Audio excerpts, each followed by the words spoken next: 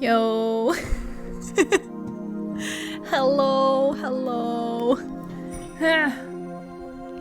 I got a new decorative light. It's a pineapple. I like pineapples. Yes. So, today is what I've been waiting for so long, ever since I played this for the first time back in 2017. I swear to God, I love this episode so much, and it's so ridiculous, and there's just like, it's a lot. In a way, I guess it's also kind of problematic, but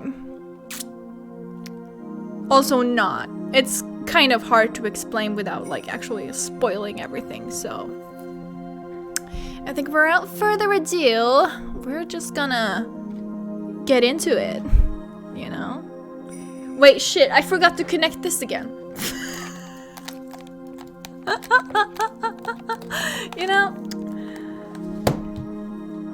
I remembered everything else that I was supposed to remember, but connecting this, not a chance. I don't need this. Alright. Where the hell does it go in? This way, right? Wait, all of the spaces are occupied. Wait, what is this? No, that's not. Oh no, wait, here. I am okay. Just blind. There we go. It's white and it has like some pink streaks and also some like green and yellow ones on the underside. It's kind of hard to tell, but you know, maybe you can tell a bit better here. It's kind of hard to see though. Like, there you can see it's kind of like green and blue, I guess.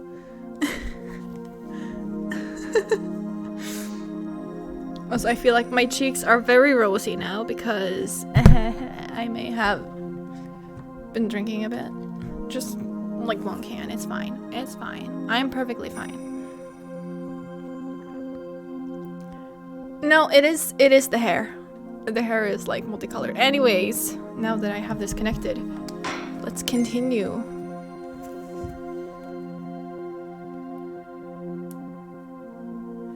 Weep time. Hell yeah. Turnabout Storyteller. Let's go. I love this episode so much.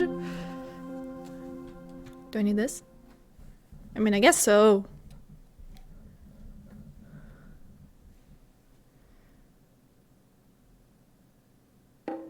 Yes!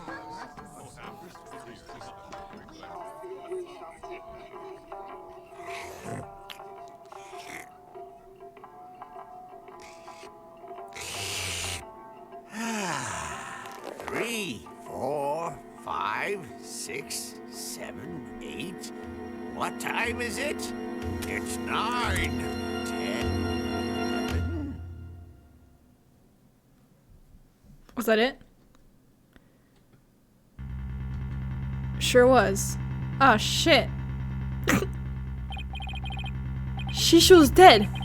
No. Do you think he did it? Oh no, if he did, then what do we do? Hey, pull yourself together. Don't worry, I have an idea.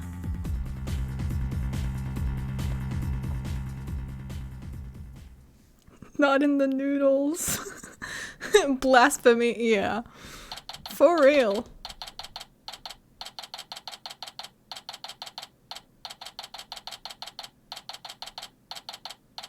That May 13th, 9:45 a.m. was probably like the most satisfying typewriter noise that's ever been in Ace Attorney because that actually followed the rhythm. What the heck? Who brings a defendant to his own trial late? Plus, the request was so last minute, I didn't even have a chance to talk with my client. Wait, what do we have in the court record actually? We have the attorney's badge. We have Simon, hell yeah, let's go! A prosecutor who excels in psychological manipulation.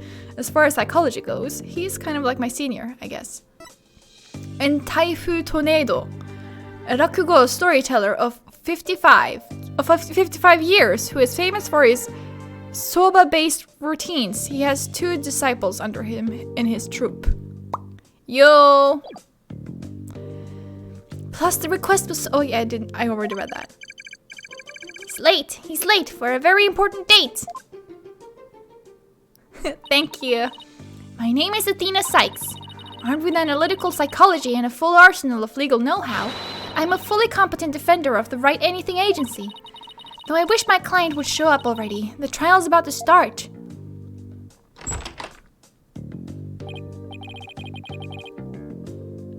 For some reason, when I read May, I got really sad since I thought that Maya was jailed.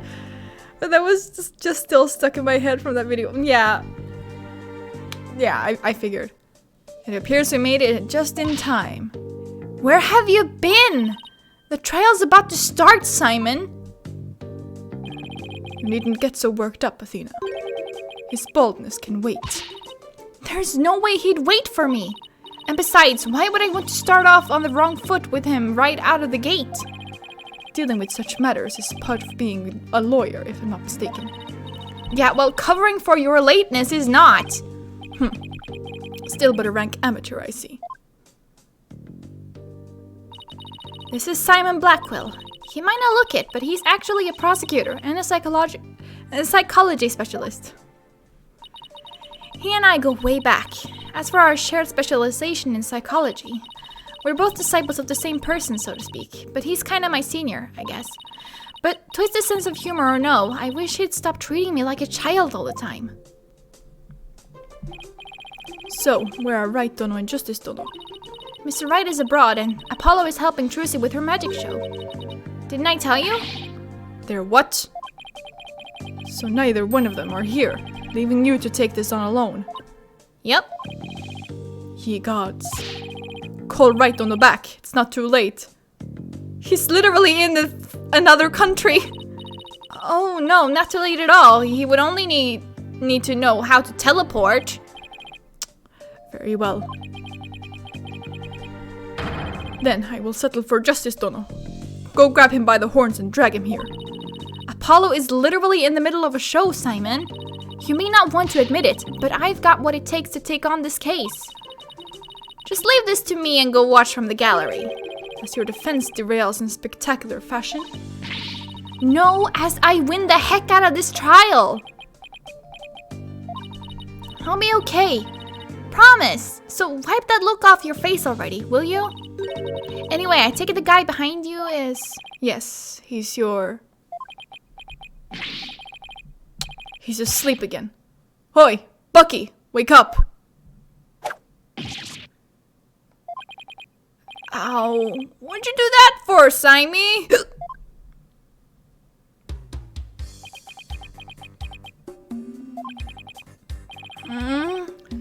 Who's this yeller chickadee? She's your lawyer, such as it were. I'd say she's more green than yellow, however. Lawyer? She sure doesn't look it, does she? Is she like your fellow apprentice or something? Thank you. Something like that. I've known her longer than I've known you. You could say we're bound to one another. Oh, okay. Well then, guess I better call her Miss Chickadee then. Simon, this guy is not only rude, but he's 3 sheets to the wind at his own trial. He's fucking drunk.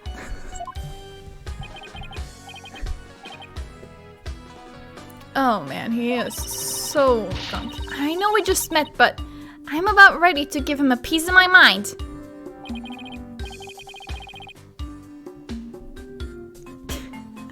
Do as you will, just save it for after the trial. Miss Chickadee! Don't call me that. How'd you do? Simey here's an old friend of mine. I'm the 4th generation head chef of Wet Soba. I find this really interesting because in the first game of the trilogy, we heard about the Wet Noodle, right? Isn't that like the noodle shop that allegedly what's his face? Yanni Yogi runs, because he keeps like talking about that.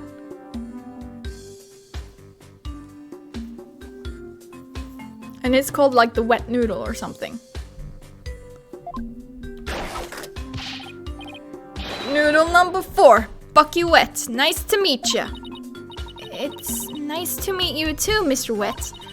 So he can pull himself together when he wants to. If only the trial wasn't starting in a few minutes. Having been accused of a murder that only occurred yesterday, I'm afraid it's taken a toll on the poor boy. And you happened to be there at the theater where it all happened too, right? They said they found a Turnabout Storyteller murdered in his dressing room. Indeed. Yeah, this Sunday. Yeah, exactly. So I feel like there is like some sort of connection there, but I don't actually know. I just feel like there should be. If that noodle shop was indeed real, I don't actually know if it was or not. The victim, Master Storyteller Typhoon Tornado, as in Typhoon Tornado. We love the names in this game. Was a long-time patron of Wet Soba. Master Tornado had been looking after Bucky ever since Wet Noodle number 3 passed away. I see, so the victim was kind of like a father to the defendant, huh? That stupid little fart. Like a father? No way! He was always dissing my soba. How dare you speak ill of him? Running your mouth like that is why they suspected you of this murder in the first place. Now pull yourself together. Number 3 must be rolling in his grave. Sign me! The police! None of them believes me. They won't listen to me. It looks like he's still in shock from the whole ordeal. Don't worry, Mr. Wet. Everything's gonna be alright. I'm going to defend you with everything I've got. You're in good hands now. You mean you believe me, ma'am? Of course! No matter what, I'll believe in you to the very end. Gee whiz, Miss Chickadee. Now come on, I need you to shape up. Just like those al dente noodles of yours. Yes, ma'am. My soba is the freshest. Mr. Wet! Also, I find it really interesting that this man is so obviously fucking drunk out of his mind. And, like, up until now, there has never been, like, an actual mention of alcohol, like, at all. Like, sure, there was the grape juice, but that is actually grape juice. It's not wine, as everyone thought. It's actually grape juice. Because Shu Takumi liked drinking grape juice.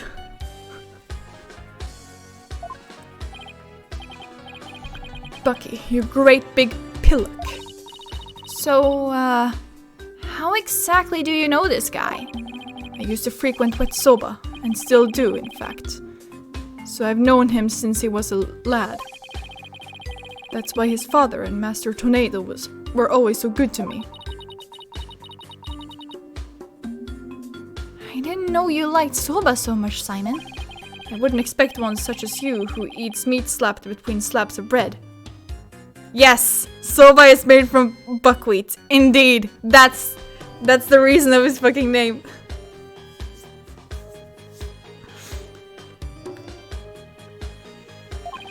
To understand the delicate taste and the subtle textures imparted by buckwheat flour. Hey, that's just rude, but I digress. I'm all about flavor and subtlety and stuff. If I let Wet Soba end like this, I'll never be able to face number 3 or Master Tornado in the next life. I know, right? I see, and that's why you came to me. You wanted somebody you could trust. It was never my intention to ask you. I'll show him. I'll show him I can handle it just fine. Well, I believe it's just about time. What? But we haven't even properly discussed the case yet. What's the matter? You look nervous, Athena. Don't tell me you're chickadeeing out. Shut up! I'm just trembling with the excitement of battle, that's all. Auf geht's! Let's do this! Come on, Mr. Wet. Get up off the floor. We've got a case to win. Yes, Miss Chickadee. I'm gonna do my best. Wet soba, wet soba, wet soba, wet soba, wet soba. Yellow, 2 bowls of noodles? Sorry, sir, no can do. Kinda busy at the courthouse. Huh? They hung up.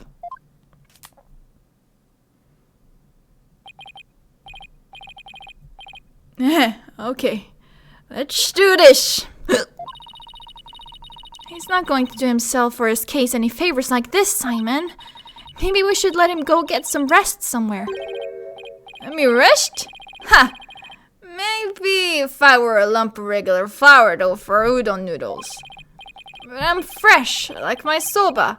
You don't let soba dough rest. It's all about the 3 freshes. Grind the buckwheat seeds fresh, cut the dough fresh, and boil the noodles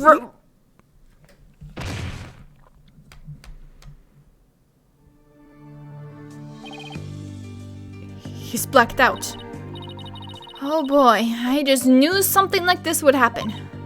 Simon, what are these 3 freshes of soba he was talking about? First, buckwheat seeds or groats are ground to make buckwheat flour. Then dough made with this flour is cut with a large rectangular knife into noodles. And finally, the buckwheat noodles are boiled. Each step is done immediately, one after the other, so that the soba is fresh when eaten. Oh, so that's what he meant. I wouldn't want him to make me any soba right now, though, that's for sure. That, kids, is why you drink responsibly. Exactly. Athena, this is no time for idle chatter. You need to get into the courtroom, now. Just remember, as a prosecutor, I will be unable to lend you a hand, so don't expect any help from my quarter. There you go, treating me like I'm incompetent again. For your information, I wasn't planning on asking you for help anyway. Oh, just you wait, Simon, I'll show you.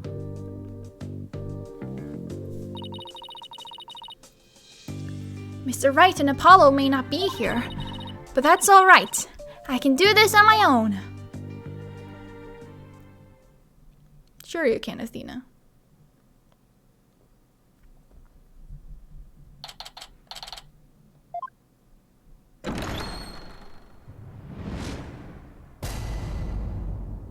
Hell yeah.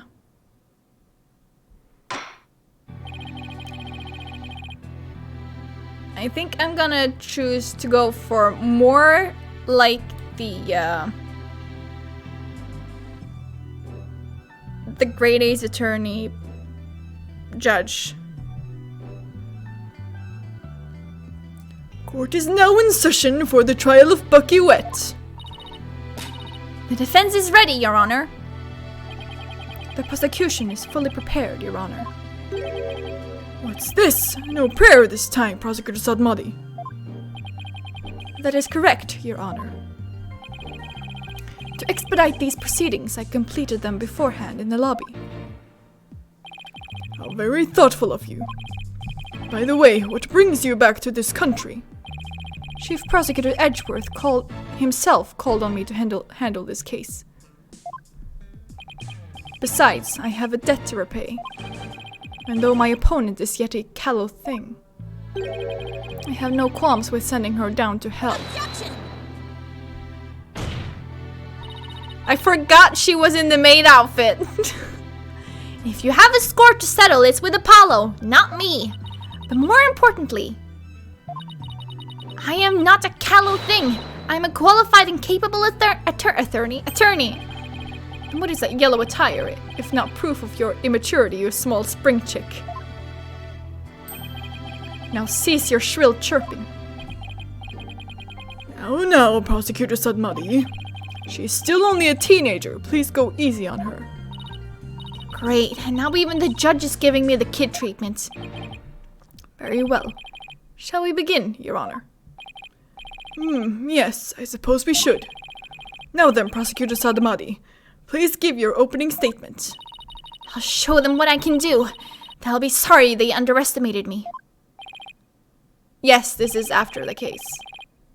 I'm at least pretty sure. Certainly. Let the last rites of the victim commence. The incident is believed to have occurred at around 4 p.m. yesterday, May 12th, at a storyteller's theater called Kurukuru Te. Kurukuru, isn't that like to spin around? Wow.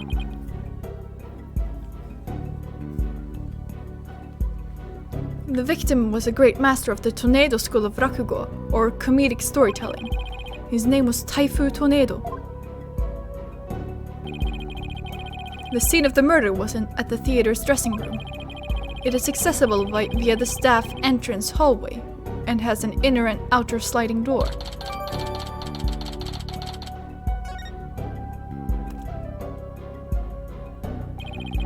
The estimated time of death is between 2 p.m. and 5 p.m. The cause of death is suffocation, though how the victim suffocated is yet to be determined. His face is literally in a fucking bowl of noodles. The autopsy found nothing unusual in his lungs or stomach, and there is no murder weapon. Okay, so it's not the noodles.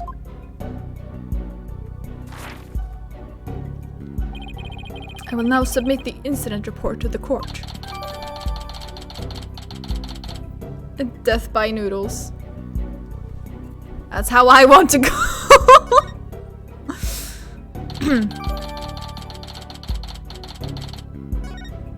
We got the autopsy report. Prosecutor Madi, how can you name Mr. Wet as the culprit when you don't know how the victim was killed, or even with what? While it is true that the weapon and precise method are as yet unknown, the accused is the only one who had the opportunity to commit the murder. This is Ace Attorney. We always start before we have all the facts. You know this. I will explain this assertion in further detail as we continue. I guess this means he has some kind of evidence to present. Now, would the accused care to plead his case?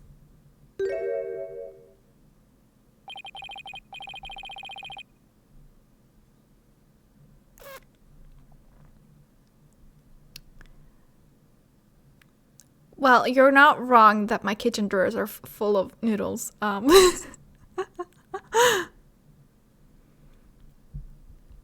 Come to think of it, where is the defendant, Miss Sykes? Sorry, Your Honor. He was too fucking drunk. He passed out in the chambers. But I'm afraid Mr. Wet isn't feeling very well and is resting in the infirmary. Surely it is the lack of a clear conscience that impedes him from facing his court. No! He's just shit-faced drunk. Great, starting off on the wrong foot already. Mr. Wet is the head chef of a soba shop frequented by the victim, I can read. On the day of the incident, Mr. Wet went to the theater at the victim's request. Taifu Tornado was a connoisseur of soba, and you can see in these photographs, he was apparently making soba himself in his dressing room that very day. The soba found at the scene is likely the soba he himself made there. Making soba is one thing, but making it in a theater dressing room is a bit much, no? That's okay, thank you so much for dropping by. Master Tornado really had a passion for soba, didn't he? For a man like that to be murdered by a soba chef is simply unthinkable. And yet, the accused had ample motive. For in the victim's safe, we discovered the deed to the accused's shop. Mr. Wet was to inherit Wet Soba when he lost his father recently. However, it's believed the victim stole the shop's deed during the transfer process. The prosecution believes the accused killed the victim in order to get the deed back.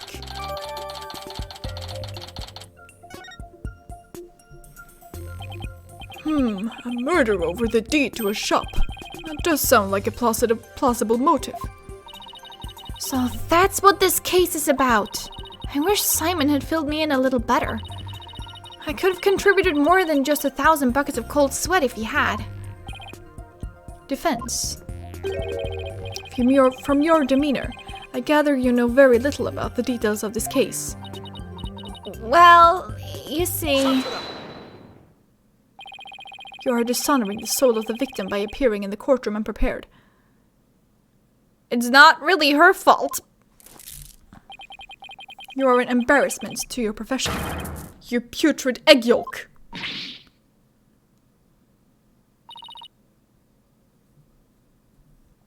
I'm sorry. Apollo's a red pepper and I'm an egg yolk? We've only just started and I've already been demoted from spring chick.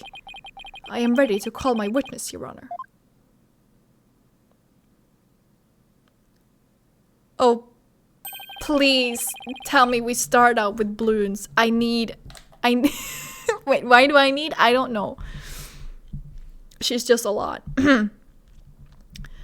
Let us listen to the words of one who was present when the crime was discovered. Someone who was there when the victim's body was found. Very well, witness. Please take the stand. Please.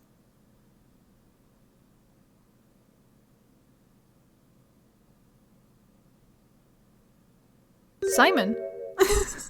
That surprised even me. Witness, please state your name and occupation. Simon Blackquill, prosecutor. Prosecutor Blackquill! You didn't tell me you were going to take the stand? There simply wasn't time. Surely it could be like, oh, by the way, I'm gonna take the stand. And that would have taken a couple seconds at most. You could have done that when Bucky passed out. Like, hello? There was time! What a shame, Prosecutor Blackquill. Had you shared the damning scene you witnessed beforehand with the defense, we could have moved this trial along and saved the victim's soul that much faster. Damning scene?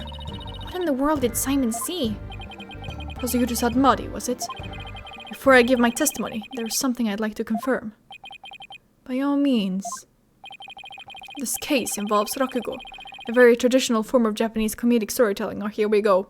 Here we go, Simon the Weeb is in action. Do you have enough knowledge of this art form to handle the case competently? Are you implying that I am not qualified for this case?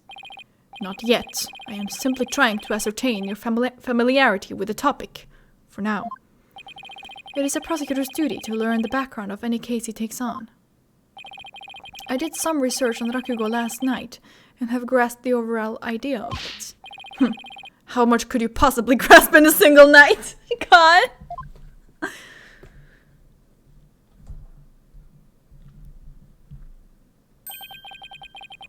Rakugo is a form of entertaining storytelling that originated in the land of Japan. In it, the storyteller sits alone on the stage, with only a fan and a towel and the Rakugo artist tells long, whimsical stories, giving each character a distinct voice. This traditional art was originally invented by monks to make sermons more interesting. Wait, is that not just what I'm doing?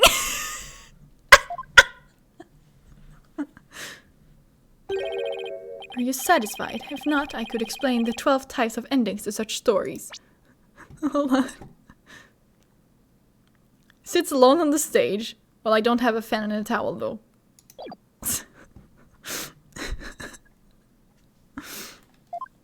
Or shall I perform the famous story of Jugemu instead? It appears you have put in a bit of study. Your acknowledgement is most welcome, Prosecutor Blackquill. I can see why you are known for being quite thorough in your research, Prosecutor.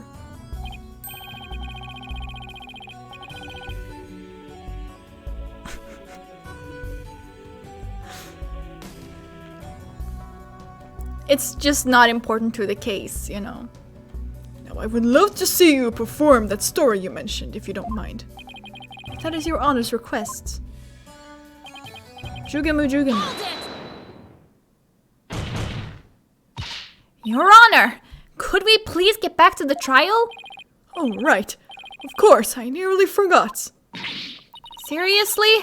Of all the things for you to forget. Now then, back to the case.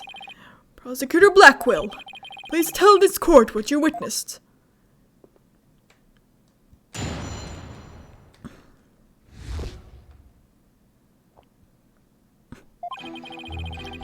I went to the theater yesterday and arrived at approximately 4 p.m. I went straight to the Master Tornado's dressing room to say hello. Bucky went into the dressing room thereafter, only to come storming out a while later. Master Tornado's junior disciple, Uendo, apparently then entered the room soon after. That's when Uendo discovered Master Tornado's body. Now wait just a minute here, Prosecutor Blackwell. With testimony like that, you're practically accusing Mr. Wet of the crime. All I can do is state what I saw. I can't help it how it appears. But a qualified and capable attorney such as you should be able to dispatch with it, right? Well, yeah, duh. Alright, I guess I better start by getting all the info out of him that I can. Okay, so I have to press him. I see.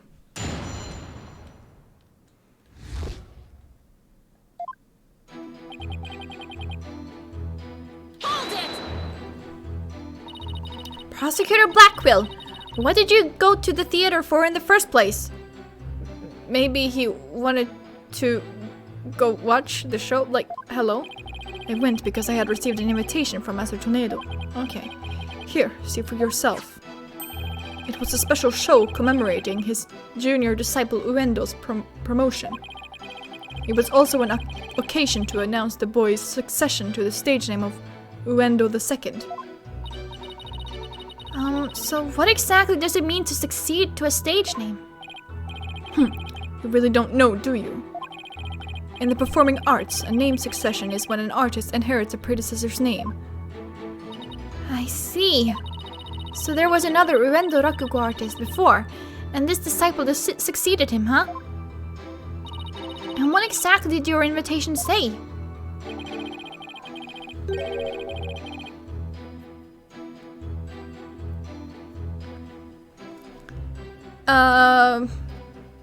Hold on.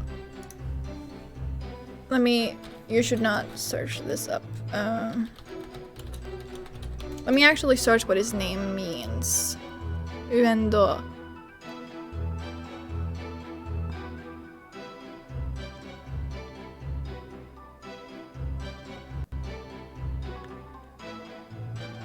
Oh!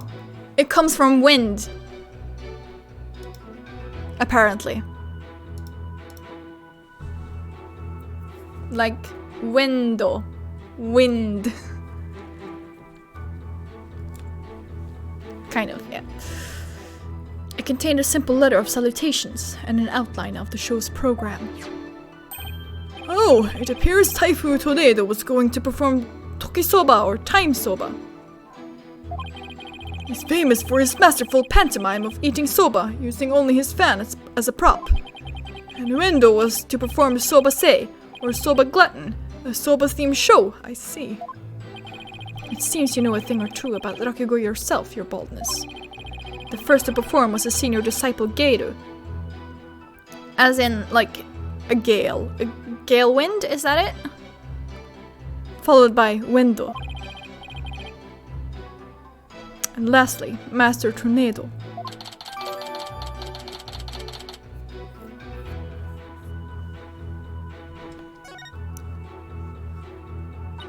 I see. So that's why you happened to be at the Storyteller's Theater yesterday.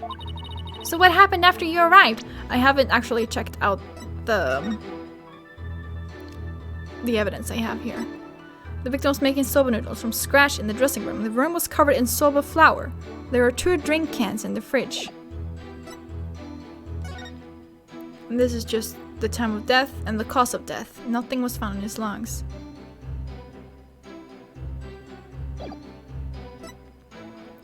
Yeah, all the names pretty much have something to do with wind in this episode. Inside the envelope was a ticket to the show and a letter from the victim. The letter contained a simple greeting and a rundown of the show's program. Geiru was to perform her balloon act. Then Uendo was to do his soba glutton routine, and finally Master Tornado was to perform his time soba routine. What happened after you arrived? I went straight to Master Tornado's dressing room to say hello. And how did Master Tornado appear when you said hello to him? I went with the intention of greeting him, but ultimately, we didn't actually meet. You didn't see him? Why not? Athena, I think it's pretty clear by now that he was already dead. Gero escorted me to the dressing room, but we heard the sound of Rakugo being performed from within. Okay, no, I guess not. Thinking the master was rehearsing, we decided to wait in the hall until it was done. You heard Rakugo being performed in the dressing room? Yes, not just me, but Gero as well. Galestorm, that's what I was looking for. In other words, you can confirm that the victim was still alive at around 4 p.m. Correct, I couldn't hear him clearly through the doors, but I'm sure it was Master Tornado. I could tell because it was the time soba routine being performed in there. So that means the victim was killed sometime after that.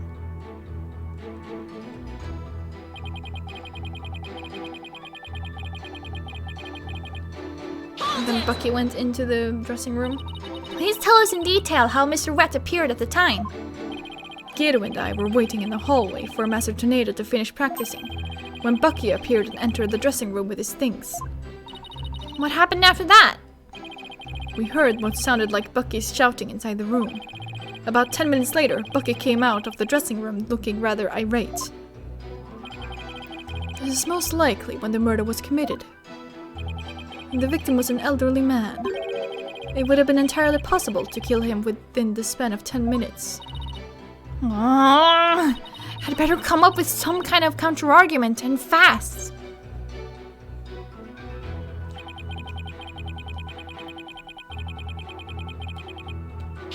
And then Uendo entered the room. What do you mean by apparently? Didn't you see him go in? No, I couldn't. I wasn't able to see the dressing room door from where I was standing at the time. But Gero was right in front of it, so I'm sure she saw it all. I see. Why do you suppose Uendo went to the dressing room anyway? He had just finished his routine, so he was making a courtesy call. A disciple is to pay their master respect right before and after each performance. And all disciples are expected to do this? Yes. It's common courtesy among Rakugo artists. I see. Could you tell us what happened after Uendo went into the dressing room? Certainly.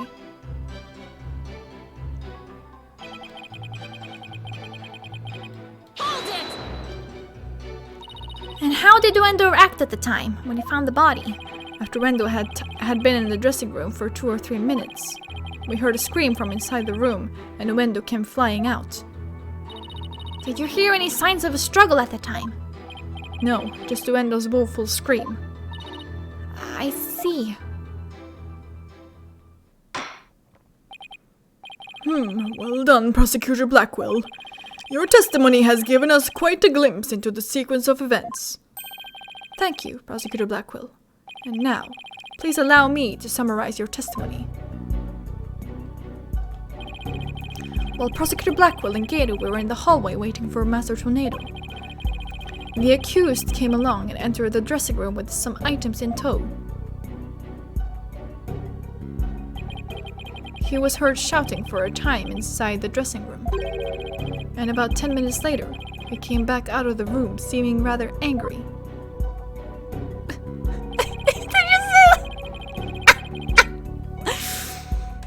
That should not have been as funny as it was. A short time after the accused had come and gone, Uendo Tornado went into the room. Oh, he came from there. Okay, I see. Of course, it's a stage. A few minutes later, after having discovered the victim's body, Uendo gave a scream and came running out into the hallway from within. Prosecutor Blackwell and Gero then ran into the room and saw the body for themselves.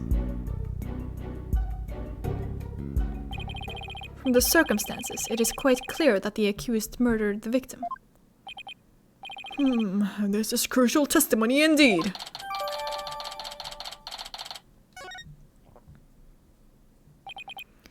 Defense. An eyewitness has given conclusive testimony. Why not let it all go now and allow the victim his last rites? Not on your life! If Uendo went into the dressing room too and was the first to discover the body, then who's to say he didn't commit the crime? Uendo was in the dressing room for a mere 2, perhaps 3 minutes. He could not have possibly committed murder in that time, nor without making any noise. Oh, Simon, why did you have to give that awful testimony? Prosecutor Blackquill, can't you give me something a little better to work with here? Isn't it up to you to ask the right questions? I am certainly willing to tell you all that I know. So if you truly are as capable as you claim, then draw out what you need yourself. This is no time for your twisted games, Prosecutor Blackquill. Just admit you don't remember it all that well. Hell yeah. Yes. Prosecutor Blackquill, watching you collude with a defense like this, I see that you are no prosecutor. Begone, witness. You shall haunt this sacred hall no more. How dare you treat me like some evil spirit to be exorcised? I'll remember this, you blackguard.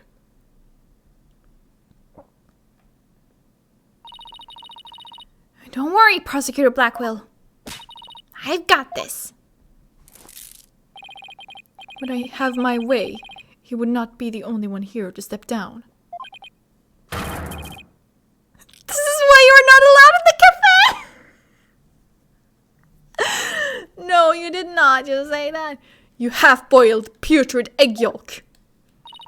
Ew, I object to the notion that I am a gooey, smelly mess. Prosecutor Blackwell's testimony was like the lowly opening act of a rakugo show. He may hold the title of prosecutor, but this time he stood on the side of the defense. To restore balance to this trial, I would like to present an actual witness for the prosecution. And who is this witness? The person who was with Prosecutor Blackwell when the body was discovered. Geru! She is another entertainer of the Tornado School. Miss Ger Tornado.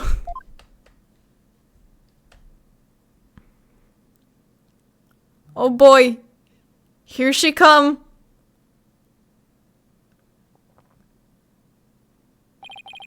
Please state your name and occupation, witness. Hello, everyone. I'm here to represent the Tornado School with a twisty twist. And balloon! There you have it, a stunning balloon hat. It's me, the balloon artist you all know and love, Geru Tornado. Just call me Geru, sweetie. 1, 2, balloon! Yep. What a way to capture your audience attention! I dare say I can't take my eyes off those balloons. Judge, what the fuck? When I say this episode is batshit, I mean it's absolute batshit. And I love it. Please tell me you're talking about the hat, Your Honor.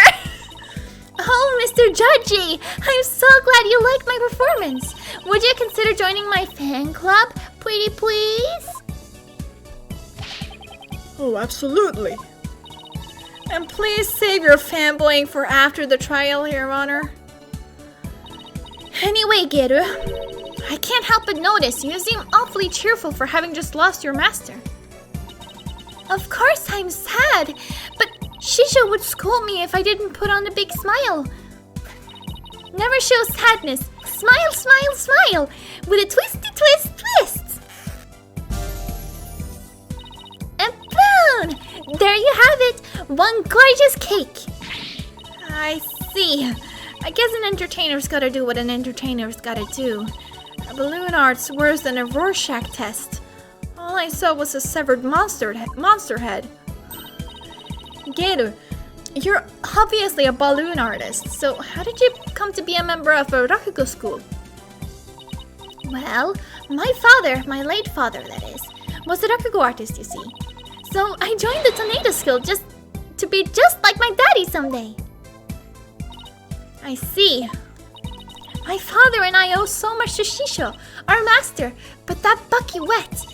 Oh, how could he? I want to see him pay for what he's done as quickly as possible.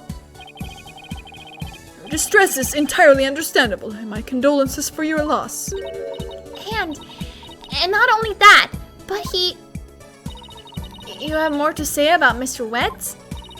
Every time he comes to deliver soba to us, he yells at me. He always tells me to get away. Is there any reason why he would say such a thing to you? He says the smell of my perfume will get into his soba and ruin it. Like, how can he say that? It's a great scent. Very rude of him. I don't blame you for being upset. Athena is done with the symmetry. Excuse me, Your Honor, but please don't let Geru's balloons bias your judgment. Mr. Wet hasn't been proven guilty yet, remember? It will be interesting to see how long that fire of yours will last, Defense. Now then, Geru, please share the truth with this court. Yes, Geru. Your testimony, please.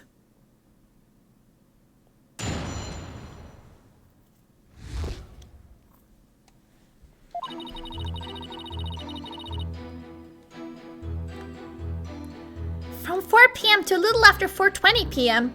Haha. When Shisho's body was found, Simon and I were standing in the hallway in front of the dressing room. Before Wendo discovered the body, the only person who had gone in there was Bucky. Come to think of it, a little while before Bucky showed up, Jugamo was barking like mad. When I say this is bad shit, I already told you it's bad shit. Prosecutor Blackwell, do you have any objections to this witness's testimony?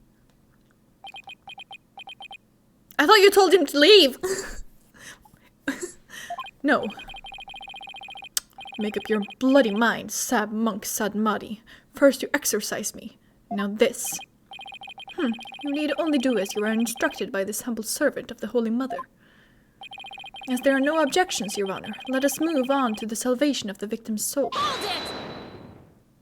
Hey, I am the defense attorney here, Prosecutor Sadmadi. And I just might have an objection or two once I actually cross-examine the witness.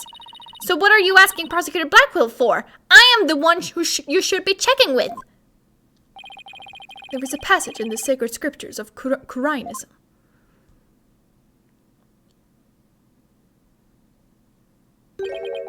To stir the wind is beyond the power of a spring chick.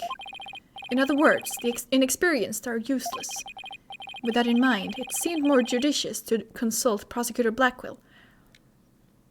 Wow. Shut up! He doesn't even see you as an adversary, Sykes Dono. Well, I won't let either one of you insult me. I'll show you I'm no inexperienced spring chick. Your Honor, I'm ready to cross-examine the witness. I hope you can make Prosecutor Sadmadi see you as a worthy adversary, Miss Sykes. I'll allow your cross-examination, so you'd better strike while the iron is hot.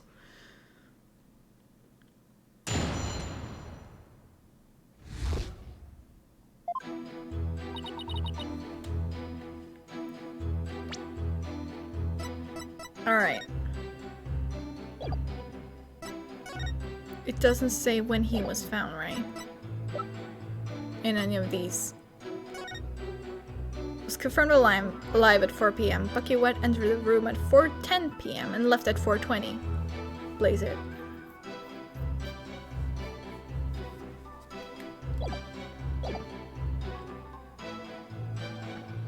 First off, you elf bastard! Court proceedings are court proceedings, no matter what you think. Simon and I were standing in the hallway in front of the dressing room. Yeah, that adds up. Before Endo discovered the body, the only person who had gone in there was Bucky.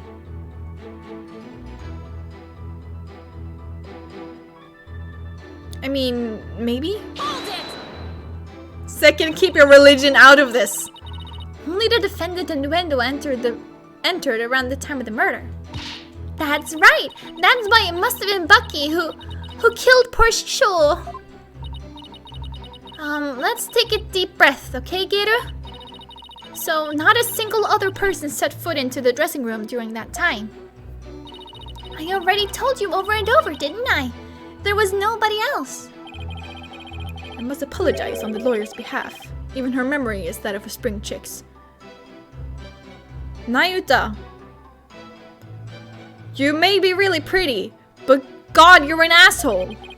please overlook her transgression as best you can. Oh, I see. Poor thing. Hang in there, sweetie. Hey, who are you calling a bird brain buddy?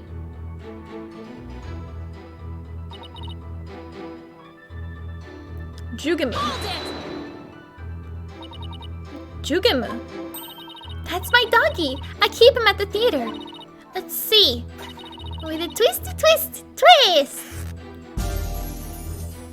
And boom! There you have it, my cute little Jugamu. He's kinda creepy looking. Oh, but he's a really, really good boy. And why was Jugamu barking? Do you think it's because he saw someone suspicious? If so, then we'd have a new suspect in this case. Now why he was barking again? Oh, I remember! Because it was time for me to feed him. So I went into his yard and gave him some food. Couldn't somebody have slipped into the dressing room while you were doing that? Nope, the door out into the yard was wide open. I would have seen if anybody went into the dressing room. Prosecutor Blackwell, come down to the stand for a sec, please. How many times must I do this? You saw that what Geru was talking about, right? So why didn't you mention it before? I can't be expected to remember every minute detail. Well, remember them now, please. Did Geru go into the yard? Yes, I remember now that she went to feed Jugamu. And I saw her looking toward the dressing room quite frequently as well. Do you recall anything else? It looked as though she were feeding the dog a great quantity of dumplings or something. Jugamu couldn't finish them all, so he buried the rest in a corner of the yard. That's about all I can remember.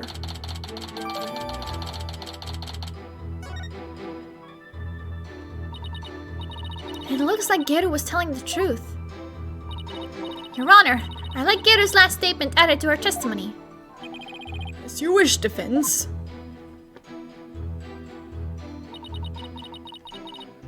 I was in the yard, but the door was wide open so I could keep watch on the dressing room.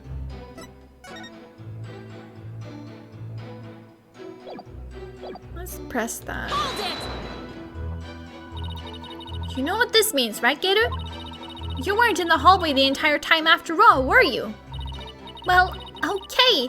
So I did go out into the yard, but it was just for a second. And the yard door was wide open so I could still see the dressing room the whole time. The door was open so she could still see the dressing room.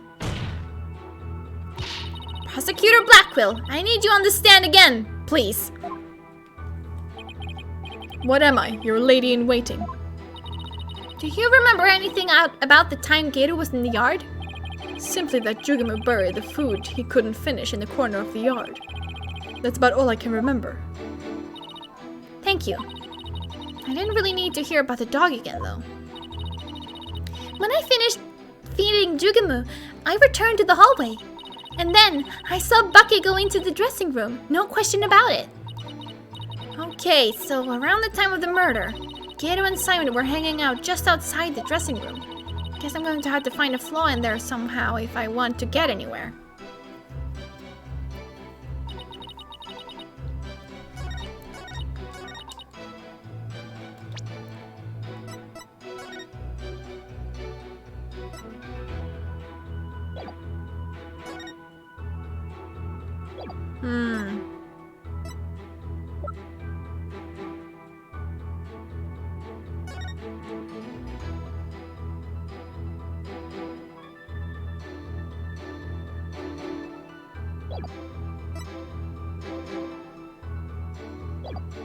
Why would you keep watch, though? Objection! Okay, what's that? So, you were able to keep an eye on the dressing room while you were out in the yard. Is that correct? That's right. The door out into the yard was wide open. Sorry, but that makes zero sense. Take a look at this diagram of the backstage area. There is a clear contradiction between this diagram and the witness's testimony. Oh? I'm afraid I don't understand, Miss Sykes. Please point out what contradicts the witness's testimony. Oh, the door swings that way! Ah! Gator was in the yard near the doghouse. Prosecutor Blackwell even saw her there. And while she was out there, the door to the yard had been left open. Oh, I see. Yes, if the door to the yard was wide open, as Gator said, it would have blocked her view, making it impossible for her to see the dressing room. No way! But even if there were admittedly a few moments Gator was not keeping watch, how much would that really affect this case? It would greatly affect the case. From the spot Prosecutor Blackwell stood, he couldn't see the dressing room door either. Anyone could have entered the dressing room during that time without being seen.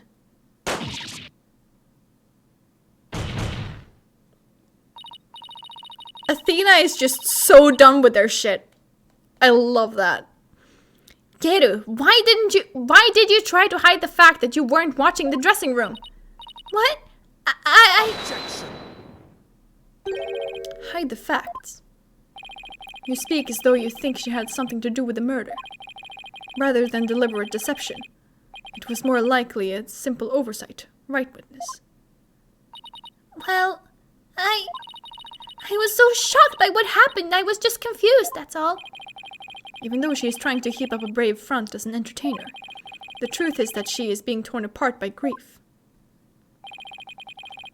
For her mind to be in turmoil is hardly unexpected. Yes, it must be very difficult indeed. To a disciple, one's master is akin to a real parent. Surely her shock is immense. The way this lawyer tries to pin the blame on this poor soul at the first opportunity. All I can say is, defense attorneys are heartless creatures indeed, says the prosecutor. But that wasn't what I was trying to do. Is it beyond your comprehension, defense? Your unskilled argument is scarring this witness even further. And if we ask the people of this courtroom, I am sure they would agree. What? The gallery doesn't get a say in this. Are you afraid to find out that they think ill of you, or that perhaps you are in the wrong? Listen to them now with that keen sense of hearing you are so proud of. He's right, that was harsh. She didn't have to go that far. I feel kind of sorry for the witness. And why is the lawyer's outfit so yellow? It's orange. It's more orange than yellow anyway. Anyway, I think so. No, I was just trying to find the truth. Why is the whole gallery siding with Prosecutor Zadmati? The people understand. They know what is right and what is wrong. The lawyer is still in training, isn't she? Why is she all by herself? I hear the voices of the gallery. I can hear the voices of their hearts. It's so intense. I feel so alone up here, fighting by myself. Are you afraid, child? It is ludicrous to come to trial with such paltry preparation of the soul. I command you to leave this courtroom at once. But I can't give up. I have to keep pressing on. As long as there was a moment when nobody was watching the dressing room door. The defendant can't be convinced solely on Prosecutor Blackwell and Gator's testimonies. Even now you would continue to resist. You are childish and defeat as well, I see. I'm not out for the count yet, Buster. I'm just getting started. Despite your posturing, is it not true that your resolve could crumble at any moment? With but a little push, you would surely succumb to despair. A little push, such as with this piece of conclusive evidence. Oh boy. Conclusive evidence? Huh? That is correct. We found a critical piece of evidence at the scene of the crime. Sure you did. The victim's dying message, which clearly implicates the accused. Bucky Wet. How many times do we have to go through this? Dying messages are like 9 out of 10 times forged by the actual killer.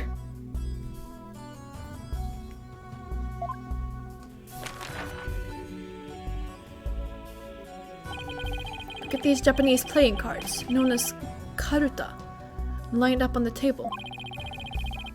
These special English version karuta cards spell out a message. That message, wet number 4. Wet number 4? You mean wet noodle number 4?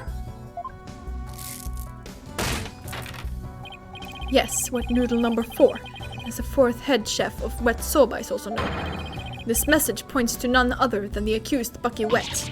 No! That makes perfect sense, doesn't it? Wow, great job, Mr. Prosecutor. Oh no, this is really, really bad. What do I do? What do I do?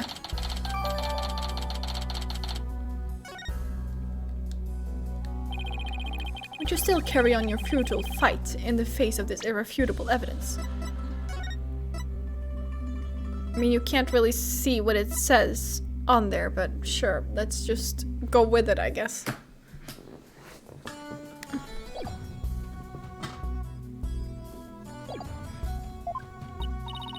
You can say whatever you want, but we don't know until we... It is cruel to give the accused false hope. You will only compound his suffering. Wise people of the courtroom, do you not agree? He's right, it's cruel to make him suffer when there's conclusive evidence. What an incompetent noob! I feel bad for the victim and the defendant. What? But I'm trying to prove Mr. Wet's innocence here. I know you can hear them, defense. Their voices implore you to save the accused's soul. It is time for you to let it go and move on, you inexperienced lawyer. You lack the competence with which to accomplish anything meaningful here. Is he right? Is this too much for me to handle on my own? What good is she doing anybody? She should just quit right now! Oh. Now, defense. Leave everything to this humble servant of the Holy Mother. Silence!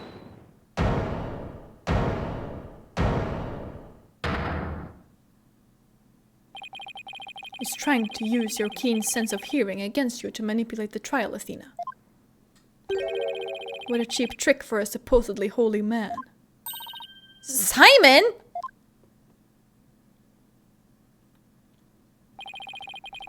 And you fuckdoodles in the gallery. Can't a man watch a trial in peace? This inexperienced amateur is about to turn the trial around. Does that prosecutor really think she can turn things around? The mood in this courtroom is starting to change. Prosecutor Blackwell, what are you doing at the defense's bench? I grew bored of watching from the gallery.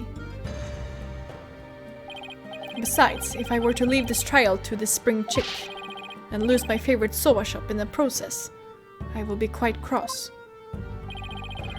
You voluntarily stand on the side of impurity and sin. Truly, what a fool you are. To think you were so easily manipulated by his parlor tricks. Whatever happened to qualified and capable Athena? I just let my guard down a little bit, but it won't happen again. Then gird up your loins and steel yourself a battle. I'm not girding up anything in this skirt. But I am ready to get serious. It seems there is now yet another soul I must cast down into hell. I was in prison for a long time, and hell sounds no worse than cell, to be honest. Ah, but the fires of hell will not be the end of your suffering. Yes, he is. He is.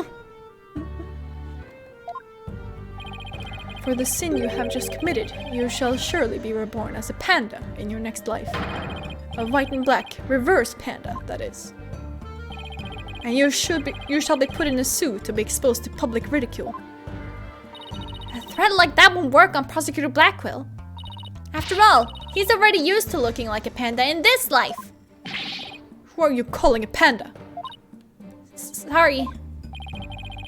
I see that you are both prepared to face the fires of damnation. Geru, thank you for your service. You may step down now.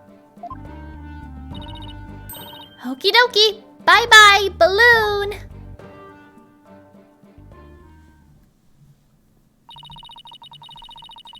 Does everything have to be about balloons with her? Now then. I have a witness prepared to testify about the Karuta cards. And who is the witness this time?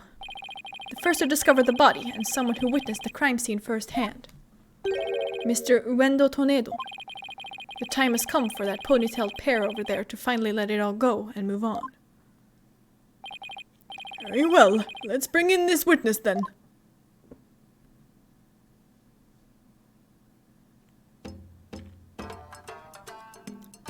Oh, nice. I love noodles. Witness, please state your name and occupation. I am the Rakugo storyteller, Uendo Tonedo.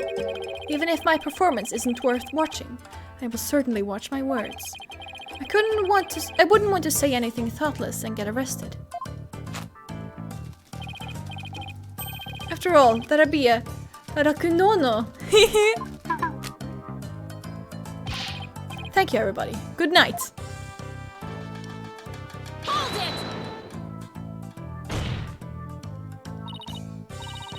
You can't leave yet! You've only just introduced yourself! Oh, my! Are you a fan of mine, miss? Would you like my autograph? One moment.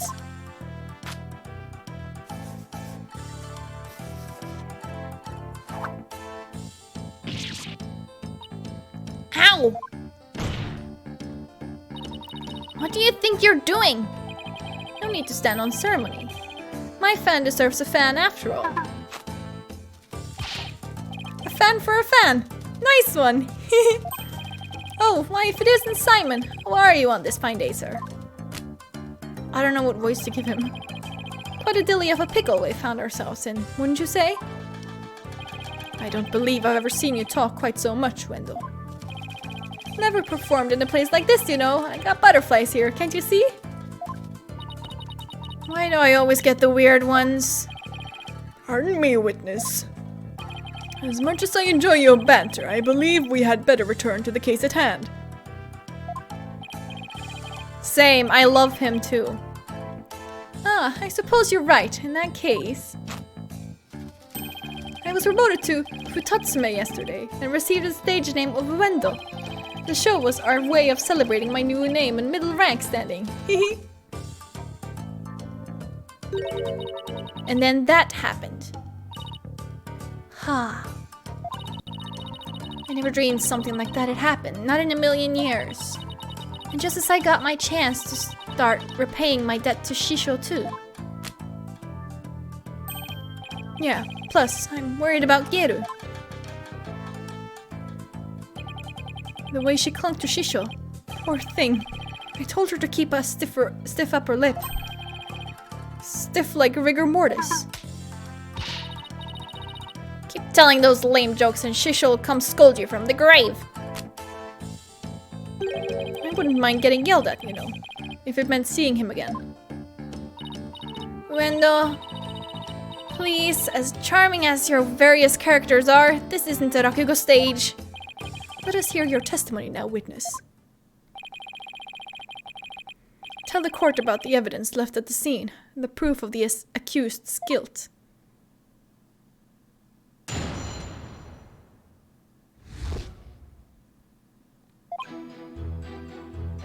noticed Shisho's dying message right away. The stiff cards were right there next to the stiff, you see. Hey now, enough with the silly puns already. Anyway, I got the meaning right away. I knew it must have been talking about Bucky. That was the master's final message, left as he was drowning in soba broth.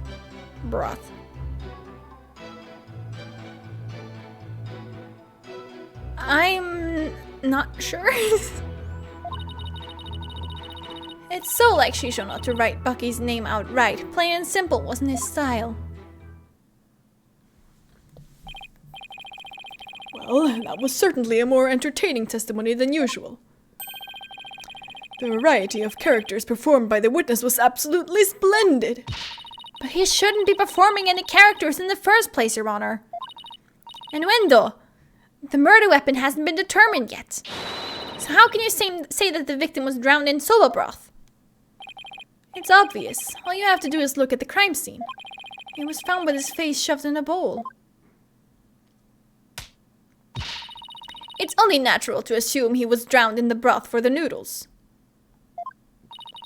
Except we're not here to assume things, Wendo, so please stick to just the facts. Hi, my! It's so like soba chef. So like a soba chef. To kill someone this way, wouldn't you say? And with the Karuta message he left behind, it's clear Bucky Wet did it. Setting aside the issue of the murder weapon for now, the dying message certainly does seem to be irrefutable evidence. Indeed, it proves the absolute guilt of the accused. Even I've got to admit that I can't see how that message could mean anything else. Bucky used soba for... Oops. Bucky used soba for the deed, all to get back the soba shop deed. God, that was fucking hard for me to read for some reason. I like how he brought all of those pillows with him. This testimony makes Mr. Wet look super guilty. I have to do something. That's his conclusive evidence. What a farce. What do you mean, Simon? What's this? I thought you said you weren't planning on asking me for help. I did, and I won't, thank you very much.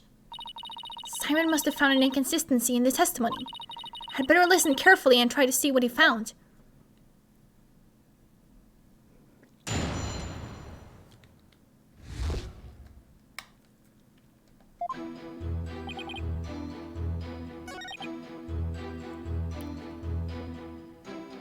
Next to the stiff.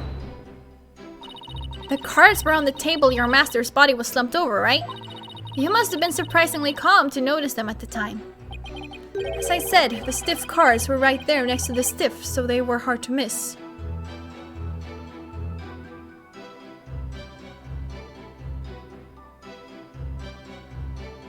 Well, he was suffocated, not necessarily strangled.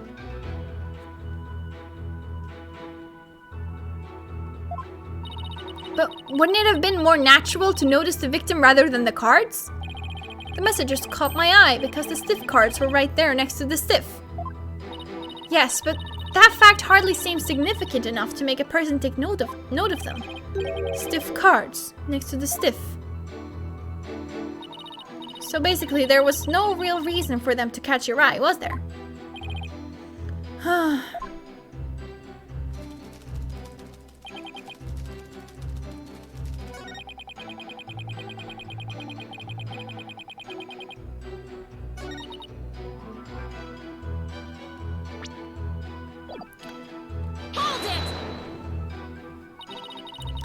So the victim lined up those cards in his final moments. How can you be so certain that's how it went down? I know Shisho. He would never let someone get the last word on him, even in death. How would I manage to line the cards exactly? With his face in the soba broth and his consciousness fading away, he left a message that pointed toward Bucky as he left this world.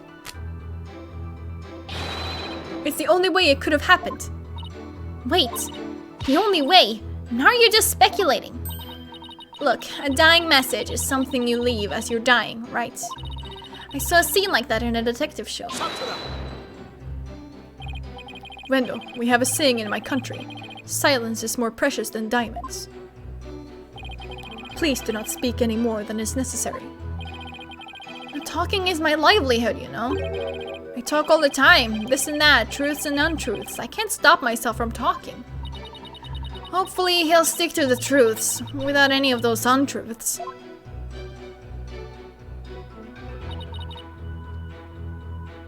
Hold it! Don't you think it's strange? Could a dying person really leave such a convoluted message? Even in the throes of death, it wasn't Shisho's nature to throw in a twist somehow. Truly the consummate entertainer till the very end, don't you think? Oh no! Was he really that great of a man, Simon? It would have been no easy task, to be sure. But who knows? He wasn't an entertainer for 55 years for nothing. If I ever bite the big one like that, I want to leave a message as good as Shisho's. Well, let's hope it never comes to that. Simon, are all Rakugo artists like this? It's hard to say. It could simply be the eccentricity of an entertainer, or perhaps he's hiding something. Well, he doesn't have to entertain people in the court of law. And if he is trying to hide something, maybe it'll show up as a contradiction or something.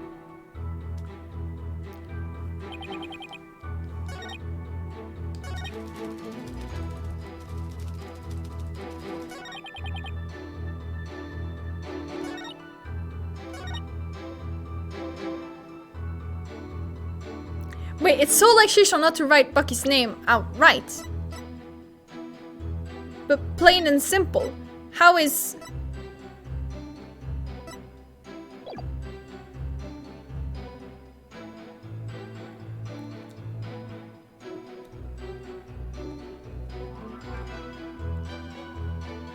That's okay. Nope, that's not it. Damn it.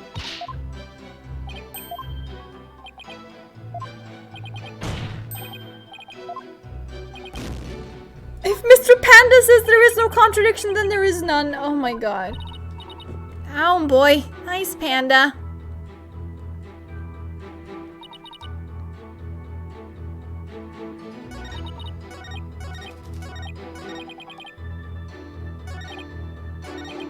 Okay, let me just press everything. Rendo, when you saw the cards on the table, what made you think they were Master Tornado's dying message?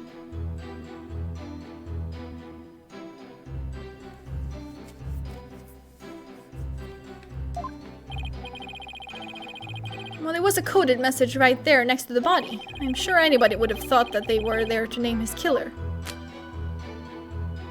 I love murder mysteries and often watch them on TV. Oh, I see. I saw a similar scene during a murder mystery marathon last Tuesday. That's what made me think this must be a dying message.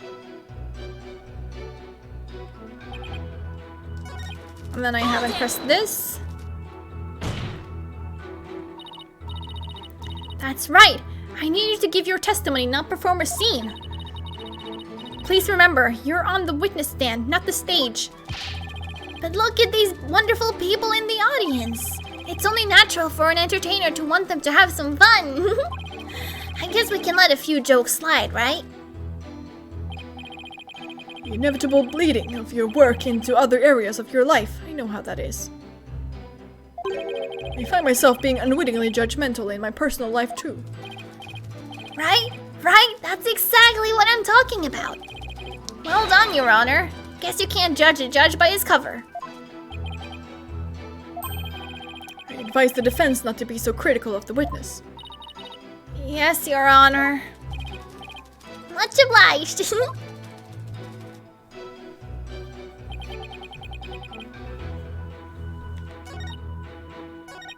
Did I press this? Don't know. The cards do spell out wet number 4, which could be interpreted as wet noodle number 4, I guess. I suppose you took this to mean Bucky wet? There's only one wet noodle around here, and you've seen that giant 4 on his back. It's the only interpretation that makes sense. Yeah, I guess so. But wait a minute! What is it? What if there's another wet noodle in the area?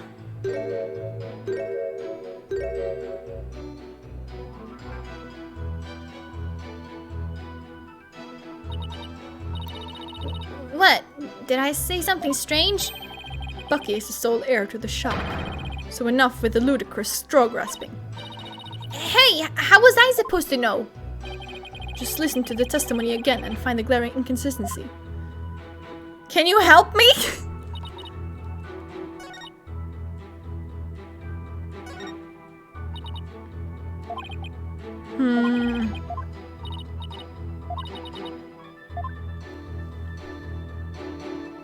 So there should be a contradiction somewhere?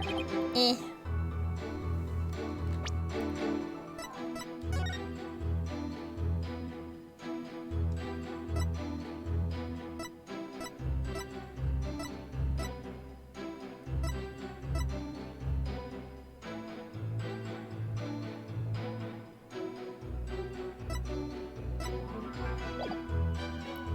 Yeah, I tried the plain and simple.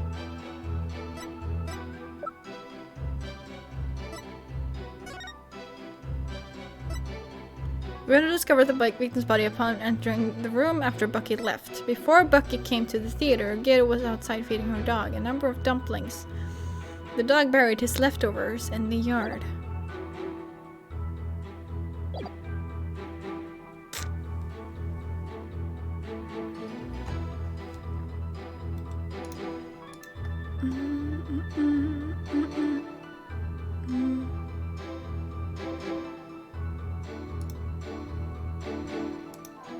Pardon me for cheating a bit.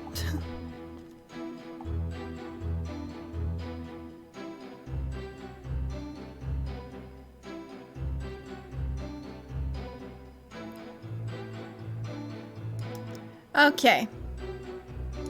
I see. Statement number 5. So this, as he was drowning in soba broth, but nothing was found in his lungs. It's this one. There we go. Ow, why does this one hurt so much? I don't get it. There is a contradiction in Nuendo's testimony. Would you care to explain where, Miss Sykes? Yes, let's go! Certainly, Your Honor. According to the autopsy report, nothing unusual was found in the victim's lungs. Ah, yes, it does say that, doesn't it? If he had drowned in a bowl of soba, then there should have been soba broth in his lungs. But since there wasn't any, he means the victim was suffocated with something other than soba broth. What? This is the contradiction you noticed, isn't it, Simon? Not bad at all. I struggled with it still though, so you're kinda right. I guess I showed you. But if drowning in the soba broth wasn't the cause of death, then when was the victim's face thrust into that bowl? Typhoid Tornado's face was thrust into the bowl after his murder. Because no soba broth was discovered in the victim's lungs, his head must have been placed into the bowl after he was killed. And that's when the soba broth must have been spilled onto the carta cards. In other words, the victim could not have lined the cards up as he was drowning. I see. So it was done after he was already dead. Why would the culprit do such a thing? I'm afraid I don't know yet.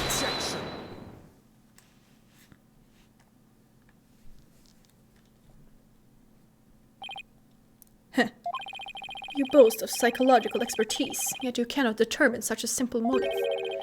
My sides are liable to split at the absurdity.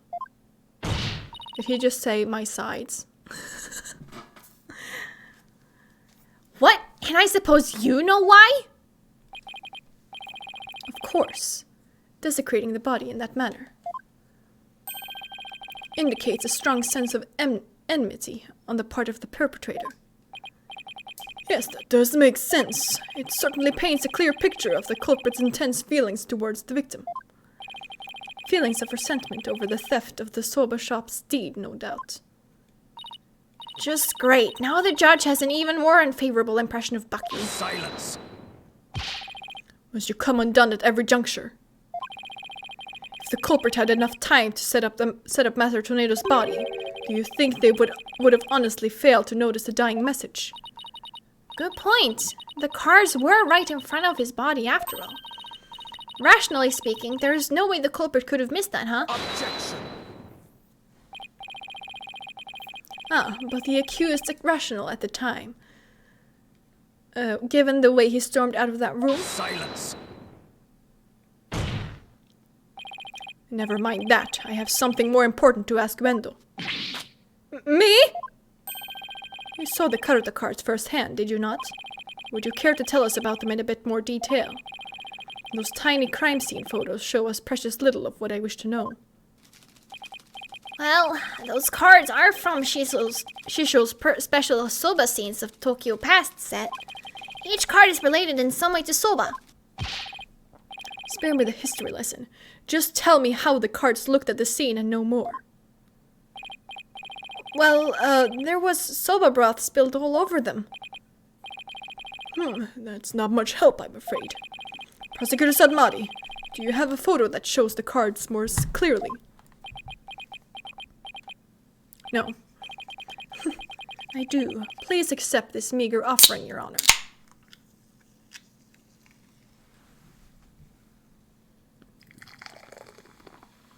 Getting something to drink. Ooh. Oh, I like that.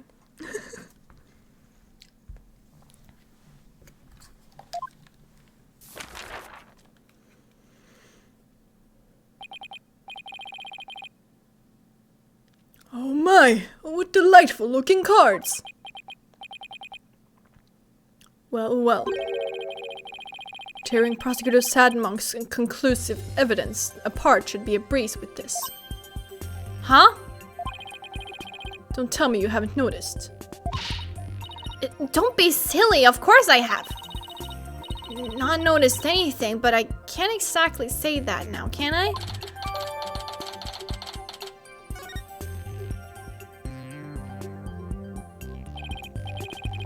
Miss Sykes, do you really see a problem with the prosecution's claim about these cards? Yeah, I was like... Oh yeah, you're right.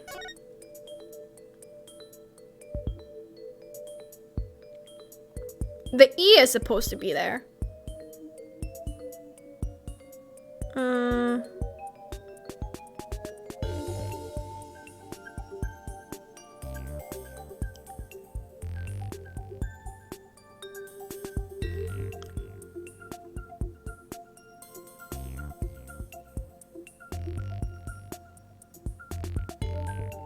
No, not the T.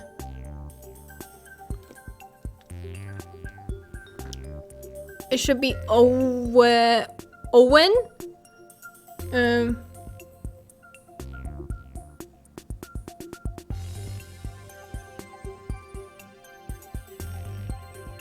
Owen 4th.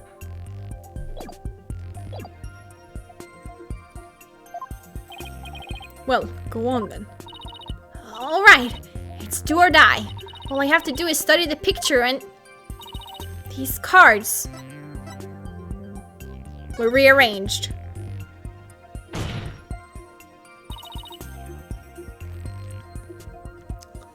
These cards were rearranged. How can you tell? Please take a good look at these cards, Your Honor. The answer is right in front of us. What exactly should we be looking at, Mr. Sykes? The soba broth stains. Please focus your attention on the soba broth stains on these cards. The outline of these stains don't match up with the larger stain on the table. Oh, would you look at that? You're absolutely right. And? Please recall that the soba broth was spilled and got on the cards after the murder, when the victim's face was placed in the bowl. Yes, go on. Minus stains, we can see that the culprit deliberately rearranged the cards after that. In other words, this message was altered in order to pin the crime on my client. Then, if we put the cards back in their original positions, we can restore the evidence and see who the cards were really pointing toward. That's true. then what are we waiting for? Let's do this! All I have to do is rearrange the cards so that the stains match up. Let's see. There was this... Where was this W card originally? Oh, I'm actually gonna... Here. Perfect! Okay, the H card is next. Let's see. Where was this H card originally? There. Interactive. Really. Yes! Now the E card. I might have to remove this. This wig. Maybe? I don't know. Let's see. Almost like it's a video game. I already know it's 0-4. Perfect match! Next up is the T card. That's there. Great!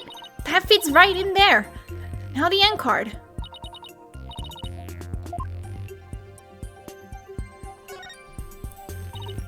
There! That looks good. Now O.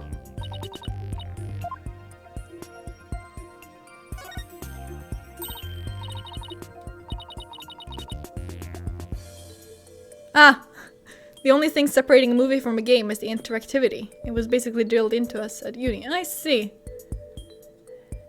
The last card is 4. Let's see.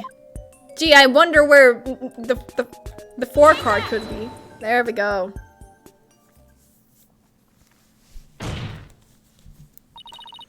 So the message, wet number 4, was originally supposed to say 0-4. And this original message is our clue to the identity of the true culprit. What? That indignant look on Potker Sadmonk's face is positively priceless. This is absurd. So he was originally 0-4. It wasn't wet number 4. Maybe the lawyer is smarter than we thought. Order in the court! Well, I never would have imagined that there was more to these cards than meets the eye. He really is. He keeps calling him Sad Monk. Because Sad Muddy. Ha ha ha ha ha.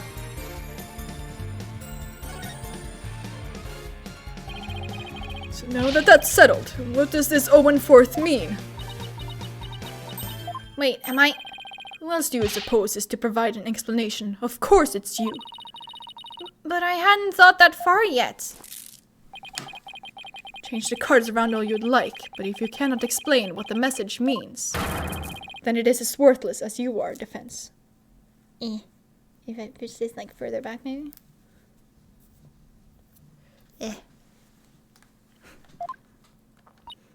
No! No!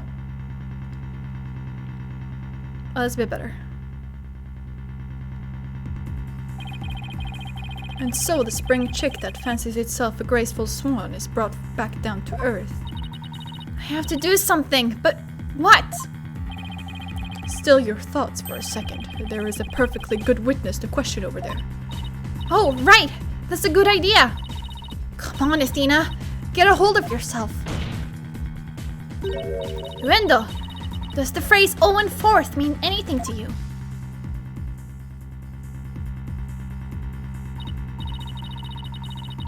No, there is no one named Owen in the Tornado family, or our circle of friends. Go ahead, ask anybody you'd like. You can't be serious! Having rummaged through your empty mind, I see you have, as expected, turned up nothing. Silence.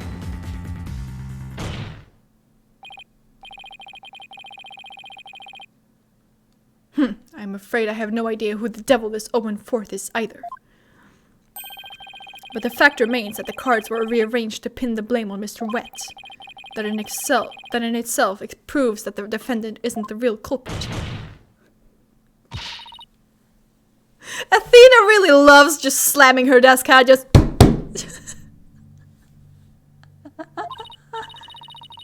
Besides, the important question here is not who does the message point to, but rather, who rearranged the cards? Why didn't you point that out earlier if you already knew? Sorry.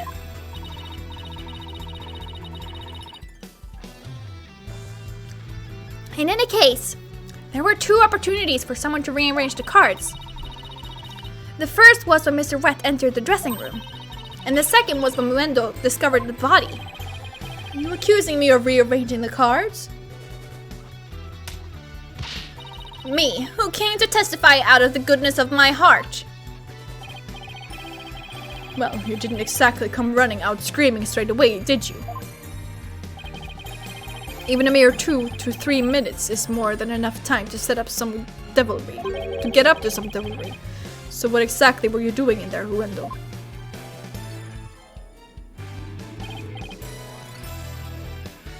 Sip, sip. Bitch, me too. The fuck?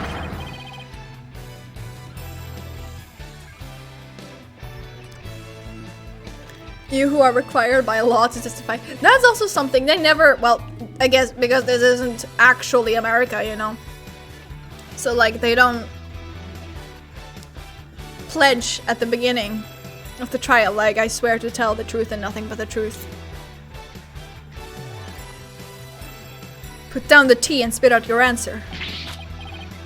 Mr. Prosecutor! What's a guy supposed to do at a time like this? Silence is more precious than diamonds, witness. Therefore, you need only stay silent. God, this fucking thing is in my eyes. The defense is devious. They are waiting for you to make a slip of the tongue.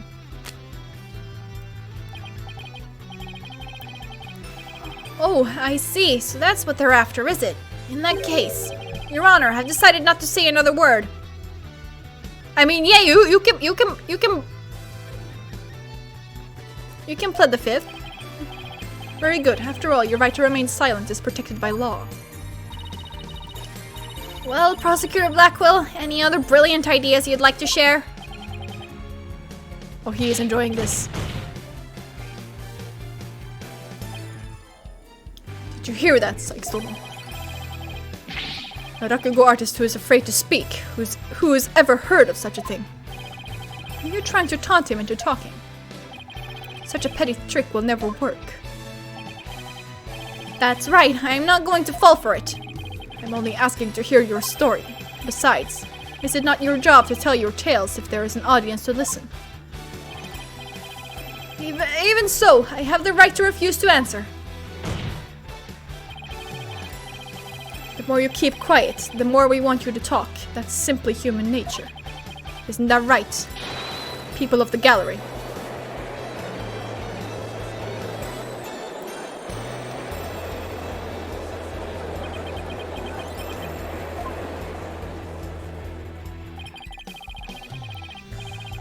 Even with this wonderful audience in front of you, you still refuse to talk.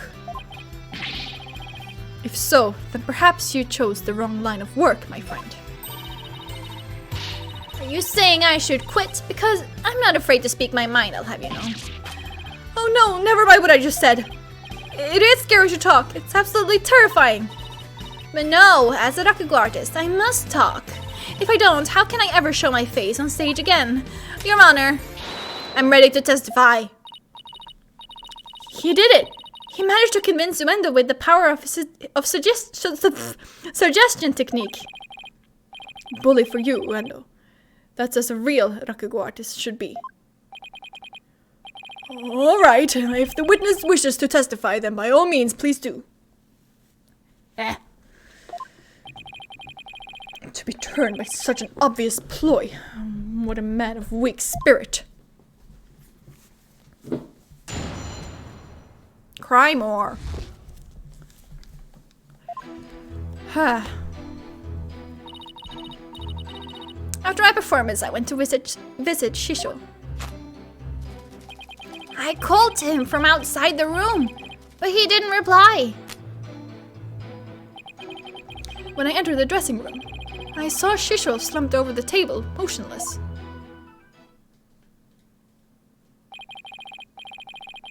From what I can tell, there do not appear to be any inconsistencies in the testimony. I'm I just want to know how long. Okay. This will last for quite a while longer, but I want to finish this today. As long as it may take, I'm gonna do this entire case. I need to. It's one of my favorites. Of course there aren't any. Because I'm not trying to hide anything. Prosecutor Sadmadi's right. I don't see anything inconsistent either. But I did pick up some faint discord in Wendo's heart. Damn, discord, really?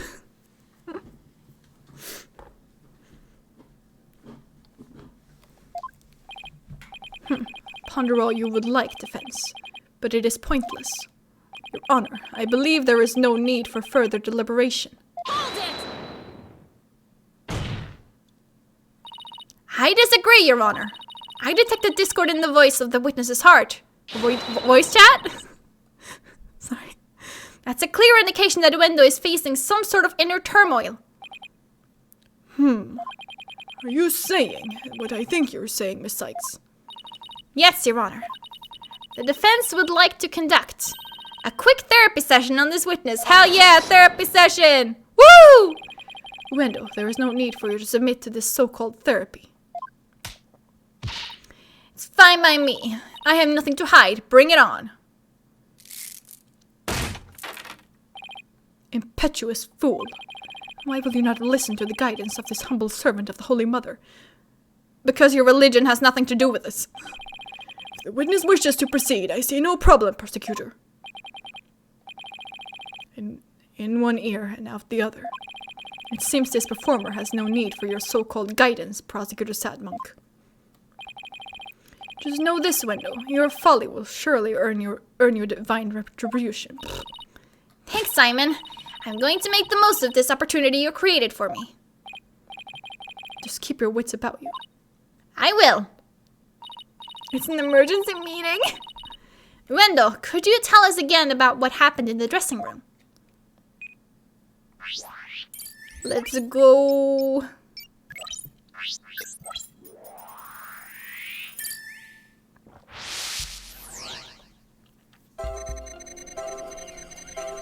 After my performance, I went to visit Shisho. I called to him from outside the room, but he didn't reply. When I entered the dressing room, I saw Shisho slumped over the table, motionless. I didn't really notice any unexpected emotions in the testimony. But it isn't always a question of the presence of an emotional response, but the absence. You know, you're right.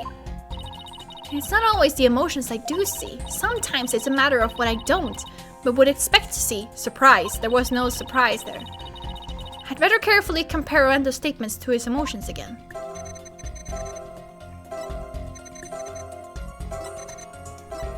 Here. Like, immediately went to sad. Got it! Yeah, boy, we got it. Wendo, I'm noticing something strange with these emotions. Some thin stranger with cheesy toast skin, you say. Something stranger with cheesy toast skin. What did you say? Something strange with these emotions. Okay, something stranger. There shouldn't be with there. That's a syllable too much. Stranger cheesy toast skin. That works. No, something strange with these emotions.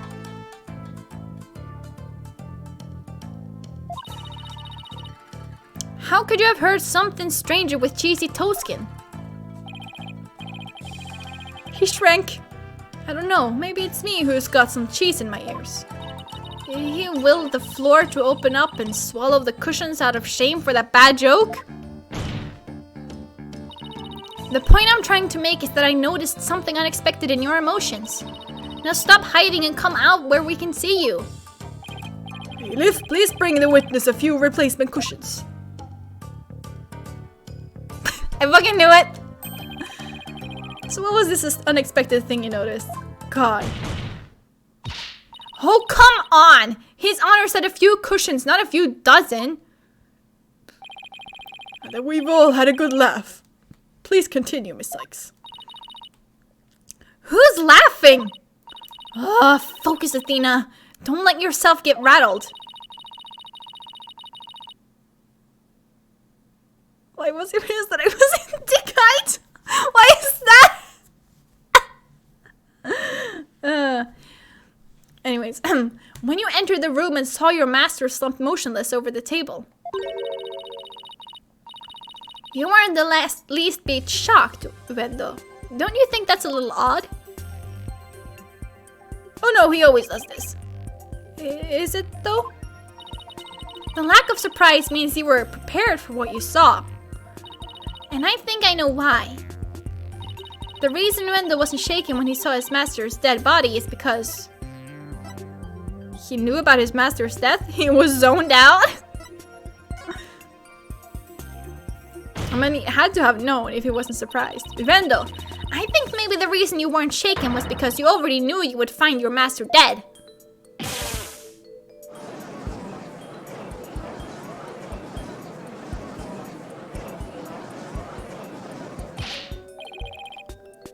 What? What kind of thing is that to say? You've got it all wrong. Oh right, I just remembered something. I thought Shisha was just sleeping when I first saw him. Hee hee. And that's why you were sad? I also get sad when people sleep. You thought he was sleeping? It sounds plausible, but what made you think he was asleep? Well, he had his head and arms up on the table as if he were taking a nap. Inside a soba bowl? Oh, and one other thing. There was that note too. A note? What note? Ah, he must be talking about this.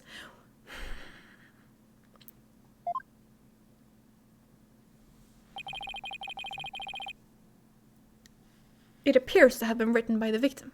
Resting, do not disturb. Allow me to read it. But why was he sad? The fuck is happening?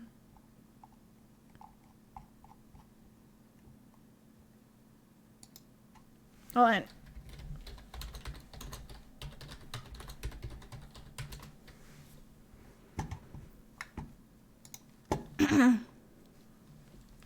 Allow me to read it. Resting, do not disturb. Yes, that's the note I saw. After reading that, who wouldn't think Shisha was napping? That is a pretty reasonable assumption. You've gotta be kidding me.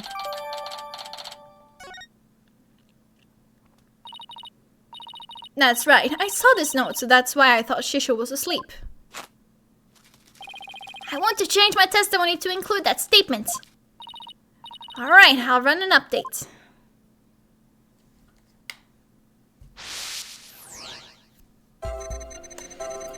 After performance, I went to visit Shisho. I called to him from outside the room, but he didn't reply.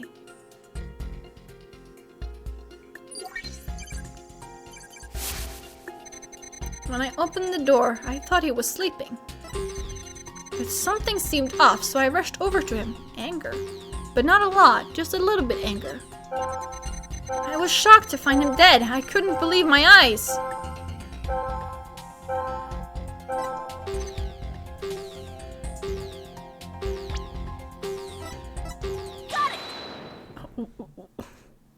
Why were you angry? Vendo, I noticed something funny in your emotions again. Funny, you say? I guess an entertainer of my caliber can make people laugh, even with my emotions. I didn't mean that kind of funny. Quite the opposite, actually. When you entered the dressing room, I see that you suddenly felt anger. What I want to know is, what made you feel angry all of a sudden? What? Let's see. Oh yeah, now I remember. As I was going in, I whacked my little piggy on something. A little, okay, toe, I see. I was annoyed at my own clumsiness. Wait, you mean you stubbed your pinky toe? Just a little bump on my little piggy. No big deal. It's embarrassing, really. He does mean his little toe. Sounds more like he's hiding something. I'd better dig a bit deeper. No need to be embarrassed, Window. But I'm afraid it's something we do need to look into.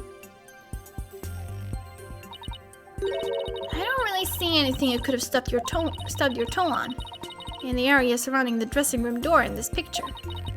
But maybe there was something there at the time. The table was moved. I saw the marks on the floor. Window, what exactly did you stub your toe on? Objection. What an irrelevant question. How is it irrelevant? God, Nayuta! You're so annoying! You dishonor the soul of the victim with these unnecessary delays. You dishonor the soul of the court by being a bitch! You tell her, really, who doesn't Stub their toe every once in a while. You really gotta fuss over every small detail like this? Well, the thing is...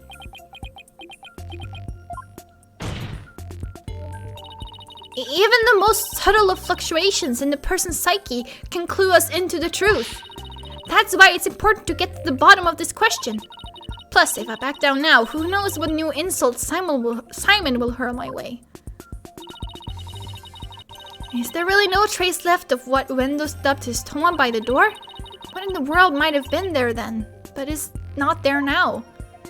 You see, like, the marks in the floor? In his tummy? Wendell, did you stub your toe on this table? Wait a minute. Well, it does appear that something hit the table and moved it. Wendell said he stubbed his toe as he was entering the dressing room. Yeah, and that table looks pretty far from the door. Could what bumped into the table also be a clue as to what Wendell stubbed his toe on? Careless answers will only hurt us here. So think carefully before you speak again. Right.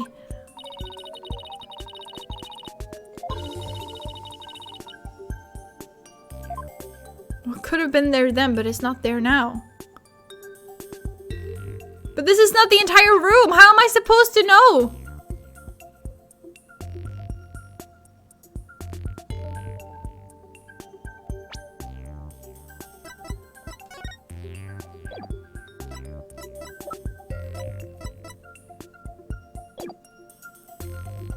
Yeah, I was also thinking about like the box here, but nope.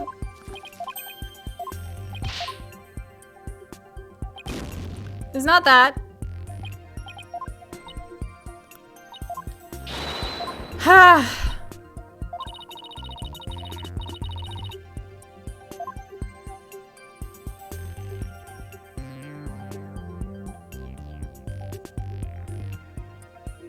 The TV. Please take a good look at this photo of the crime scene. We had the same thought. The TV is unplugged. Do you see it? This long track that goes from the door all the way across the room.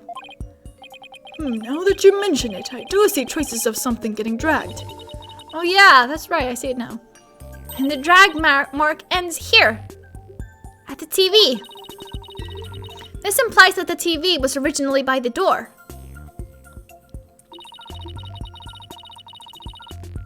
I'm convinced that this TV is the object this witness stubbed his toe on. Well, Linda, how about it? Yes, you're right. It was the TV. There. The noise level dropped again. Yes, I stubbed my pinky toe on the TV. But what of it? Why is this so important to you? So the noise went down, but it hasn't completely disappeared yet. Which means he's still hiding something. Okay then, let's try this tactic instead. Wendell, why was the TV moved there? Shisho must have moved it so he could watch my routine. But what a place to put it, right in the middle of the doorway like that. I didn't want to bump into it again, so I put it back where it belonged. Performances on stage can be viewed in the dressing room using that TV. That's right, it's a closed-circuit monitor that shows the stage.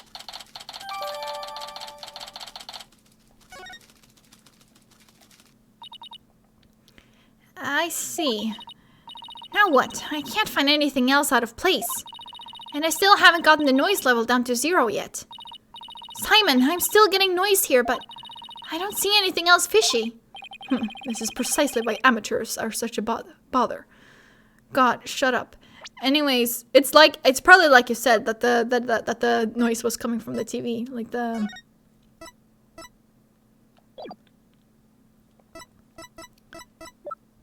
Where does it mention any noise? It's not here? No, it's not there. But it's probably as you said. Sorry. I'm in no mood to play nursemaid here. But if that's what it takes to save the soba shop. In the witness statements? But that's what I checked.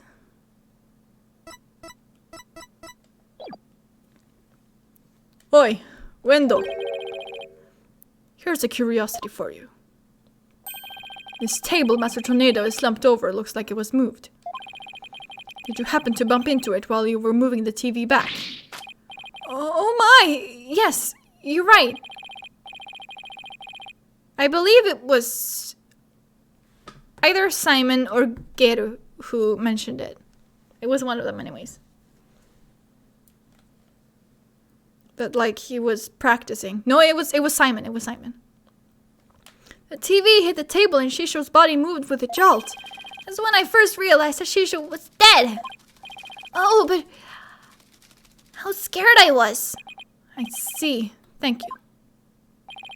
We're finally getting a more precise picture of how the body was discovered. But I'd wager you need to put the spurs to Uendo just a trifle longer. Right.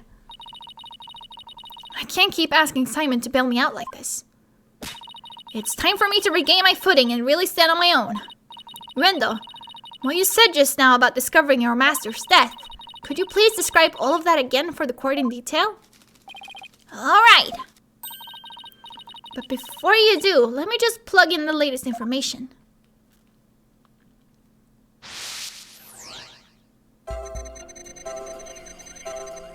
Okay, he went to visit Shisho, called to him from outside the room, didn't reply. When I opened the door, I thought he was sleeping. I tried to enter the dressing room, but stubbed my toe on the TV. And when I put the TV back in its normal spot, I realized that Shisho was dead. Seeing him slumped over that cluttered table. Oh, Shisho. Why is he more surprised than sad?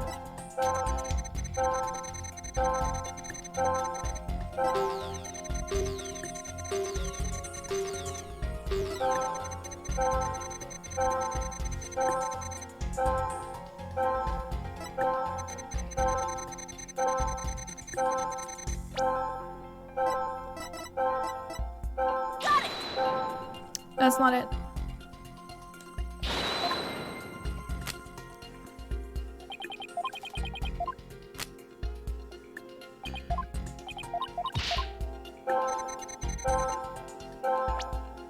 Let's try a surprise. Okay, a surprise. That's odd. After the initial shock of finding the victim dead, you reacted with surprise again. What was it that surprised you, Endo? Besides your master's death. What do you mean? What's more, you were even more surprised the second time than the first. What could have surprised you more than finding your late master? Search me. Your little thingy must have made a mistake. Silence. The girl is as sharp as a trout, to be sure. But her ability to hear people's emotions is absolute. Now, get to remembering, Uendo. What was it that surprised you? That was a compliment, right? Well,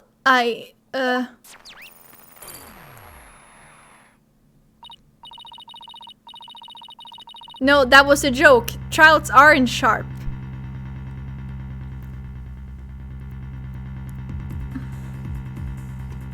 Like, he said that she's not the brightest, but she does have the ability to hear people's emotions. That's what he meant. No, we've pushed him too hard, and now he's mentally all over the place. God, same. His emotions are completely out of control. God, me too, my guy. Out of control. Care to explain how that's relevant? You know how normally I listen for the hidden emotions in a witness's voice, right? From there, I look for inconsistencies between their testimony and those emotions. But sometimes a person's feelings can run too high, making it hard to get proper readings. So that's how your matrix program works. Fascinating.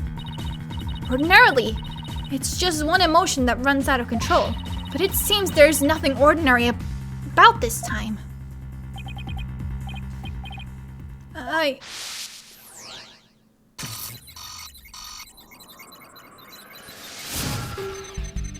After my performance, I went to visit Shisho. I called to him from outside the room, but he didn't reply. When I opened the door, I thought he was sleeping. Tried to enter the dressing room and stubbed my toe on the TV, and when I put the TV back in its normal spot, I realized that Shisho was dead. Seeing him slumped over that cluttered table. Poor Shisho. I knew it! It's got your knickers all in a bunch now. Rendo has multiple emotions running out of control at the same time. I've never seen anything like this, ever! So how does one bring a situation like this back under control? I'll have to find the root cause of this tangled mess before I can treat him. If I can identify what is causing this emotional rampage, then I can touch probe to dive in further. I'll need to point to what I think is the root cause, then touch probe again. Through this process, I can identify exactly what's causing Rendo so much distress. And that will help bring his emotions back under control. In that case, let's get started, shall we? Alright, I can't guarantee success, but it's definitely worth a shot. Time to look for the root cause of Rendo's rampaging emotions.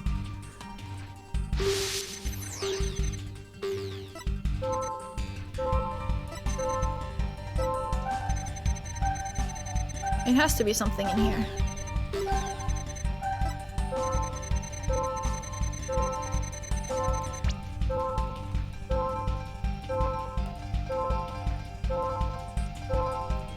Jam bun?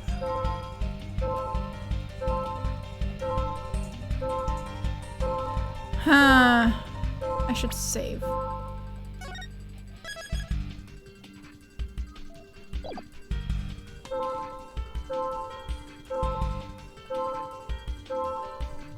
I mean, it must be the cards, right? Nope, it's not the cards. This seems to be the cost. No, it's not.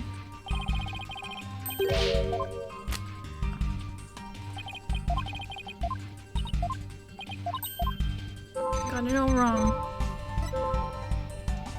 No, that's not what I meant to do. It could be the root cause of his out-of-control emotions. Having trouble, are we? Duh! I can't find the cause of his distress! Isn't it obvious? It's that bloody question you asked. That's what pushed him over the edge, remember? Hey, you're right! That's odd. After the initial shock of finding the victim dead, you reacted with surprise again. What was it that surprised you, Endo, besides your master's death? What do you mean? Simon's right. The answer to my question is what sparked this madness. I still don't know what it is!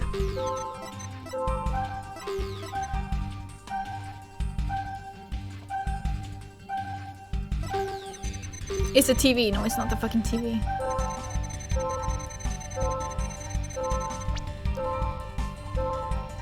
Let's try the jam bun. It's not the jam bun.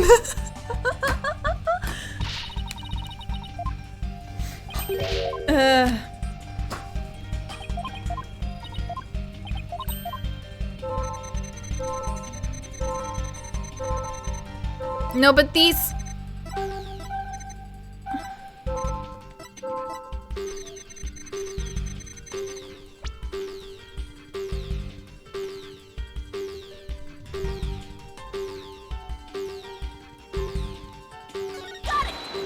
It's not that.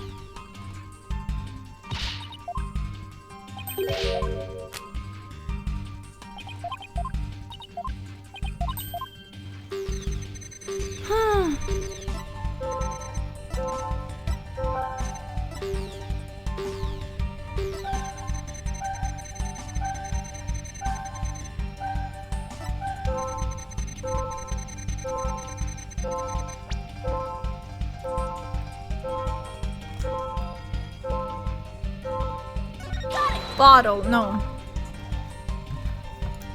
Okay. Cheating time. Whee.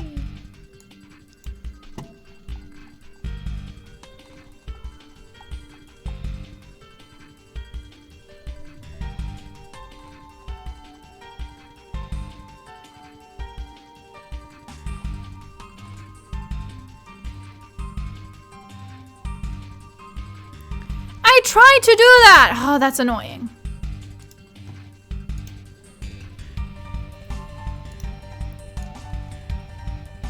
It is the cards. But did I not try the cards? Wasn't that the first thing I did?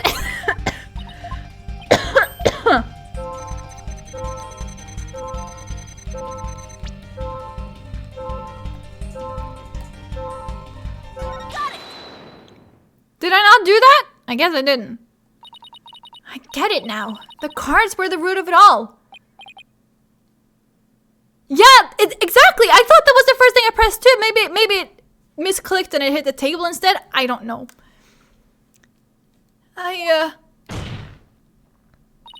Don't try to deny it. Maybe I did. I don't know.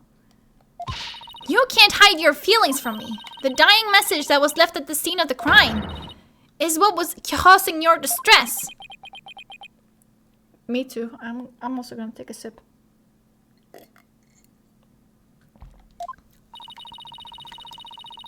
And if the dying message was the cause of all those feelings, then that means the phrase Owen Forth must mean something to you. Yes, here we go. I believe we're almost done with the first part now. There, noise level 0. Finally. Dying message consists of 2 words, Owen and Forth, but neither of these 2 words have anything to do with the witness. This topic warrants no further argument. Sure, there may not seem to be any direct connection between Uendo and the message. But for now. But why don't you wait and decide what's necessary after you hear my theory? I trust you've hit upon something, Athena. Yep. If my theory is right, we can finally solve the case of Uendo and the mysterious Owen Forth. Well, go on then. I can already tell this promises to be interesting. Now please share your theory with the court, Miss Sykes. There was something puzzling to me about Uendo's out-of-control emotions just now. Namely, that there were 3 distinct reactions present. I had never seen that before, and I wondered how it could be possible. Is there a conclusion to this meandering musing of yours? Hold your horses, I'm getting there. So, could a person flip between 3 distinct emotions of such intensity like a switch? In the end, I concluded that it just wasn't possible. It's not that funny. So that's it, isn't it? Is it? A bit unconventional, but I'll grant that it's possible within the realm of psychology. Within the realm of psychology? I'm afraid you'll have to explain it for the old man up here on the bench. Your Honor, my theory is that Uendo has multiple personalities. With so many distinct personas, it's clear to me that Uendo has dissociative identity disorder. I read about this, and people were like so glad that they actually called it DID and not you know,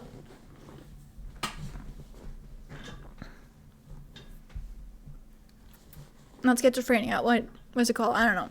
Something like that, anyways. But there were some things that they didn't like really like handle that well. So, yeah. What does that even mean? Your Honor, the defense would treat this trial as a child's jest. Multiple personality disorder. A preposterous proposition indeed. Nayuta! It's a very real thing! We do not agree, witness.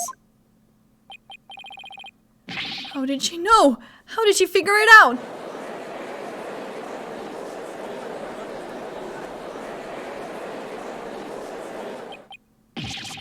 Polkunka! I can't believe it! I did it! I did it, Simon! I read papers on it before, but to think I'd see a case of it for myself. Blimey. Nayuta is ableist confirmed. I know I probably should make Simon British, but should I change his accent to a more British one?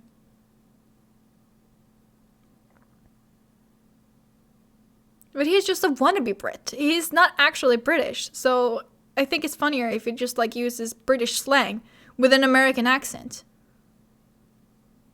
What do you think?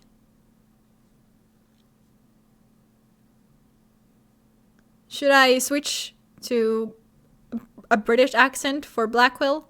Or should I continue with the American one? Man's just said blimey. Phony Brit. Okay, cool. Rakugo artists tell stories as different characters, but as different personalities. Hey you, lawyer girl. You got a problem with us, huh? No problem at all. This is all very hard to believe. Kind of like how weebs use random Japanese words. Yes. Me, I do that.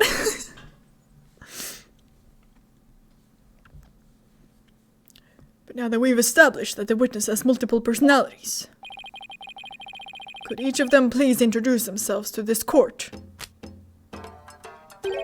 Wendo Tornado. I'm a Rakugo storyteller, as you know. Hello everybody, Patches, the friendly jester here. Kisagawa. Courtesan. And is that all of you? Yes, that's all of us. So there are 3 personalities in total. Wendell, Patches, and Kisagawa, huh? Well, Simon, what do you think now? That you're one lucky duck. Just be glad they were dense enough to help you out. Oh, can't you just straight up say I did great for a change? You appear to be quite proud of your self-defense. But all you have done is infringe upon the privacy of the witness. I couldn't disagree more, prosecutor.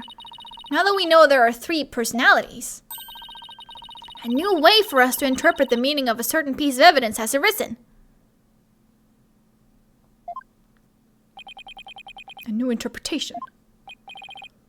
Now I'm very curious. What is this piece of evidence you're talking about, Miss Sykes? Knowing what we know about Uendo and his personalities, this now makes perfect sense.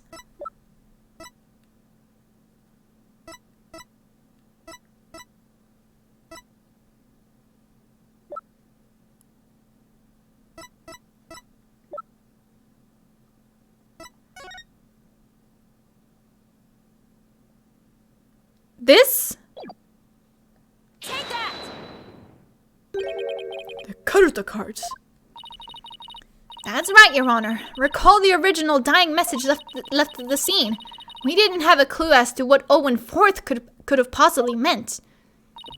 But now, with this new information about Uendo and his personalities, isn't it possible that Owen Forth actually means a secret fourth personality of Uendo's? A personality named Owen? Oh, here we fucking go. Polkunka! Uendo must have kept his dissociative identity disorder from us because he didn't want to be associated in any way with that dying message. No, that's not why.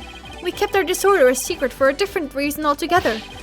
We've been taking advantage of our affliction to act out various Rakugo characters.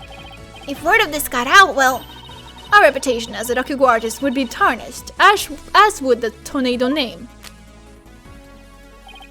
That's why we kept it a secret from everyone except members of the Tornado School.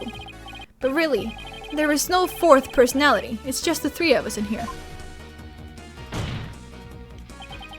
A plausible enough sounding story. But it doesn't prove you didn't rearrange the cards, does it? But I will concede that it is highly likely that the witness rearranged the cards. Is Prosecutor Sadmadi actually agreeing with us? However, is it not also possible that the accused killed Master Tornado?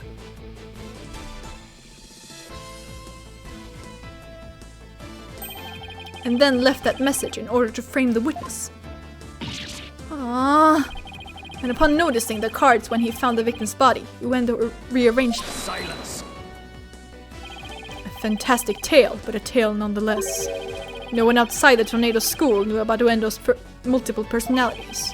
Uendo just finished saying so himself. That is true, but ultimately meaningless. That is a true, but ultimately meaningless point. The witness was only in the dressing room for 2 to 3 minutes. That's far too little time to commit murder, wouldn't you say? And who's to say he couldn't have done it before his discovery?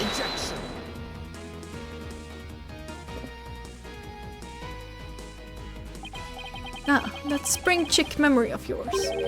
Have you already forgotten Prosecutor Blackwell's testimony? Simon's testimony? Oh. Gero escorted me to the dressing room, but we heard the sound of Rakugo being performed from within. Yes! This! Thinking the master was rehearsing, we decided to wait in the hall until it was done. It's the TV, you dumbass. That's right, until just a few moments before Uendo entered the dressing room. Typhoon Tornado was confirmed to be still alive. No! Not only that, but Uendo was on stage until just before he discovered the body. A bulletproof alibi that I have already confirmed with several audience members. Oh no! I also heard that this Rakugo performance that day was a steaming pile of... Well, you get the picture. Yes, I'm afraid so. Really stunk up the stage, I did.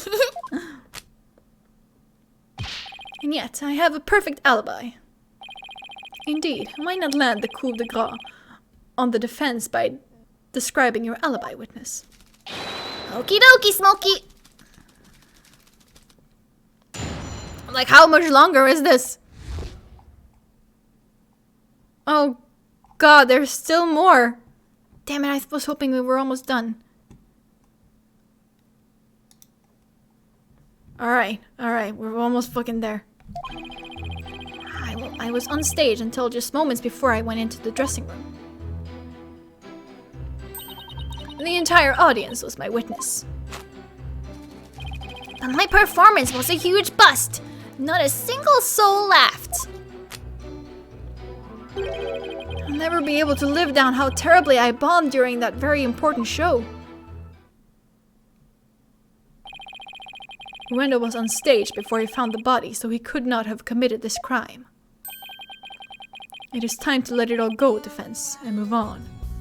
God, can you speak for yourself? Well, get this, Prosecutor Sadmadi. The Right Anything Agency never gives up. We fight to the bitter end. Huh. Allow me to say this once more. Let it go and move on. And allow me to say once more, I'm never giving up. Let it go and... Never! This is pointless. You finally realized, huh? should have taken advantage of this opportunity while you could, you foolish child. Your worthless convictions only serve to prolong the accused's suffering. If words will not sway you, then perhaps pain will. Oh no! Anything but this!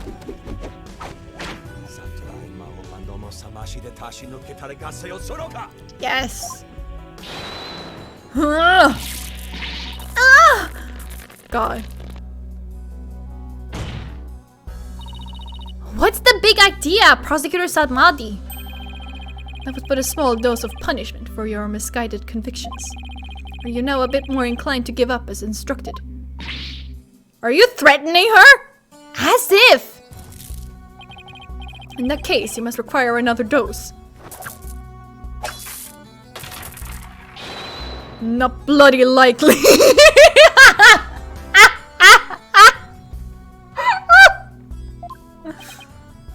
I don't give two flips about your beliefs, but if Sykes don't know where to submit that to you here, I won't be able to eat good soba anymore. Mr. Panda to the rescue! That's right! For Mr. Wet's future and Prosecutor Blackwell's stomach. I will never give up! You will rue you will rue those words, defense. Of that I can assure you.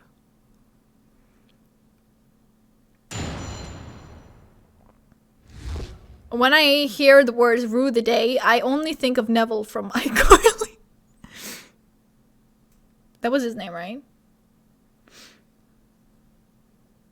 As in, not as in like Neville, as in Harry Potter Neville. Neville. But Neville as in Nevel.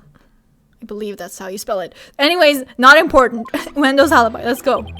I was on stage until just moments before I went into the entire audience was my witness. In my performance was a huge bust. Not a single soul laughed. Let's just press everything, because why not? How can we be sure it was you who was on that stage? Are you asking whether it could have been some imposter?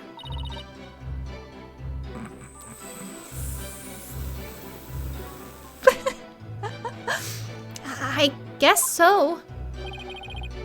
Unlike a big arena, a Rakugo theater is a cozy little place.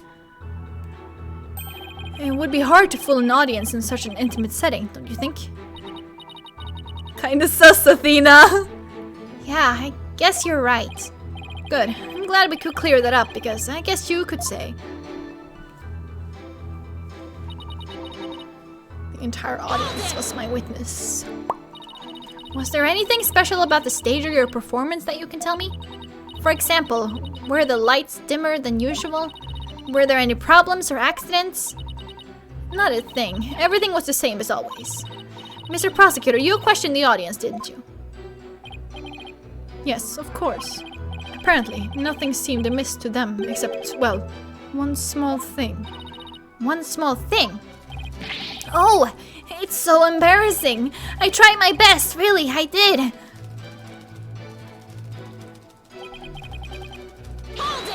Not a single soul laughed. Do you have any idea what went wrong? I'm not sure if it was my performance or if it was just that particular audience. Or maybe it was the story I picked. But every entertainer knows that this kind of thing happens from time to time. I guess that makes sense. Still, I wonder how he could have flopped at his own commemorative show. Maybe I should dig into things a bit more. What he performed? Could you tell me which Rakugo story you performed? I could, but I'm not sure it would mean anything to the uninitiated. Well, even if I might not get it, can't you at least try me? Alright, if you insist, is he gonna say that it was the Toki thing? Not that, or was it? No.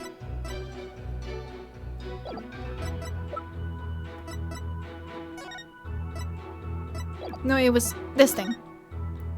The time soba, the Toki soba. The story I performed is called Tokisoba, otherwise known as Time Soba. Yes! Time Soba, huh? Maybe Uendo's right. He's only said the name of the routine and I'm already lost. So you performed Time Soba, did you? What? You know it, Prosecutor Sadmadi? In the course of my studies last night, I became familiar with a number of stories. I must say, Defense, you would do well to prepare better for your next trial. Simon, what's Time Soba about? Look it up yourself. God fucking... Simon, please! I'm literally asking you to fucking... weeb out in front of me. And you're just like, look it up yourself. God, you fucking bitch. Allow me to give an overview. The story takes place on a winter's night. A man orders a bowl of soba at a street stall. How you doing, sir? What can I get for you? I see you've got seaweed topped hanamaki soba and mixed topping shippoke soba. I'll have a bowl of shippoke, my good man. It sure is cold tonight, isn't it? But there is nothing like a hot bowl of noodles and a soup to warm the soul. You know it, sir. One shippoke coming right up. So how's business? Not so great, sir. He's literally just doing the entire routine. Is that so? Well, that's great, because things can only get better from here, right? Oh, prosecutor. The customer talks on and on like this. Finally, when he is done eating, he goes to pay for his soba. So how much do I owe you? That'll be 16 months, sir. I see. Sorry, but I only have small change on me. I'll count the coins into your palm, so could you hold out your hand for me? 1, 2, 3, 4, 5, 6, 7, 8. Hey, what time is it? It's 9, sir. 10, 11, 12, 13, 14, 15, 16. Thanks, and bye. Very well done, Prosecutor Sadmadi. That was excellent. Huh? I don't get it. What was so funny about that? Don't you see? The customer paid with coins, counting them out one by one. Then, just after counting 8, he asked about the time. And the soba vendor answered with 9. Oh, now I get it! He made the vendor say 9 and then he continued counting from 10. Exactly. He cheated the soba vendor out of 1 mon with his smooth talking. The story continues with another man who saw the whole thing and tries to do the same. But he bungles the trick and ends up paying more than 16 mon for his soba. The story ends on that as the punchline. You can look up the rest of the details yourself. Or, I'm sure Prosecutor Sadmonk over there would love to perform it for you after court! So basically, it's a story about a man cheating on his soba bill. That's kind of petty, isn't it? Is that really all you have to say about this classic story? Time soba is such a well-known sample of rakugo that the skill of the artist is... Fine, so you studied a lot. But we haven't time for a lecture detour right now, Prosecutor Sadmonk. Oh, I wanted to hear a little more. I suppose it is off topic. Getting back to the matter at hand, Miss Sykes. The witness stated that the story I performed is called Tokisoba, otherwise known as Time Soba. Would you like to add the statement to his testimony? Yes! Yes! Yes, have it added. Yes, Your Honor. I'd like to have it added. Very well.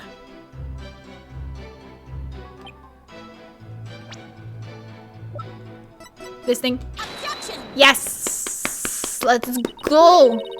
Wendo, isn't there something odd about the routine you performed? Odd? No, I don't think there's anything odd about it. But that's exactly what I find odd. The fact that you don't think it's odd. We are discussing the witness's alibi at the moment, Defense.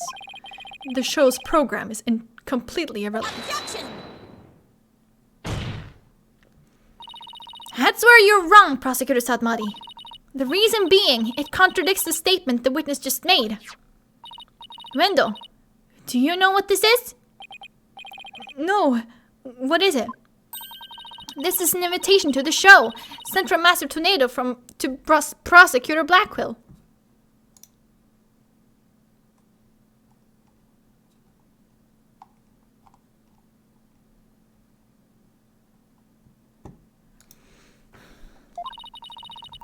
Included in the invitation is a rundown of the show's program, which clearly states, That time soba was to be performed by Master Tornado himself. No. Uendo, why did you perform the routine your master was scheduled to do?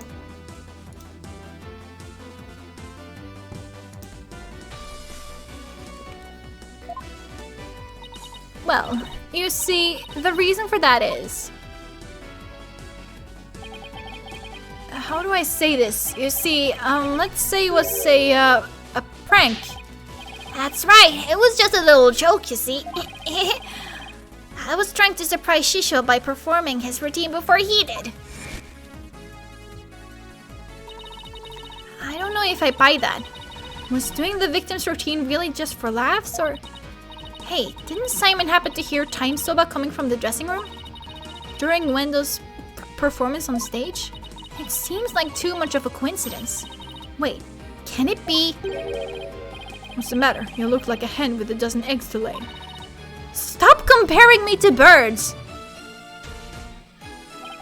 Then cease this bird brain timidity. If something has occurred to you, then lay it out for us already. Don't breed resentment in those watching your performance. Okay. I don't have a ton of confidence in this theory, but here goes. It looks like Uendo's alibi checks out, Your Honor, but even though he was on stage at the time, he may have been trying to obfuscate a crucial detail about this case. Are you referring to the soba bill the man tried to skimp on in the witness's story? I'm not talking about the Rokugo story, Your Honor. Oh, I'm sorry, but then what are you talking about, Miss Sykes? What Uendo may have been trying to deceive us about was...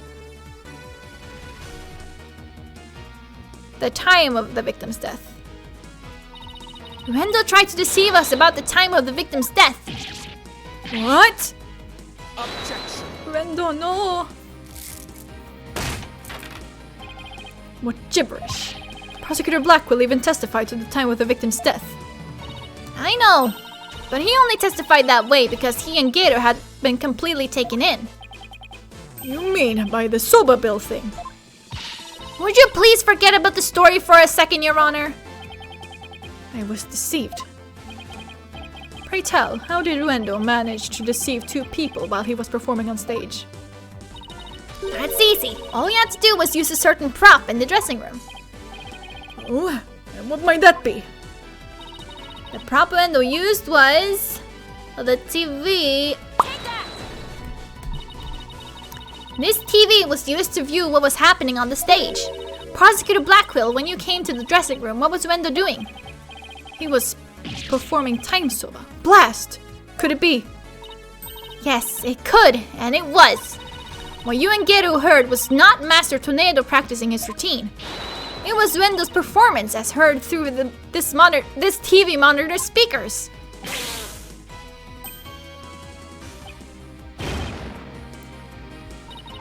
With the TV just inside the inner door of the dressing room, it could easily be heard from the hallway outside.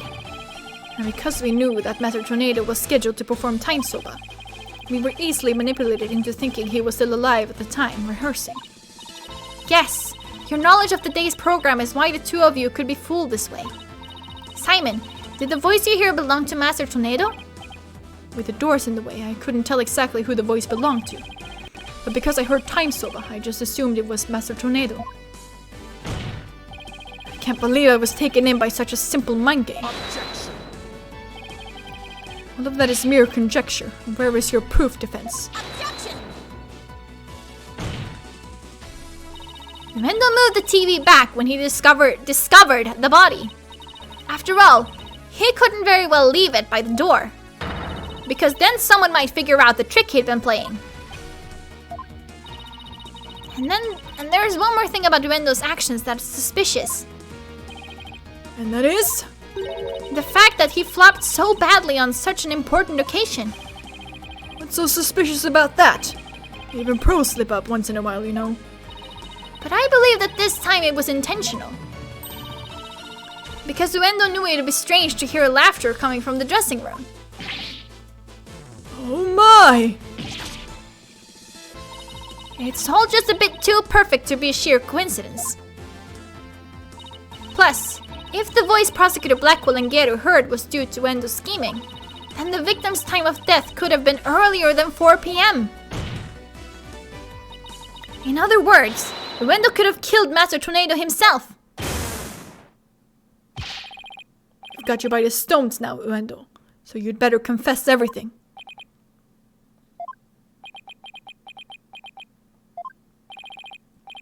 Well, witness, what do you have to say for yourself? We demand an explanation. Uendo! I confess. I tampered with the crime scene. Uendo, no!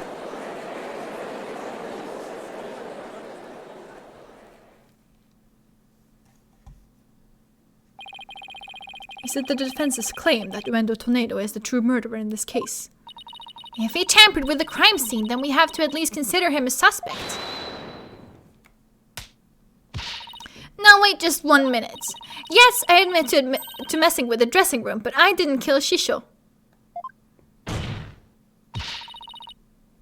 Then why did you tamper with the crime scene? I refuse to answer that question. What? If you suspect this witness, then I have a question for you. What could it be this time? Uendo had absolutely no reason to murder Typhoon Tornado.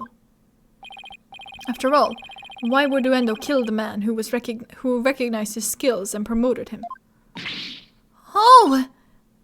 Well, his motive was, I can't think of a single thing. It appears you are also not aware of one other fact. And that is? That the accused visited the dressing room before 4 p.m. as well. Is it not natural, then, to suppose that the accused killed the victim at the time? What? Nobody told me Mr. Wet had also gone there before 4 p.m. We were only discussing the time frame after 4 p.m., so I didn't think to mention it. Of course you fucking didn't. No, the motive that they set for Bucky was the wet soba deed. For some reason. But now that you have made the time period before 4 p.m. relevant. Uh-oh, I don't like where this is going. So you really do not know what your client was doing during that time frame, do you?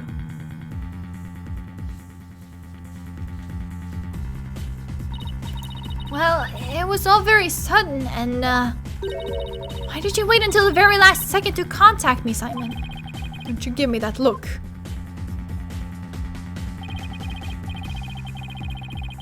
Ah, other cases, yeah, true. And just so you know, Bucky never told me he had visited the master before 4 p.m. either. Oh, this sort of thing is exactly why that prosecutor keeps calling us unprepared. The defense will stop squabbling this instant. Sorry, Your Honor. Prosecutor Sadmadi, please continue. Thank you, Your Honor. Defense, you know of the soba-making implements in the dressing room, correct? Is he talking about the equipment for making soba noodles? You speak of the large bowl that is used to mix buckwheat flour and water.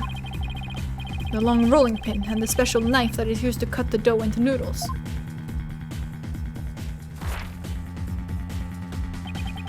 Precisely. These tools all came from the accused's soba shop. You mean they didn't belong to Master Tornado? Mr. Wet had visited the dressing room to give the victim a soba-making lesson, and that visit was before 4 p.m. I'm afraid that after the accused kneaded the dough and made those noodles.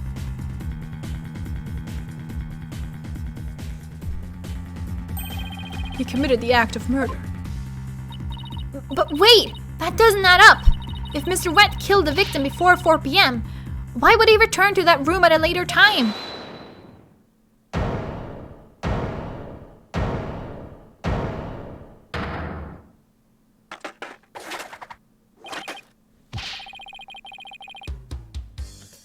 Wet soba, you're kidding caboodle when it comes to noodles. Oh Hi. Hiya, Miss Chickadee. Hiya, Simey. The reason I went back is because Masterson had ordered uncooked noodles.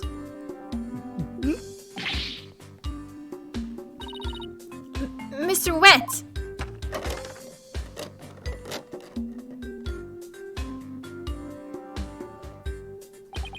Yesterday, I brought noodle-making tools to the dressing room at around 2 p.m. That's when Master Tornado ordered uncooked soba noodles to stock up on. Uncooked noodles to stock up on? Yes, ma'am. Master Tornado kept a supply of soba noodles from my shop in his fridge.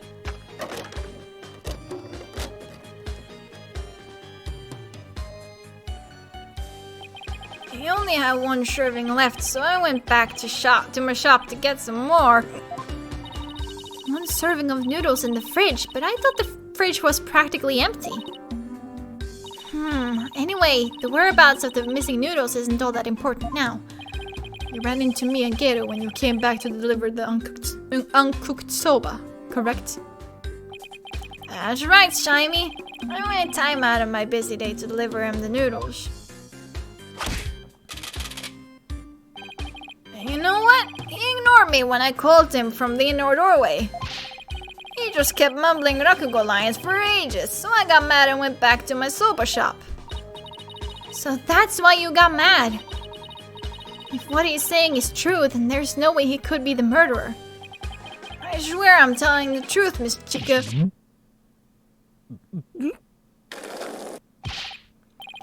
Bailiff, quick! Get this man to the infirmary. Give him some water, to be honest. Well, I dare say he's quite the handful. Your Honor, please accept the statements Mr. Wet made just now into evidence. Objection. I believe the accused's statement about going to the room at around 2 p.m. is true.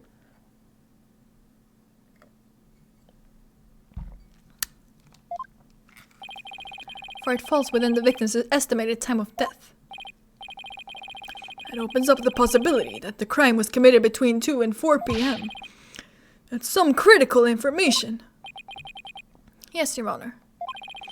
But other than that one point, Mr. Wet's statements are dubious and without proof. Objection!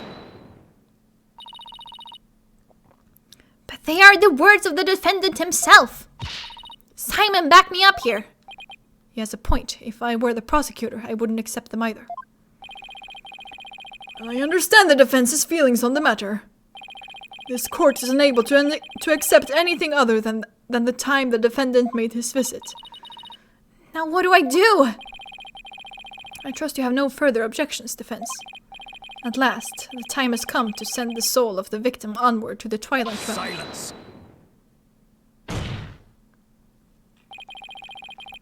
What are you yammering on about, Prosecutor Sadmonk? We still have something we need to question Wendo about. We do? Like what? Well, don't just stand there. But we don't have any evidence left to present. Have you forgotten already? Isn't there still a hidden witness you have yet to question? A hidden witness? Oh, that's right! Your Honor, there's still one more issue we haven't finished discussing yet. Oh? And what is this bit of unfinished business? We haven't finished discussing this issue related to Wendell. Owen. We still have to discuss the possibility of a fourth personality, the one named Owen. Are you suggesting that this fourth personality of Wendell's might be the true culprit? Not that again. I told you we don't know anything about this Owen. Look, Wendell, I know you don't have any motive to kill your master, but this Owen may have one for all we know. Come clean now, Wendell. You've got another personality stashed away, haven't you? Please tell us everything you know about Owen. That's enough. The witness has already stated that he knows not of any Owen character. Bravo! You tell him, Mr. Prosecutor! Hey, Patches. If you claim you don't know Owen, when you really do, that's tantamount to perjury. If you want to exercise your right to remain silent, however, well, that's a different story. Do not listen to the depraved prosecutor witness. You will be tainted with his evil. Do you have any idea how dark and cold a prison cell is? I exercised my right to remain silent. What's this now? Changing horses in midstream, are you? Shut up! I will remain silent, and that's it! Patches, you fool! You stay out of this.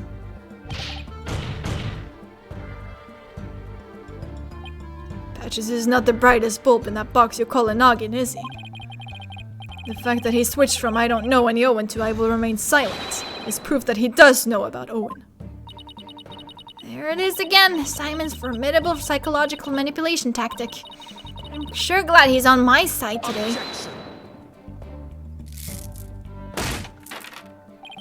You dirty, despicable, depraved prosecutor. You were leading the witness. Witness, there is no need for you to submit yourself to the defense's questioning. Your Honor, Uendo is definitely hiding something. Please allow me to question this witness about the existence of Owen. I suppose only this witness can confirm or deny the existence of Owen for us. Very well, I will allow the defense to proceed. Polkunka. I believe this is like the last one before this part is over. I never met any personality named Owen. Patches was just blurting out nonsense in a panic. We're always aware, so we'd definitely notice if a personality like that showed up. How dare you treat me like a criminal based on a mere conjecture? Wow, how am I supposed to deal with the testimony of 3 personalities? You've literally done so up until this point. I don't understand what the problem is. Unless you can prove the existence of Owen here, it's all over. You'd best screw your courage to the sticking place and attack their testimony head on. Alright, I will. Oh, it's about to get wilder. Just stop piling the pressure on me. I have to draw out some info, anything to drag Owen out into the open.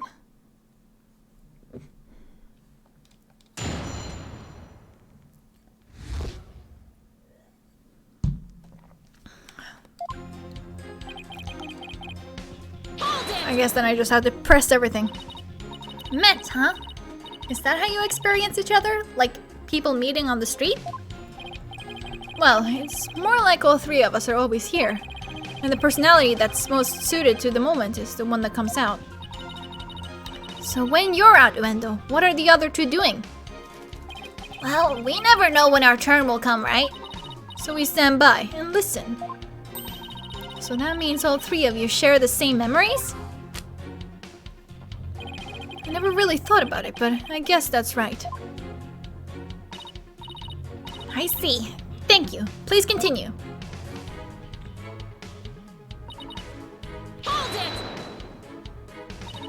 Patches, can I have a word with you, please? Why, hello! You rang? You said at first that you didn't know anybody named Owen, but then you exercised your right to remain silent. Were you afraid of committing perjury? Well, you see... I'll take over from here, if you don't mind. Listen, I hate to say it, but Patches is about as smart as a sack of rocks. If you grill him with a bunch of highfalutin words, he's going to want to keep silent. I see. So looking after loose-tongued Patches is your role, is it, Miss Kisagawa? Well, I don't know about that, but anyway. I do know that Patches was just flustered, and that's why he decided to remain silent.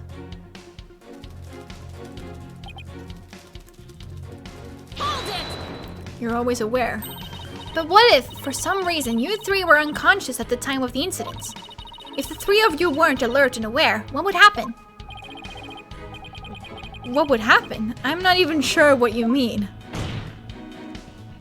I mean, you three share the same memories, right? But what if Owen is different? What if he has memories separate from yours?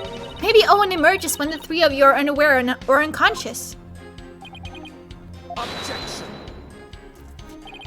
Instead of speaking as if this fourth personality is a foregone conclusion, I suggest you prove his existence first. Well, we've already seen the three personalities. A fourth wouldn't be a stretch.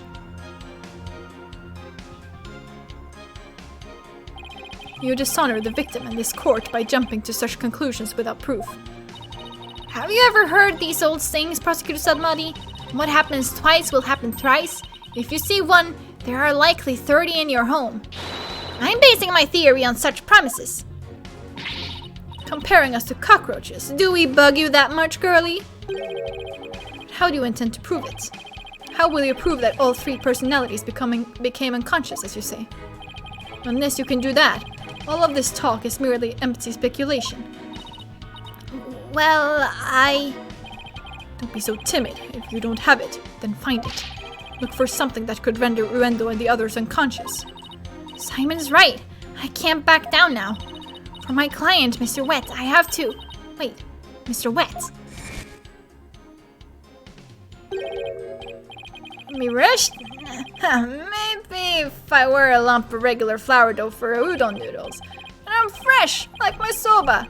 You don't let soba dough rest. It's all about the three freshes. Grind the buckwheat seeds fresh, cut the dough fresh, and boil the noodles for...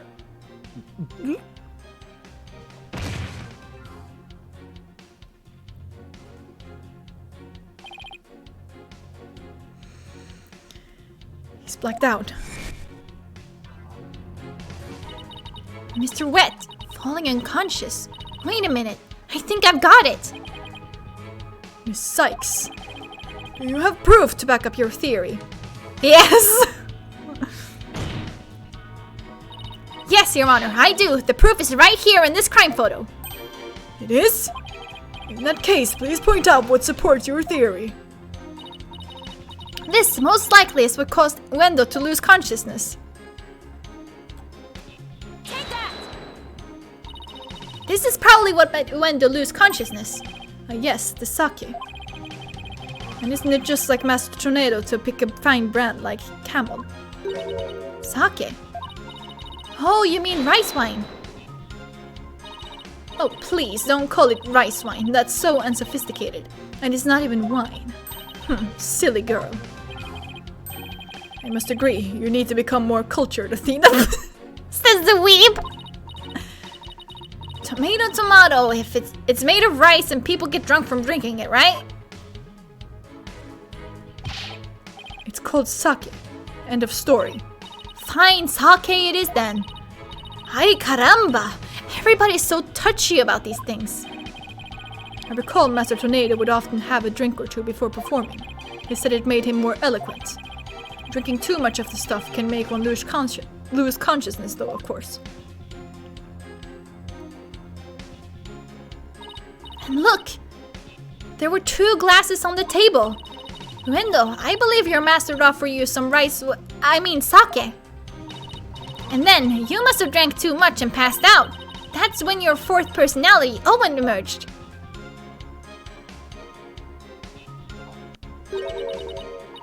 I drank sake? Oh, that's a good one. You have a real sweet tooth, you see, so yes, we didn't accept the sugary red bean bun. But since we really dislike sake, we said no, thank you to that. Believe it or not, we're real weak when it comes to booze. Even a tiny drop can knock us right out. It's you! So you see, okay, Darman. I had a sweet manju bun, but I didn't drink any sake. What? But that can't be right. The defense demands that the glasses be examined right away. You amateur, did you really think I had not already done so? Your foolishness is beyond the pale. Don't tell me. There was no trace of the witness having touched either of the glasses naturally. Right, of course. Sykes, would you like the witness's statement added to this testimony? Yes, please, Your Honor. Very well.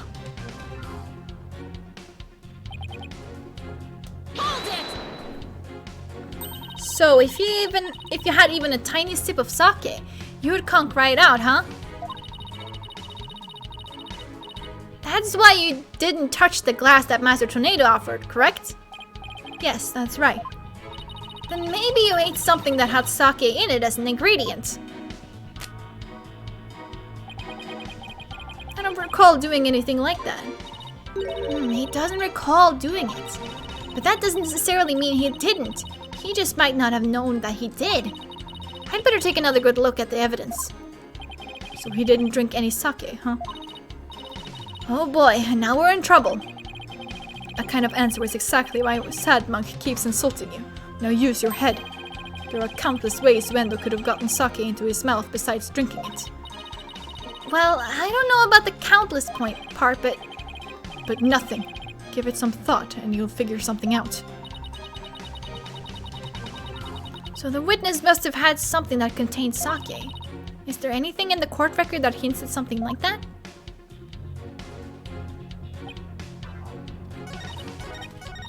What,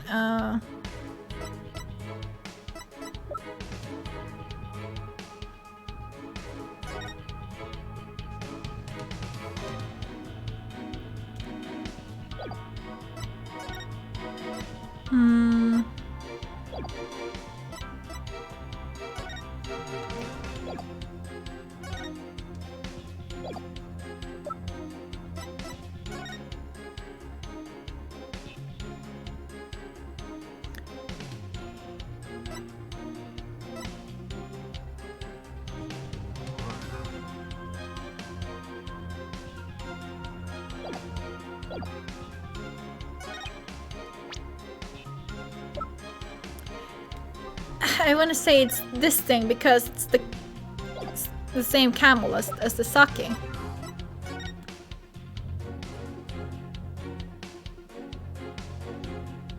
Yeah, that's what I was just noticing. Hold on.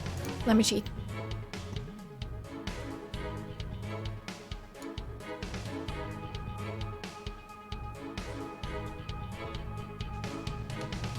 Okay. So I think I have to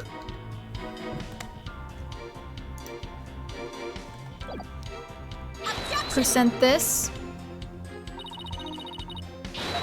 No? Well, guess no. Okay, not that, I guess.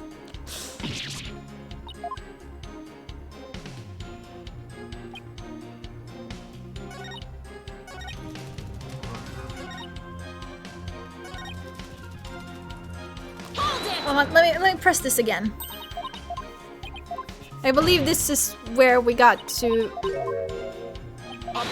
view the crime scene.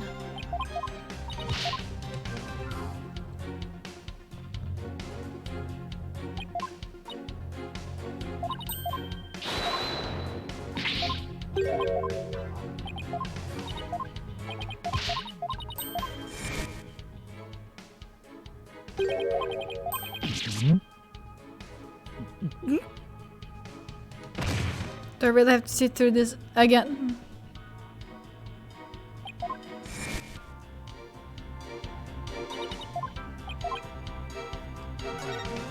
If we go yes again.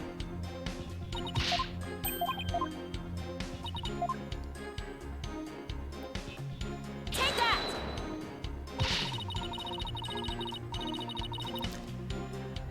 Ah, that's not what I meant. Oh my god.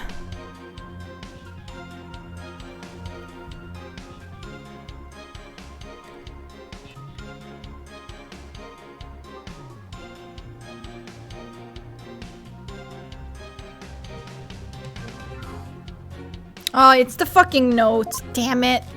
I'm dumb.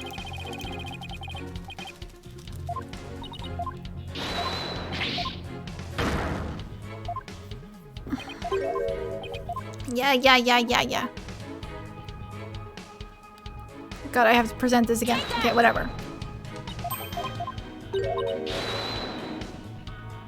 Let's just sit through this. So, how's it going? done anything fun today?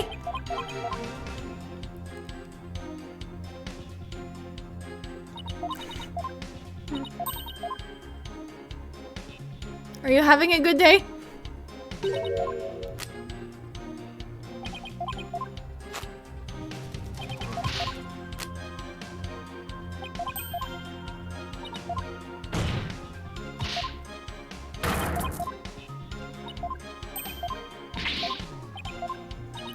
Well, I'm doing fine. There we go. Finally, we're through that. Fuck! I pressed the wrong button. It's fine. Okay, just... There we go. And then... It's the note. Just enjoying the stream. Oh, nice cross-stitching. That sounds nice. This shows what most likely made Uendo lose consciousness. That note. Are you feeling lightheaded, child? Or perhaps a bit peckish? I'm not hungry, and my head feels just fine, thank you very much. Look at the paper this note is written on. Isn't there something familiar about it? What exactly is your point, Defense? This faint design here reminds me of the paper from... Yep, it's a piece of the wrapping paper on the box of manju buns by the victim on the floor. Uendo, you may not have drunk any sake, but you did eat a sweet red bean bun, right? Well, yes, that's right. I don't know if you are aware of it or not, Uendo, but I believe the manju you ate caused you to fall unconscious. The bean bun? But how? Because those buns contained a secret ingredient. A very punchy secret ingredient at that. A punchy secret ingredient? Yes. The design on the wrapping paper matches that of something else in the room. It does? The design on this object matches that of the manju box's wrapping paper. The camel. The camel pattern is the same as the one for the camel brand sake. So, just as Uendo said, he didn't drink any sake per se. But he did eat some. Impossible. Uendo had a camel brand red bean bun, which boasts a nice shot of sake as one of its ingredients. So the defense is claiming that Uendo passed out after consuming a camel sweet bun, which allowed a fourth personality named Owen to emerge. Is that correct? Yes, Your Honor. That's exactly what I'm claiming. But there is one thing that bothers me. Wouldn't the alcoholic content of the buns evaporate as they are steamed? In order to give them a stronger flavor. Some manju are specially made to retain as much of their alcoholic content as possible. What kind of lightweight do you think I am? You just said... Even I wouldn't pass out from eating a simple manju. Then how about we test that theory? What do you say, Your Honor? Seeing is believing, as they say. Very well. I will allow a test. Thanks, Your Honor. Okay, this is the part. Well, it's a part. Simon, go buy us some camel manju on the double. And don't forget to get me one too, okay? Why must I? While you're at it, Prosecutor Blackwell, will you get one for me as well? I'm not a courthouse stable boy, you know. But just this once, Aliquis. Taka, I'm counting on you!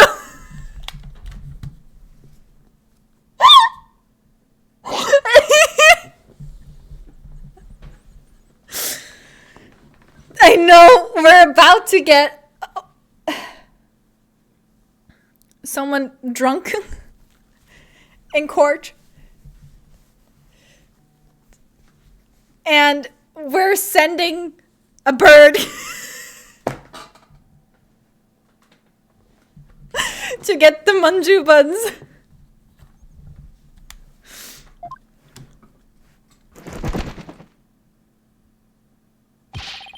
And all of you had better pay me back. thought it would be your treat. Prosecutor Blackquill, what a shame.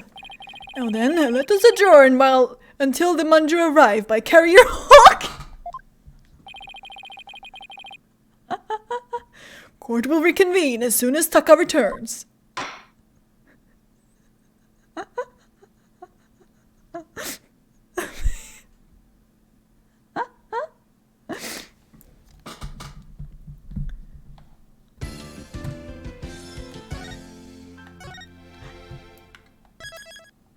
We are sending a bird to get alcoholic buns to get a witness drunk in court. Exactly. Hold on. I just have to take like a little break. Because I really have to go to the bathroom. And I should also remove this wig because it's just starting to hurt my head a bit. But it's fine. But yeah, with that, I'll...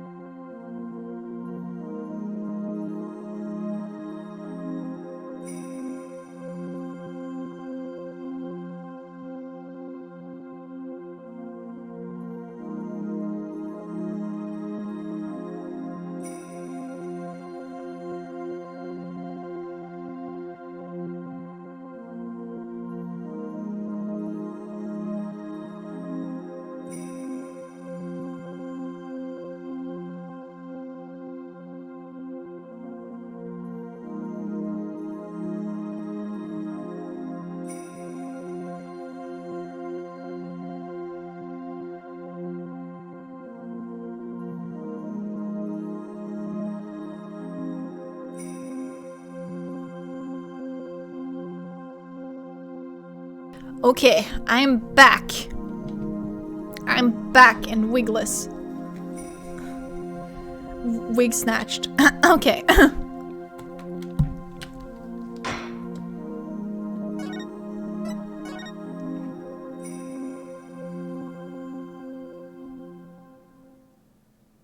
Let's get back to it.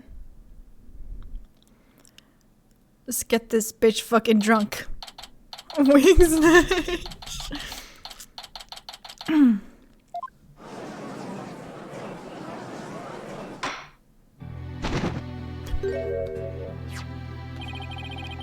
Now that the sweet buns have arrived, this court is back in session.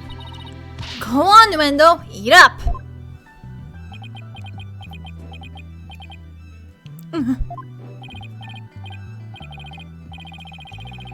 Nice flavor. You can really taste the sake. That was delicious. Yes, a unique sweetness and the faint aroma of sake. Yet, I hardly think that anyone could pass out from eating something like this. What's the matter, Uendo? You're not afraid of a tiny manju, are you? Or are you scared of how many calories it has? Don't be ridiculous! A sweet little snack like this couldn't possibly... I mean, it could never... Less bleeding, more eating witness. Why don't they just trank him? Use a fucking horse tranquilizer, be like, well, there you go. Now what?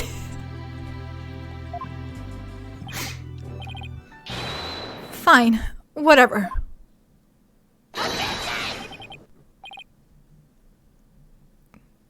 Thanks, baby. Sorry.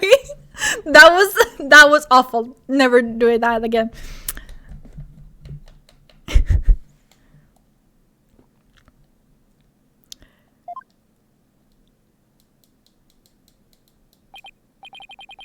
See? I told you. It don't affect me in the slightest. We might be a lightweight. But come on. Nobody's that light. Seriously, nobody gets drunk off one little bun.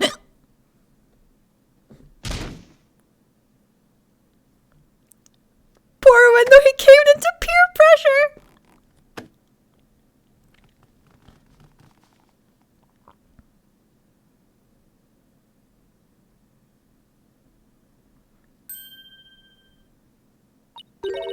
It looks like it worked.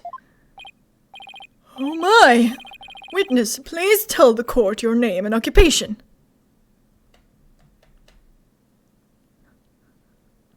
School warned us that the court would try and peer pressure us into alcohol. Oh.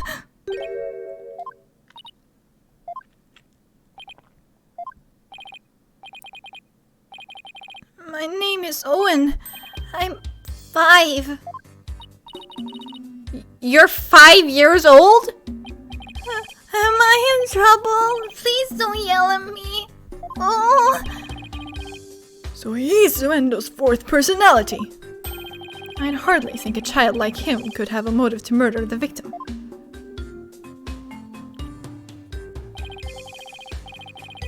Give Owen a hug. I agree. And even if he had a motive, could he have actually committed the murder? That's a very good point.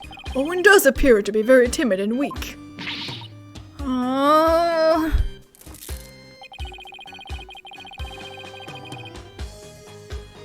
He needs a snack that's preferably not a manju bun.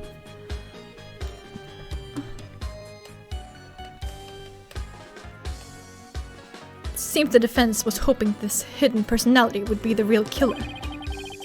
But now that he is standing here before us, it is clear that none of Wendo's personalities can be the killer. Ah, shit. Where can I even go from here? Shisho! Owen, do you know something about what happened to your master?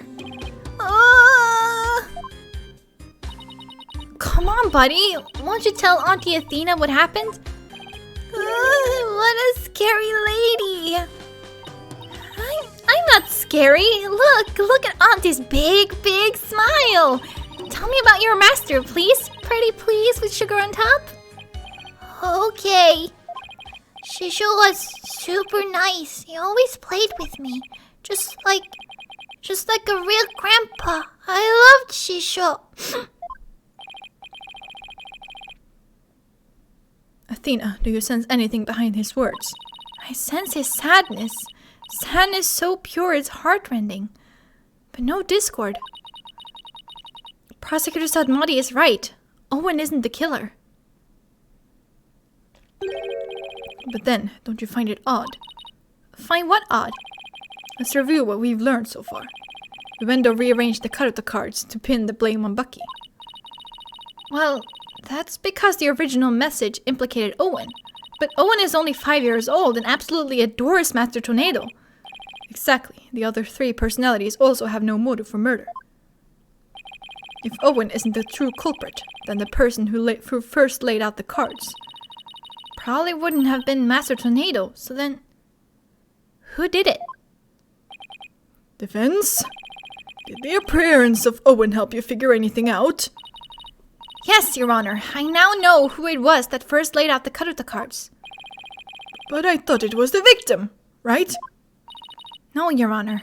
I don't believe it was. Oh shit, I still only have one left. The one who first arranged the Karuta cards on the table was none other than Uendo's 5th personality! No, the true killer.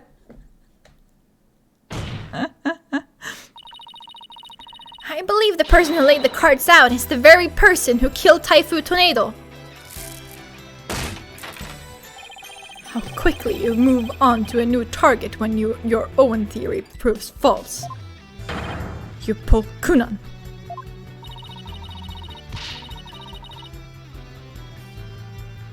I don't know what a Pokunan is, but I know I am definitely not one. And before you start with the sermons, why don't you hear me out? Yes, let's hear the defense's reasoning. Please proceed, Miss Sykes. But if you're bluffing, I won't go easy on you. I understand, Your Honor. Now then, please recall the original crime scene. Who did the Karuta cards name when the scene was discovered? Let's see. I believe they implicated the defendant, Bucky Wet. That's right. But we then found out that the message originally read Owen 4th. Which implicated the young boy, Owen. Exactly. And the person who rearranged the cards was undoubtedly Uendo. Uendo may have kept silent, but we can be sure he already knew his master was dead. His tampering with the crime scene using the TV all but proves it.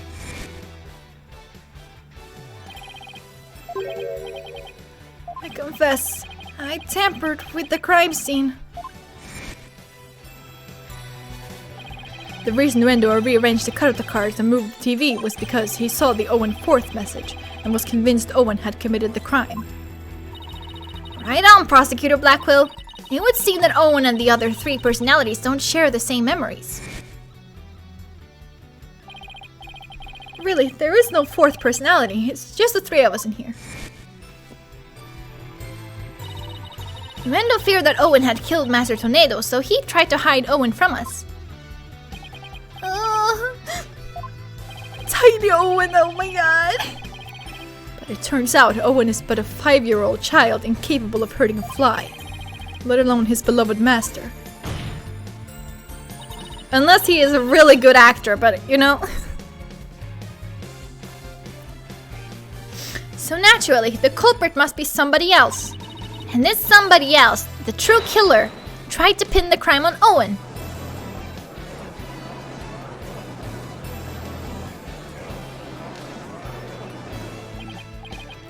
I see, that does make sense.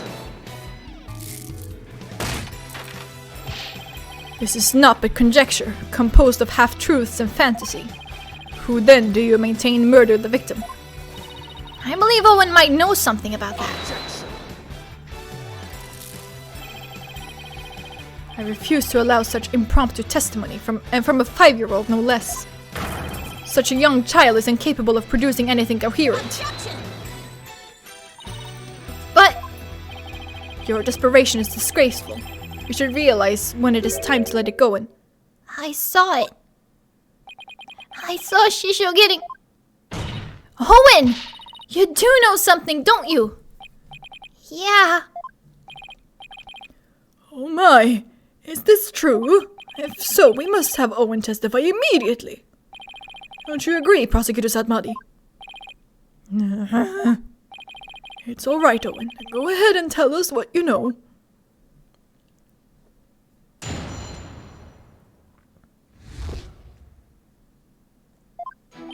Shisho was standing with a knife in his hand. Blood was dripping onto Shisho's face, getting it all red. I couldn't move at all. I was so scared I passed out. This is eyewitness testimony from the moment of the murder. Owen, can you tell us anything else about what you saw? I was so scared. Oh, so scared. Owen! His emotions are spiraling out of control. Something must have really frightened him. Is he alright? His emotions are running wild because he's trying to recall something frightening to him. I recommend a therapy session right away. I see. Yes, please do whatever you can to help the poor boy. Will do, Your Honor. I'd better find the cause of these out-of-control emotions pronto.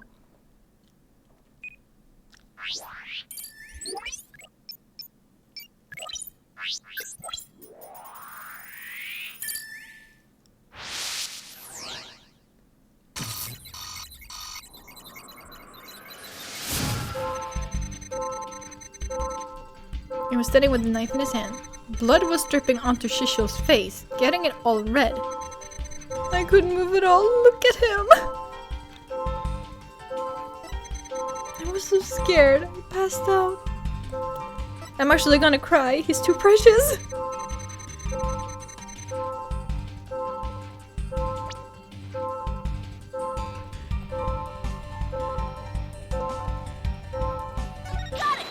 It was the blood. Cool. Yeah, blood was dripping down onto Shisho's face. Blood? I don't remember seeing any blood in the crime scene photos. Besides, if the victim was standing upright, how could blood drip down onto his face? As I expected, all we managed to obtain from this child is a tale he dreamt up.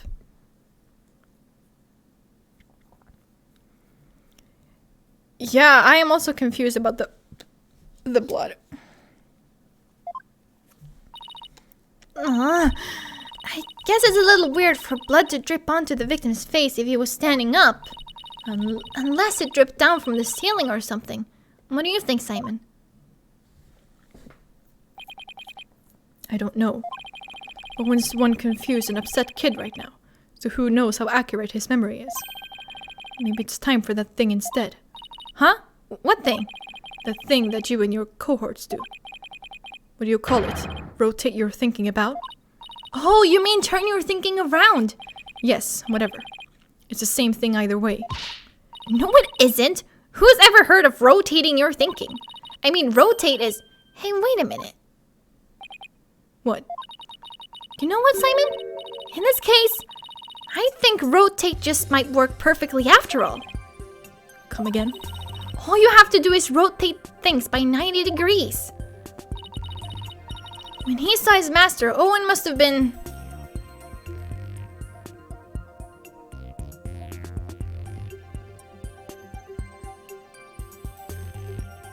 lying on the floor?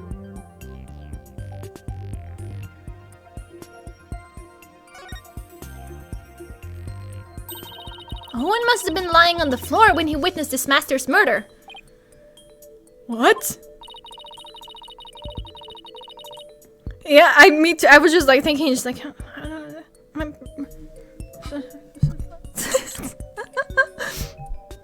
That's the conclusion I arrived at when I rotated my thinking by 90 degrees.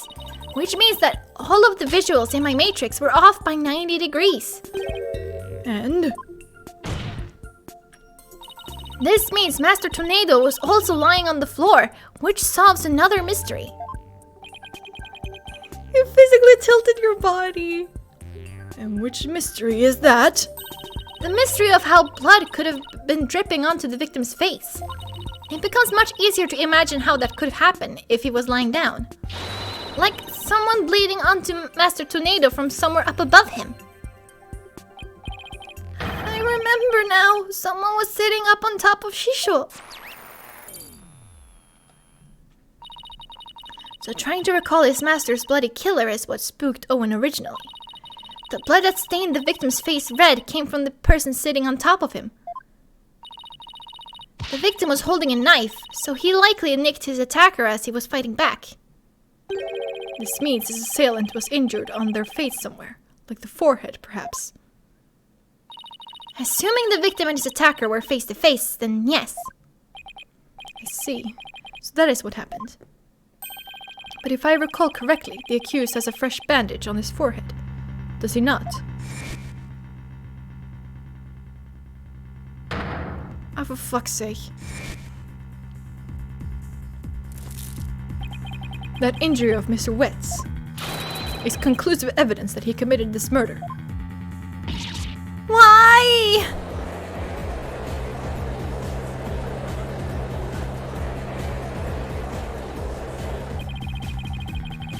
It seems you have dug yourself into a pit you cannot crawl out of. No! Even though I figured out the reason for Owen's out of control emotions, all I did was raise further suspicion against my own client. What do I do now? What's the matter? You aren't thinking of throwing in the towel, are you? But it looks so bad for Bucky. I mean, he had both motive and opportunity.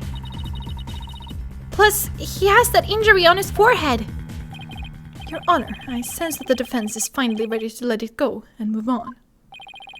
Well, Miss Sykes, I understand that you don't want to give up on your client, but I won't allow you to prolong this trial without a good reason. Well, that lawyer did her best, but all the signs point to the defendant's guilt. Maybe it's time she gave up. She tried everything she could. I really don't want to back down, but... Silence. Athena, are you having doubts about Bucky's innocence? I wouldn't say that, it's just... Do you remember what you said to Bucky earlier this morning? You mean you believe me, ma'am? Of course! No matter what, I'll believe in you to the very end.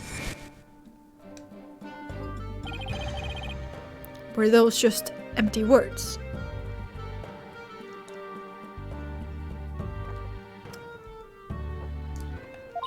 Oh, of course not. It's just that all the cards are stacked against us.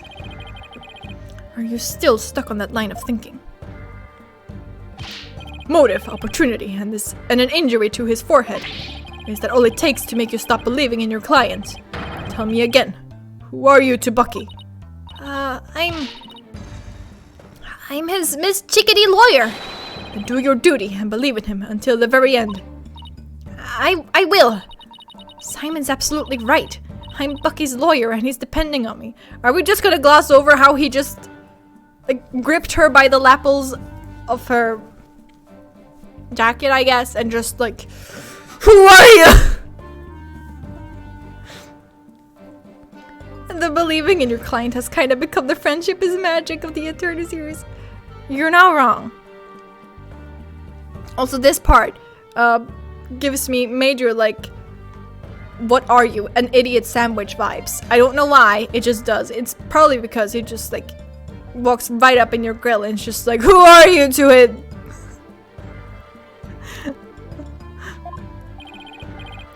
Defense team, please. No fighting in my courtroom. The defense is ready to resume, Your Honor. Prosecutor Blackwell was just giving me a pep talk, that's all. He would. You're not wrong there. Thank you, Prosecutor. I didn't do it for your sake. I did it for the future of Wet Soba. I just care about the fucking noodles. Honestly, what a mood. What a mood, am I right? Yeah, I get it. The defense would like to now continue with Owen's therapy session. Owen, would you be alright with that? Okay. So somebody was sitting on top of Shisho, bleeding from their head.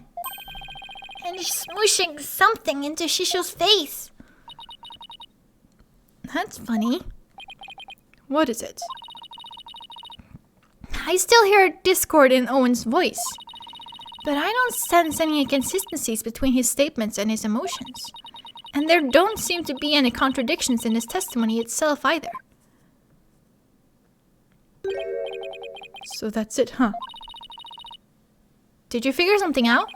Your ability to sense emotions is making you focus too much on his feelings, Athena. But there's actually something he's being very vague about in his testimony. If you can clarify what he is feeling uncertain about with some evidence, you should be able to move forward from there. Okay, that makes sense. I'll give it a try. I'll just update the mood matrix with the new information and then we'll be ready to go. So I just need to present some evidence on what Owen's being vague about, huh?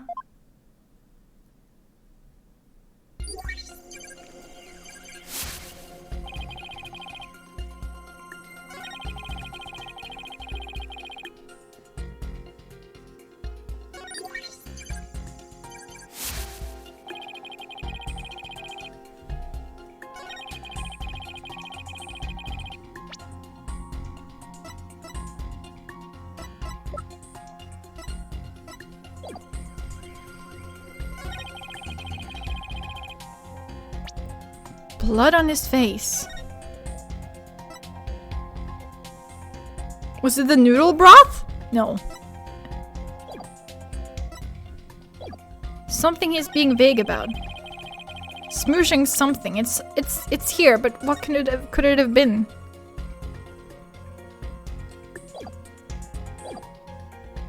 I can't probe.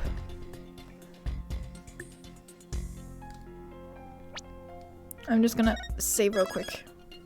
Yeah, it's the something. But what is the something?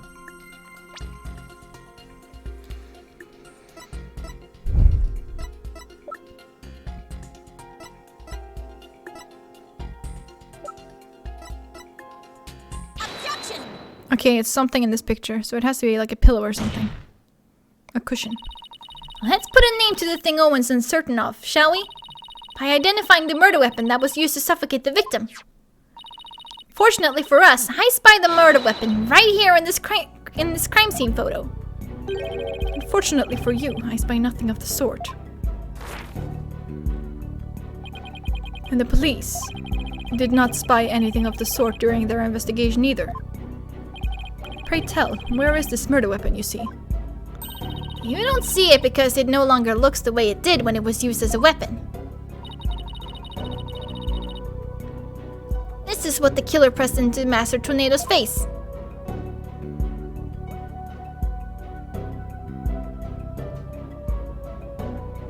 Huh?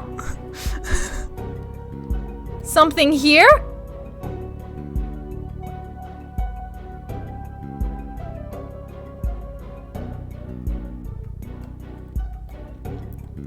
Is it the fucking bun?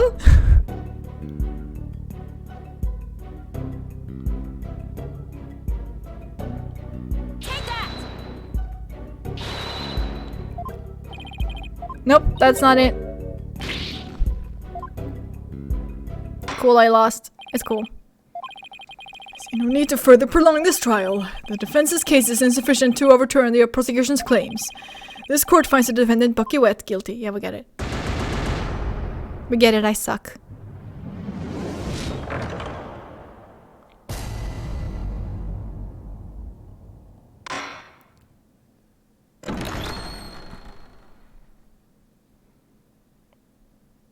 Try again from what point?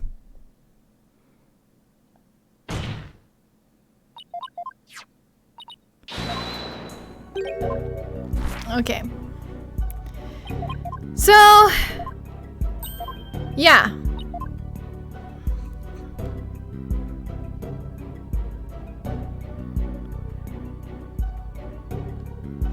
The flower? No, I only have this to choose from. How do you suffocate someone with noodles and then it doesn't like end up in his lungs?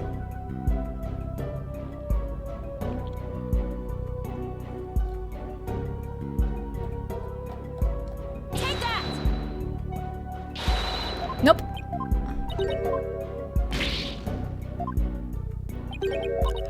Oh, if they're uncooked. You are so big brain. Oh my god.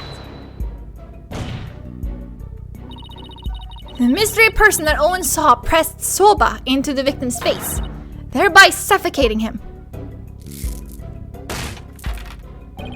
I grow weary of your tasteless jokes. How could anyone commit murder with soft, delicate soba? The noodles would instantly fall apart if they were pressed into someone's face. Yes, I agree. Well, I disagree. There is a way the soba could have been used to suffocate the victim. What? You will explain your theory at once, Miss Sykes. To kill Master Tornado, the culprit must have smothered him with uncut soba dough.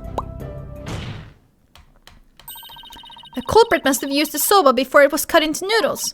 In other words, the murder weapon was raw soba dough.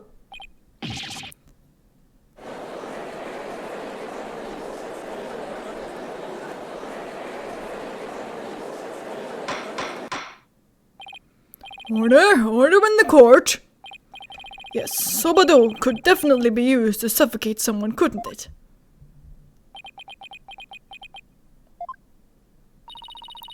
Are you alright, Prosecutor Sadmadi? I was just letting the soul of the victim know that the accused will finally face justice thanks to the foolish lawyer before me. Huh? What are you talking about? Allow me to summarize your statements. As the accused was killing the victim, he was slashed in the face by the victim's knife. The weapon he used to suffocate the victim with was the dough in the dressing room. He then disposed of the murder weapon by cutting the soba dough into noodles. You smarmy.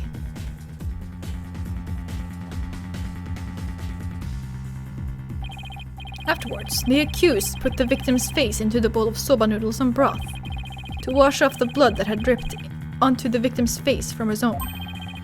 And there you have it, the true sequence of events behind this foul affair. No, wait, just a minute. I never once said that Mr. Wet was the culprit. Who but the accused knows how to cut dough into noodles, defense? It's a very good point, Prosecutor Sadmadi. I heard that cutting soba dough into uniform noodles requires considerable training. But then, what about the dying message? How do you explain that? The defendant wouldn't have known about Uendo's Owen personality. Perhaps the victim was simply playing with the cards and they hold no other meaning. Perhaps he spelled out Owen's name in jest some time before his murder. Oh my god! I was just like, oh no, it might have just been like an accident, like, bitch. That's true. From Owen's testimony, it's clear that Master Tornado cared for the boy. It appears we've arrived at a compelling conclusion. Taken together, all of these points paint a convincing picture of the defendant's guilt.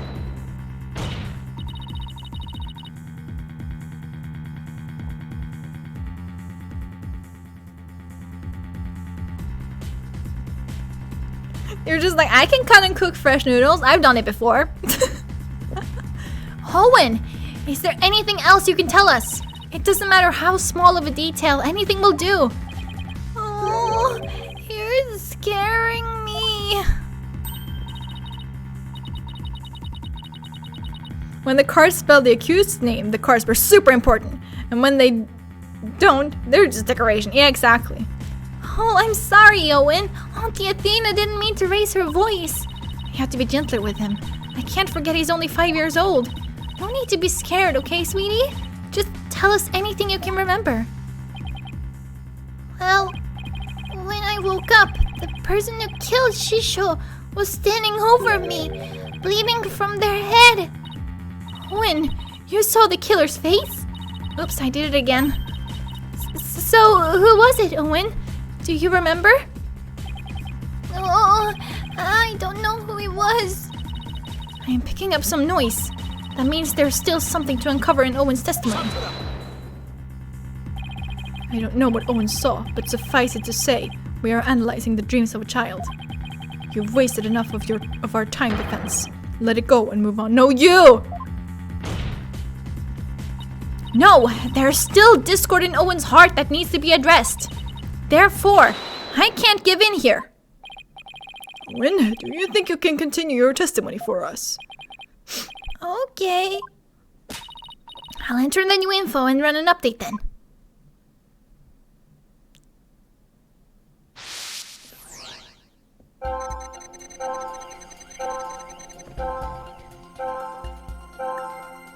Blood on his face and a knife in his hand. He was on the floor and somebody was smooshing dough into his face. I couldn't move at all. I was so scared I passed out. And when I woke up, the person who killed Shisho was standing over me, and you were happy. Got it! Why were you happy, little boy? Despite witnessing the culprit's terrible crime firsthand, Owen experienced a positive feeling, one of relief. The person the witness saw was no stranger, rather, it was the accused. Therefore, it is only natural that he felt some level of relief when he saw a familiar face. Defense, end this madness and sully your soul no more. Owen, who did you see? That nice smell. I love the smell of that perfume.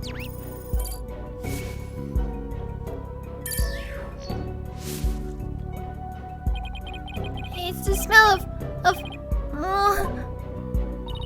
You can do it. Try to remember, Owen. oh, the smell of oh. Owen, no.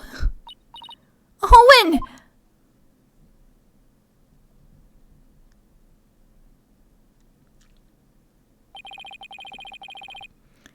It seems Owen is now resting in the infirmary.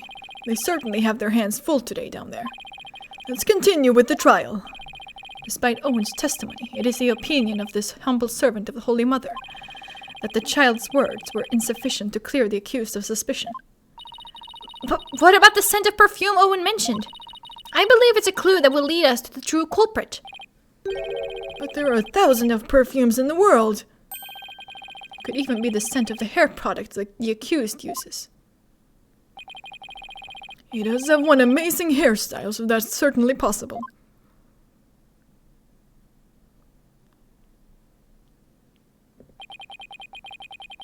The witness is a 5-year-old boy.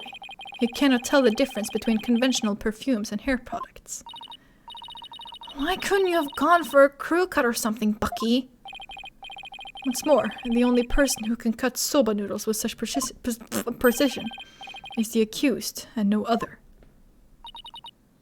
Oh man, how am I supposed to argue with that? And so, the person Owen saw at the scene of the crime can only be the accused, Bucky Wet.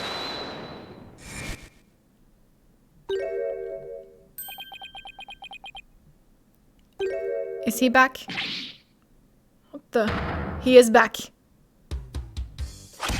Hey, hey, hey! I never use hair products or anything with the smell. If it were something like that, the smell would get into the soba. Boom, check it.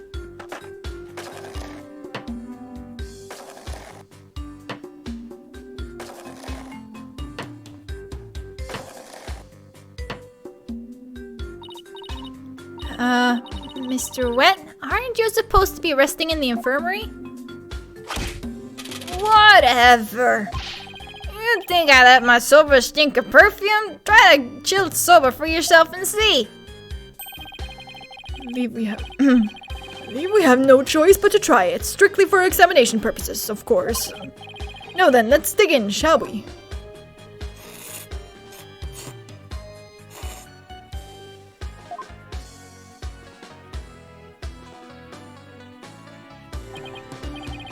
was delightful. Well, I am satisfied that there are no traces of hair products or perfumes in Mr. Wet Soba. Slurping ASMR. First sweet bean buns, and now savory soba. What a delectable trial this has been. This texture is different from the soba I had the other day. It reminds me of a dish we have in Kurain called Banupun. What'd you think, Miss Chickadee? That soba's pretty good, isn't it? It's delicious! Don't you think so, Simon? It still pales in comparison to his late father's cuisine. Simon, why you always gotta be so hard on me?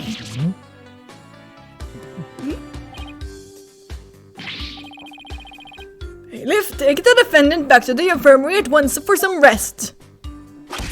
Rest? Hey, I ain't a lump of plain old udon dough, you know. I'm fresh like my soba. You don't let soba dough rest. It's about the 3 freshes of soba. Grind the seeds fresh, cut the dough fresh, and boil the noodles fresh. Here we go again.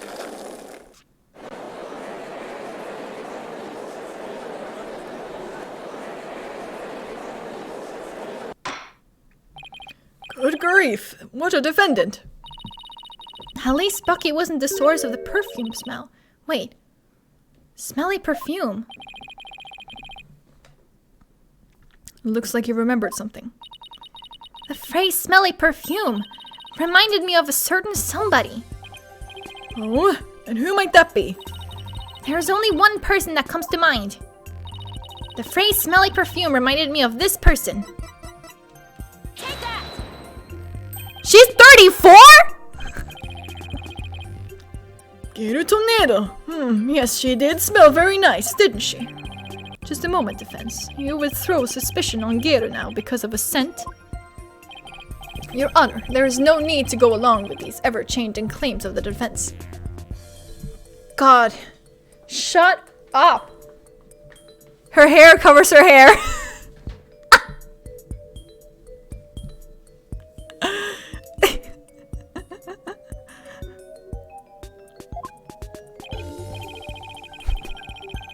I suppose their claims have been awfully inconsistent. But Gedo could have been at the crime scene. Yes, but... You will get to see those balloons of hers if we call her back to the witness stand. Athena, what the fuck? What the fuck? What the... Hello? I need a fucking drink. I need a fucking...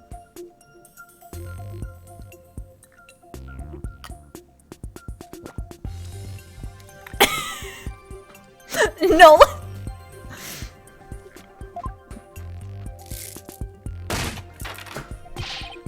How vulgar. His Honor is not interested in such things. Are you sure about that?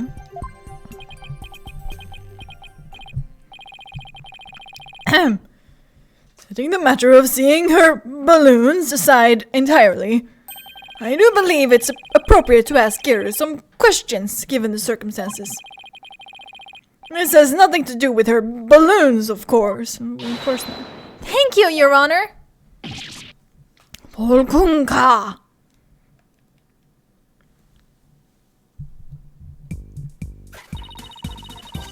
Thank you for calling this disciple of the Tornado School of Rakugo back for an encore. It's me, the balloon artist you all know and love, Gedo Tornado. 1, 2, balloon! It's true, this court does show that the judge likes balloons. You're not wrong.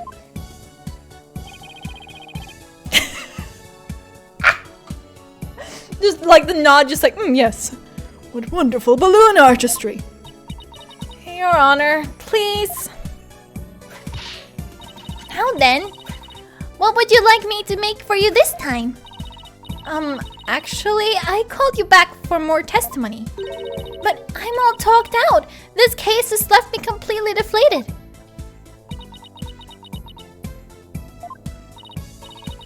What? You don't find that funny?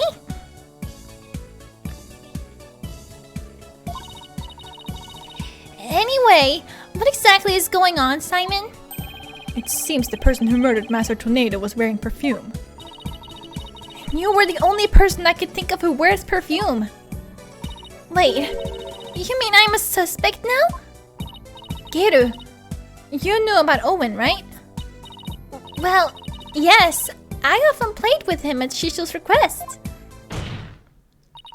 So that means you could have left that fake dying message, right? What? Just because I wear perfume and know Owen? You think I'm a murderer? Oh, how could you? The witness is absolutely right. With no evidence but the distorted memories of a small child. It is outrageous of the defense to accuse this woman. That's right. You don't even have any proof. You may step down from the stand, Geru. The defense does not have one scrap of evidence that connects you to the crime. Wait just 1 minute. I may not have proof, but Owen's testimony is still... Enough. Please feel free to leave, Geru. But I'm so close. There must be something I can do. I just want to see how long this part is. Not that long, apparently. Well, it depends.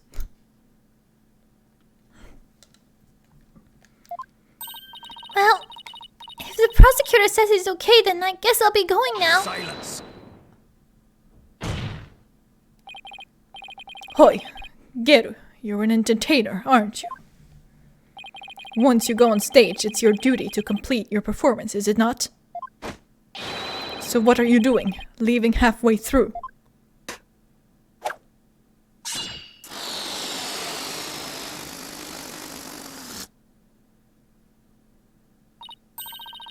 There's a bandage on Geru's forehead.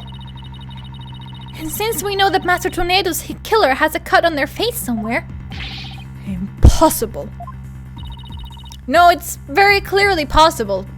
Because it happened. How did you know, Simon? I didn't, but I had to take a chance and see for myself. Otherwise, your theory would remain a groundless accusation. Your Honor, Prosecutor Sadmadi, the scent of perfume, an injury on the forehead, these things are completely consistent with Owen's testimony. In short, the mysterious individual Owen saw in the dressing room could have been Geru. Miss Sykes? Does this mean you are formally indicting this witness for the murder of Typhoon Tornado?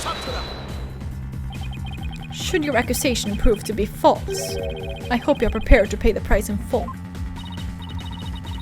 Simon, what price is he talking about? I thought that should be obvious. Prosecutor Sadmuck is saying he'll see to it you never stand in a court of law again. I must say though, he knows how to make a trial interesting. Just whose side are you on, Simon? Go on then, into the deep end with you.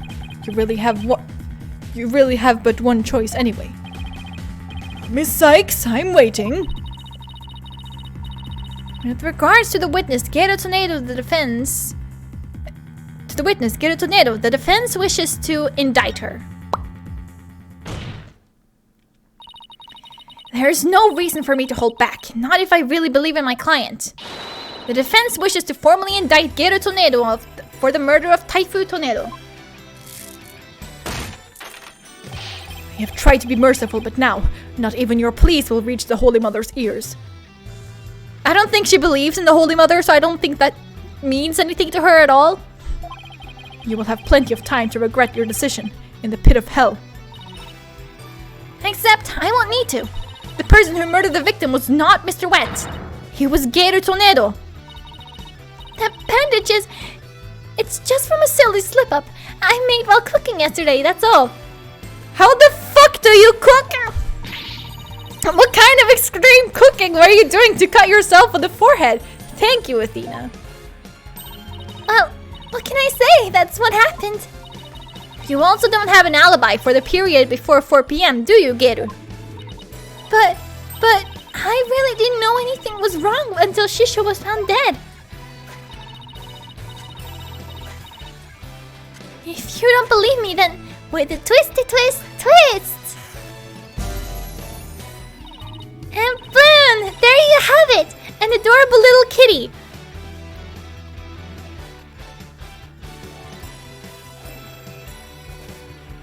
Adorable? How could you suspect a cutesy widow balloon artist like me, huh?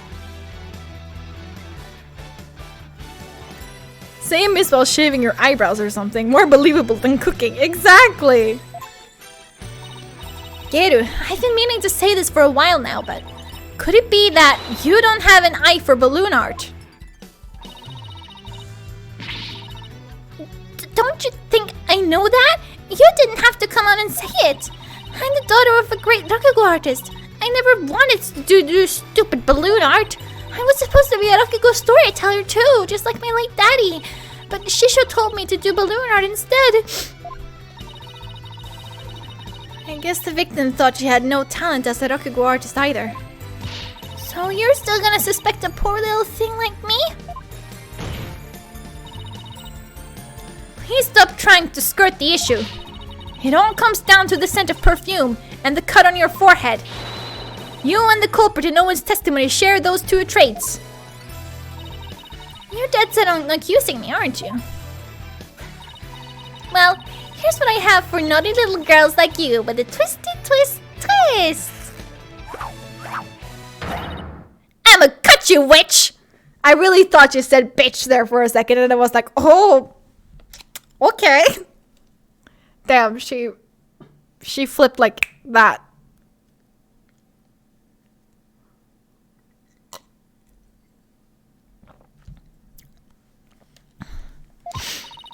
Go ahead, make me testify all you want. When the truth's revealed, it'll be your balloon of mine that goes pop. Got it? Oh my! Is this yet another hidden personality? Simon, is everybody in the tornado school like this? How should I know? Oh, she's angry now. She's angry. Yeah, I visited the dressing room during that time to make a courtesy call after my act. Shisho and Owen were in there, but they were both snoring up a storm. I saw the note Shisho left, so I just left. Didn't want to disturb him, you know? The perfume Owen smelled must have been left over from when I visited. So, Keru's saying she went into the dressing room but then left right away. Don't take her at her word. Come on, do you really think I would? I'm just trying to figure out how to get her to talk about what really happened. Now then, Miss Sykes, you may proceed with your cross-examination.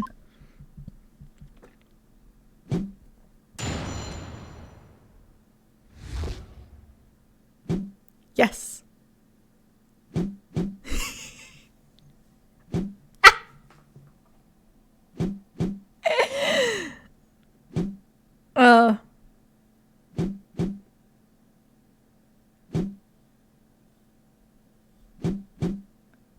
The sound, the balloon sound, it's amazing.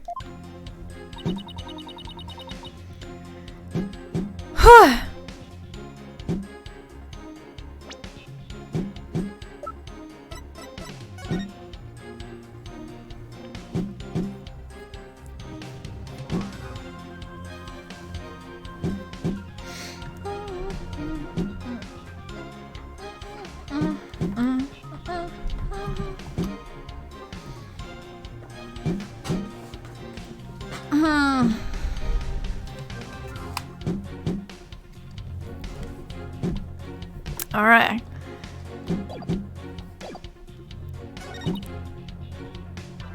They were both snoring up a storm.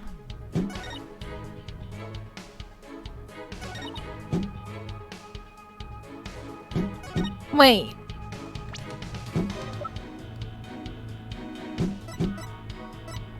But after her act was Uendo.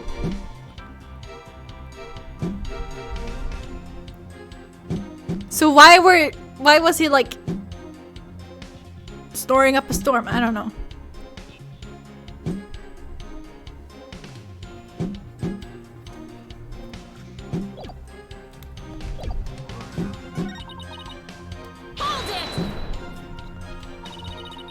Could you describe how they appeared? They were both stretched out on the floor, snoozing away. So, sitting the victim up and over the table must have been the culprit's doing. How can he sleep when it's his turn exactly? After all, who wouldn't stretch out on the floor if they could take a nap? Plus, that matches up with what Owen said in his testimony. But if he was asleep, how could you tell he was Owen? How did you know it wasn't Duendo? I've known the guy for ages. One look at his face and I know which one I'm dealing with. I see. I saw the note. I'm gonna just press everything. A courtesy call after your performance, huh? Come to think of it, Duendo mentioned making the same kind of visit. Yeah, a visit to your master before and after your routine. That's just common courtesy with us rakugo artists and entertainers.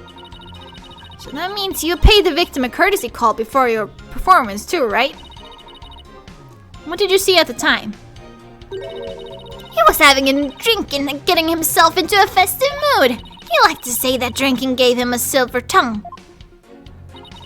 So he was already drinking by then. And I wasn't there in the dressing room yet at that time. He must have gone in there during my act, because when I went back... Okay.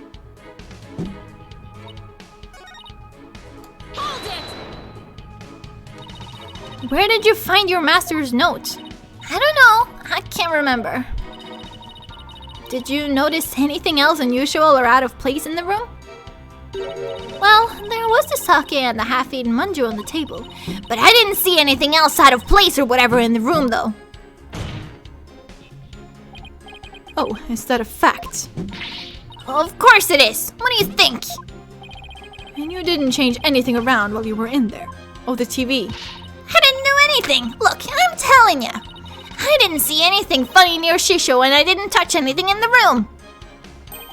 Your boldness. I requested that statement be added to Geru's testimony. The TV, yes! Simon! What's a statement like that going to do for us? Athena, you're dumb! Just play along and you'll see soon enough.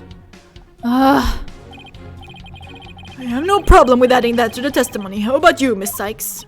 I have no problem with it either, Your Honor. What is Simon thinking?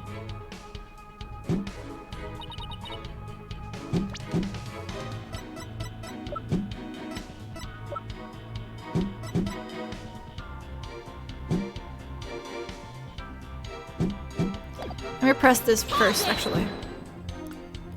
So I just want to confirm. You didn't see anything at all unusual or out of place anywhere around the victim. I already told you. Nothing. You didn't touch anything at all in the dressing room.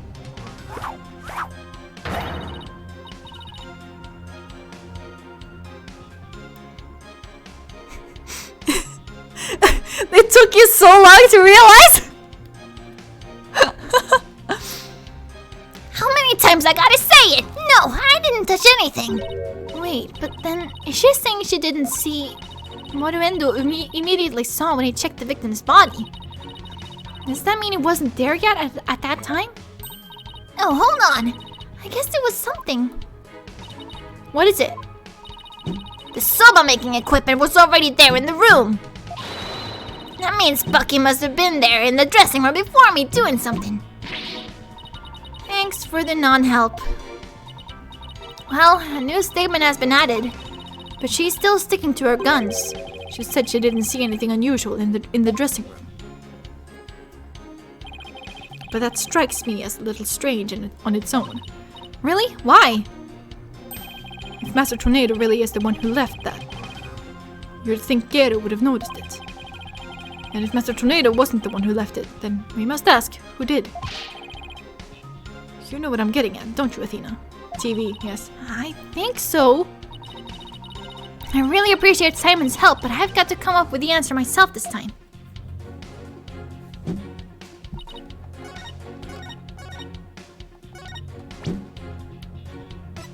Objection! Yes.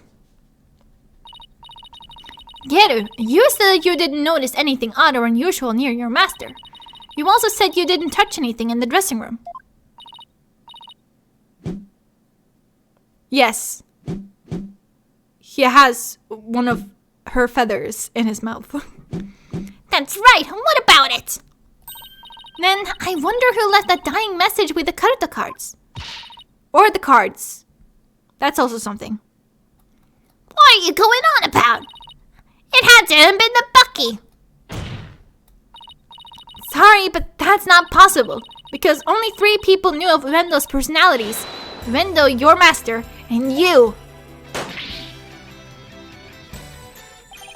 If Bucky had left that Karuta message, he wouldn't have spelled out Owen. He would have spelled out Uendo.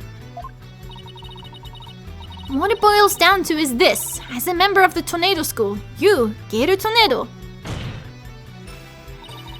are the only one who could have left that dying message. And as the person who left that message, it's clear that you are our Master Tornado's killer.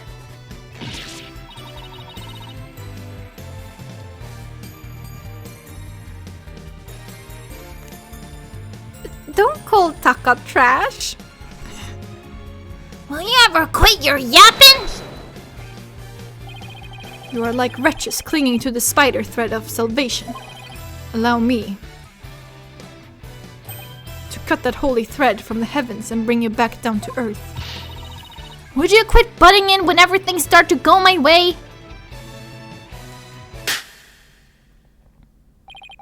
Silence, child. Playtime is over. What did you just say? How can he not realize that she is acting awfully suspicious right now? And he's just like, no. I pretend I do not see it. Like, am I wrong? Is that not what he's doing?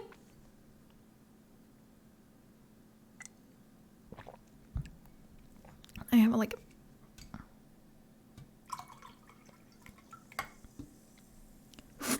There we go.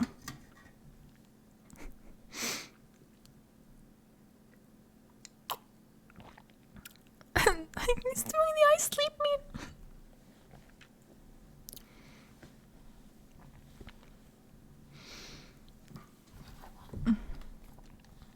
Whenever like the main suspect is Bucky, he's just like real shit, but whenever it's anyone else, he's just like I sleep. I sleep. What did you just say? As the witness stated, she went into the dressing room and soon came back out again. But the victim's note was not the only reason she left with such haste. There was another reason that compelled Geru to leave at once. Geru, would you please relate said reason to the court? There was a reason why Geru had to leave the dressing room. Well, I didn't want to show you this, but I guess I got no choice. Keep your eyes peeled, because here it comes!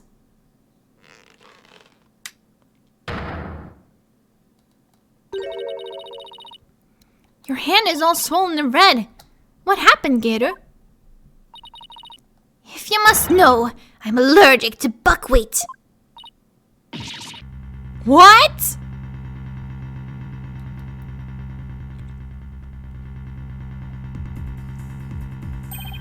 Allergic reactions to buckwheat can vary, though they're usually on the severe side. With Typhoon Tornado making soba noodles in his dressing room, Geru is lucky to still be alive considering all the soba flour that was swirling in the air. Considering how she literally held a fucking clump of soba dough to this man's face. Allegedly, I guess. Because we haven't actually been able to prove it yet.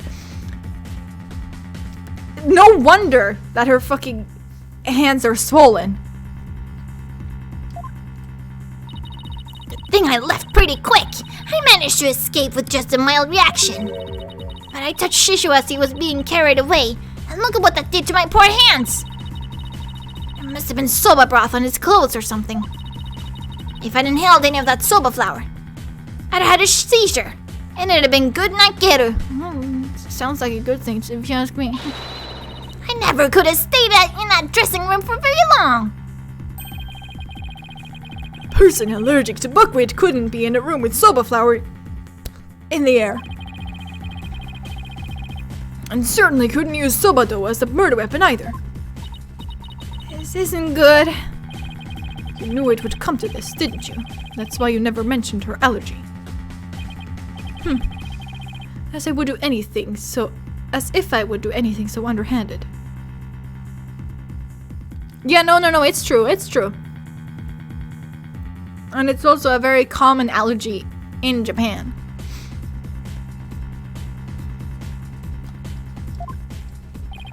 I was simply trying to protect the privacy of this witness. I'm sick of all these accusations. Why don't I just testify and get it all out in the open, yeah?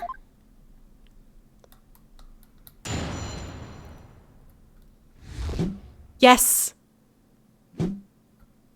Dum, dum. Yes. Amazing, I love it. If I come into the slightest contact with buckwheat, I get an allergic reaction. And with that much soba flour in the air, that room could have literally killed me. Look at my hand. Just touching Shisho's body caused this much damage.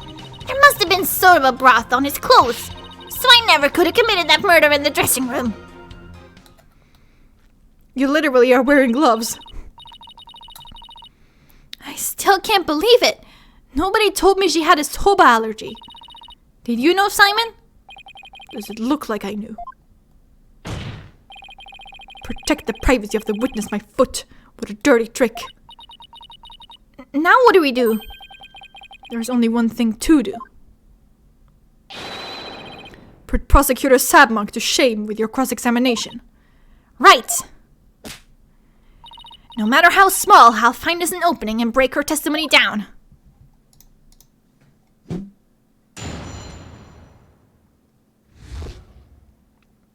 Yeah, it's this testimony, and then there's like the visualization, and then is what really happened.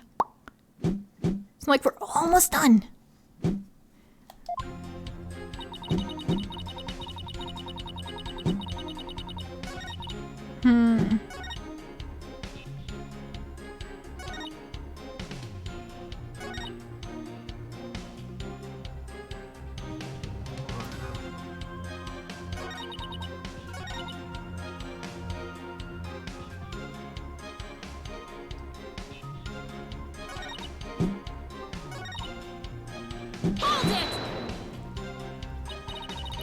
You're not lying about this soba allergy of yours, right?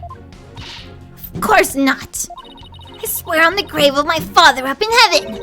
I can even get you a doctor's certificate if you want. She seems to be telling the truth. I've had this allergy for as long as I can remember, but I never dreamt in a million years that It'd clear me of murder.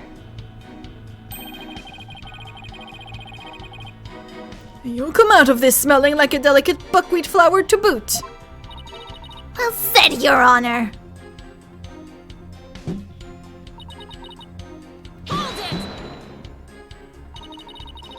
I'll give you that there was quite a bit of flour scattered about in that dressing room. But you went in to pay your respects to your master regardless, right? Yeah, but like I said, I came right back out. I mean, the soba making tools were right in there. We're right there. You better believe me, I was careful not to breathe any of it in. But you still could have committed this crime if you'd held your breath while doing it. Don't be ridiculous. I would have suffocated to death before Shisho died. Yeah, I guess you're right. Jeez, get a grip, will ya?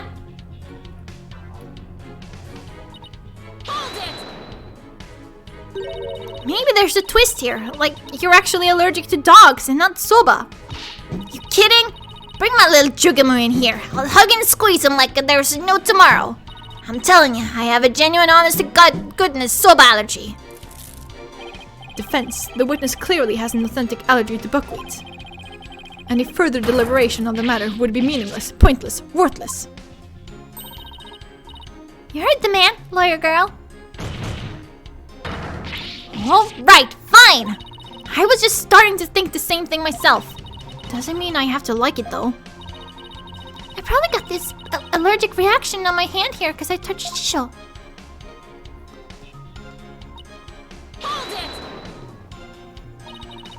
I have a question about that actually. If you're allergic to soba, does that mean you're allergic to the noodle broth too? Well, the buckwheat from the noodles can dissolve into the broth, so duh! Touching soba broth can be just as deadly for me. Don't you know anything? What an amateur. I I'm sorry. Do I look like a doctor to you? Look, anything that has soba in it or anything that has touched soba is like poison to me. So I never could have committed that murder in the dressing room. Sure. So, I just want to cover all of my bases, but could the murder have possibly occurred somewhere other than the dressing room? That is out of the question.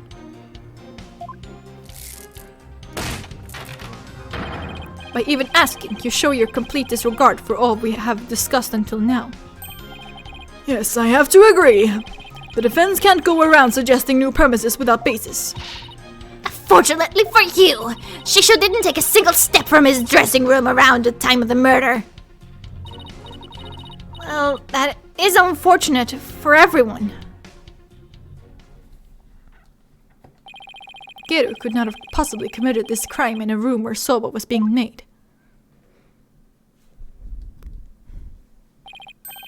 Finally, the time has come for the last rites of the victim to begin.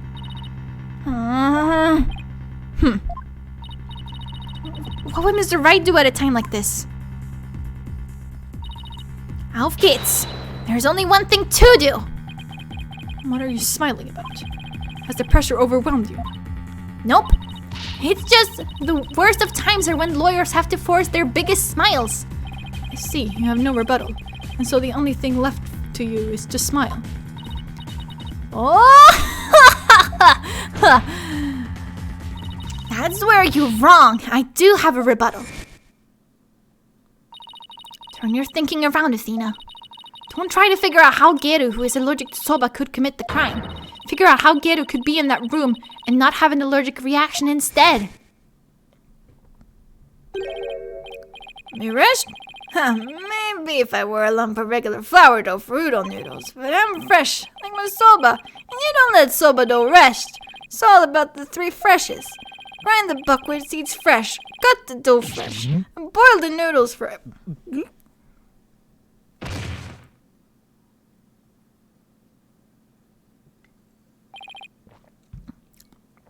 He's blacked out. Yeah, we've been through this like 50 times already.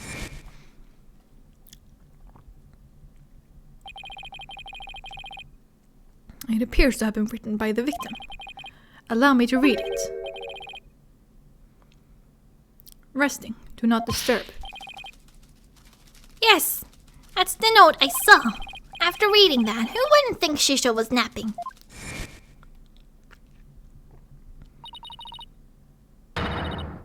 Allergic to buckwheat.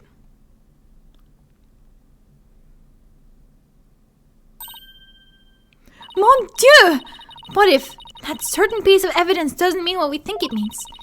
If that's the case, I might be able to prove that Geru could have committed this crime. No matter how hard you search your mind, you cannot overturn facts. Try me, bitch! God! Well, Miss Sykes, if you have no further objections, I'll hand down my ruling. True, I can't overturn facts. But what if we got our facts about a piece of evidence wrong?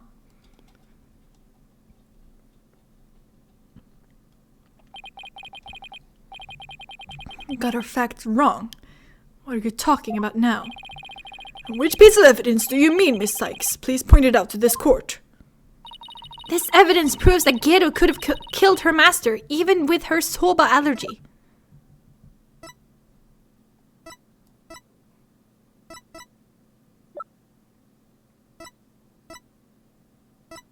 No.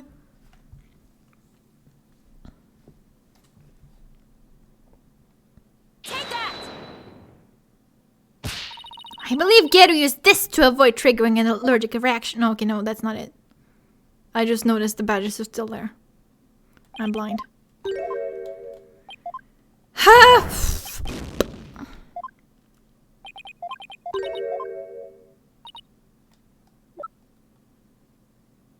Oh! You're right! It's Master Tornado's note! The note? Preposterous. What possible connection could there be between the witness's allergy and that note? The answer lies in the true meaning of this note. its true meaning. This note does not mean I am resting, do not disturb as we had assumed. But rather, it actually means this dough is resting, do not disturb it. Wait a minute, Athena. That doesn't make any sense. You're right, it doesn't. After all, as Bucky told us many a time, you don't let soba dough rest. What's all this jibber jabber got to do with anything? This is it. The home stretch. This note and Mr. Wet's words have led me to the conclusion that Mr. Tornado was making udon noodles. The victim, Typhoon Tornado, was not making buckwheat noodles. He was making ordinary udon noodles instead. Rukunka! That layer of flour in the dressing room wasn't soba flour, but plain old wheat flour for udon. So actually, it was totally possible for Gator to be in that room and kill her master.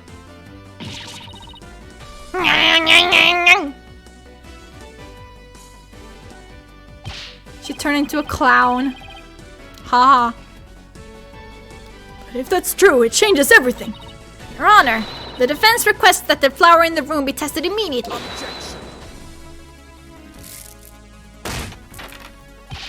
But soba noodles were found in the bowl, and Geru did have a reaction on her hand. How do you explain those things? Well... Even were it udon flour instead of soba, you still cannot prove Geru committed the crime. But... Don't lose your nerve now. Keep charging forward, or you'll feel my blade at your back. Enough with the threats already, I got it! Talk about pressure. Alright, Athena, take a deep breath and go over everything again. Here we go! I'm going to revisualize the case from start to finish. I can do this. I have to find conclusive evidence that Geru committed this murder. What was Master Tornado making in his dressing room? Ramen. Udon.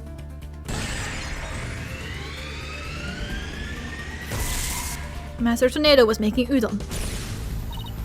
By my logic, Master Tornado must have been making udon noodles in his dressing room, but something at the crime scene indicates otherwise. What was found in the bowl of the table? Soba. He was making some tasty burgers! There was soba in the bowl. Even though the master wasn't making soba, soba noodles were found at the scene, so that means the noodles had to have come from somewhere. Wait a minute, one mysterious serving of soba noodles. That sounds familiar. Where did the soba in the bowl on the table come from? A catering service?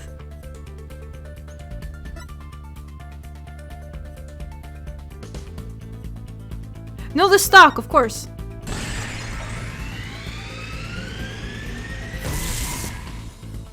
Yeah, I also thought it was Bucky. The soba noodles found at the scene were from the master's stock of uncooked noodles. But then, why would the culprit go out of her way to cook that soba and put it in the bowl? Why did the culprit cook the soba noodles and put them in the bowl? She likes soba! To hide the udon dough.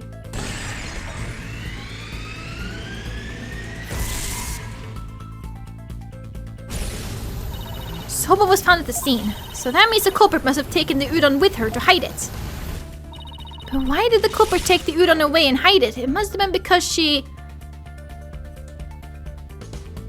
has a grudge against udon! Killed him with the udon dough.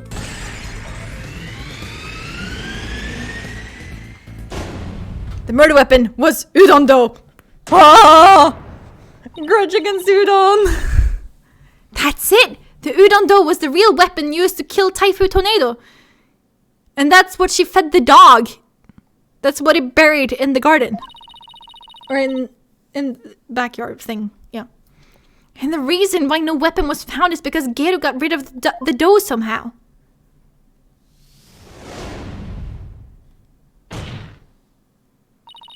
The real murder weapon was the udon dough the victim made. If we can find this dough, that'll prove my theory correct. And undeniably prove Geru's guilt. Even if we could find this dough, what makes you think that it would prove she is the one? Please recall Owen's eyewitness testimony, Prosecutor Sadmati. If the injury on Geru's forehead was caused by the victim's knife, then Geru's blood must have dripped down onto the dough used as the murder weapon. That would make the dough pretty conclusive evidence, wouldn't you agree? But where is this conclusive evidence? Conclusive evidence! Let us hear your theory on where this murder weapon is. Well, it's... If I can't find the answer in the evidence I have on hand, we'll lose this trial. So how did Geru get rid of the udon dough? Think, Athena. What do I have that points to suspicious behavior on Geru's part? Now then, Miss Sykes, let's hear your answer. Where is the real murder weapon hidden? Nice sparking you did there. I assume you have to bite to back it up. Ha ha ha ha! You were so fucking funny, Simon. Stop distracting me, especially not right now. This piece of evidence can point us to the location of the hidden murder weapon. Take that! Nope, not that apparently.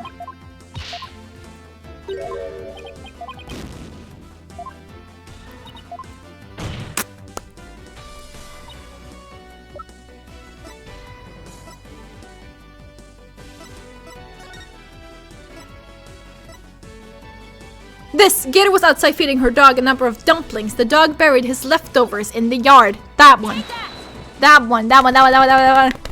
Geru! Huh? What is it? Oh shit, sorry. I forgot about that. I am so sorry. Basically, I just showed Simon's statement. Where he says, before Bucky came to the theater, Geru was outside feeding her dog a number of dumplings. The dog buried his leftovers in the yard. Thank you for letting me know about that. I totally forgot. I'm just an innocent girl. I don't know anything about a murder. Stuff that cute act in your balloon hat. Huh. Geru got rid of the dough she used to kill Master Tornado in a bold and daring way. She did it right in front of Prosecutor Blackwell's nose by feeding it to her dog. No!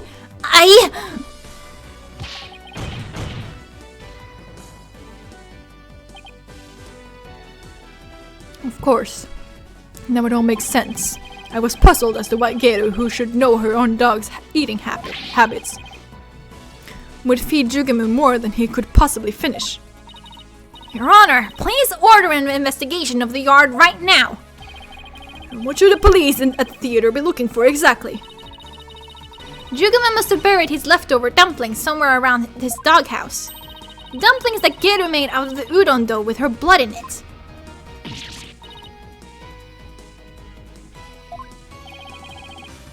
This is preposterous. I want to thank you, Simon. If you hadn't kept me going, I might have given up along the way. What are you blathering on about? You still have work to do. Now, by your hand, finish this wretched case off, Athena.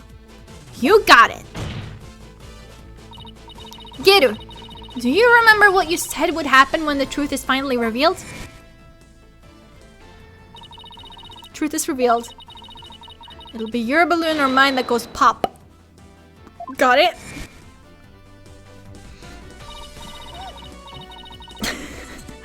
Well, now the truth is out, and it looks to me like it's your balloon that goes pop.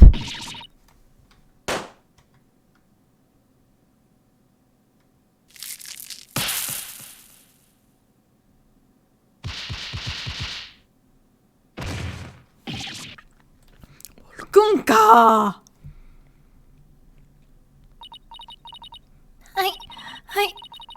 I'm a rakugo artist. I was the one who was supposed to inherit that name. But then Shisho...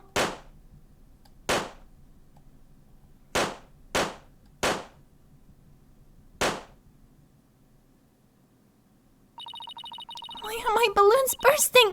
Daddy, are you mad at me? I have been a bad girl. I...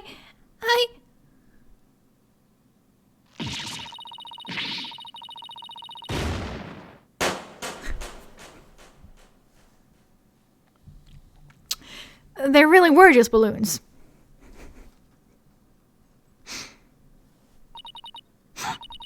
Oh.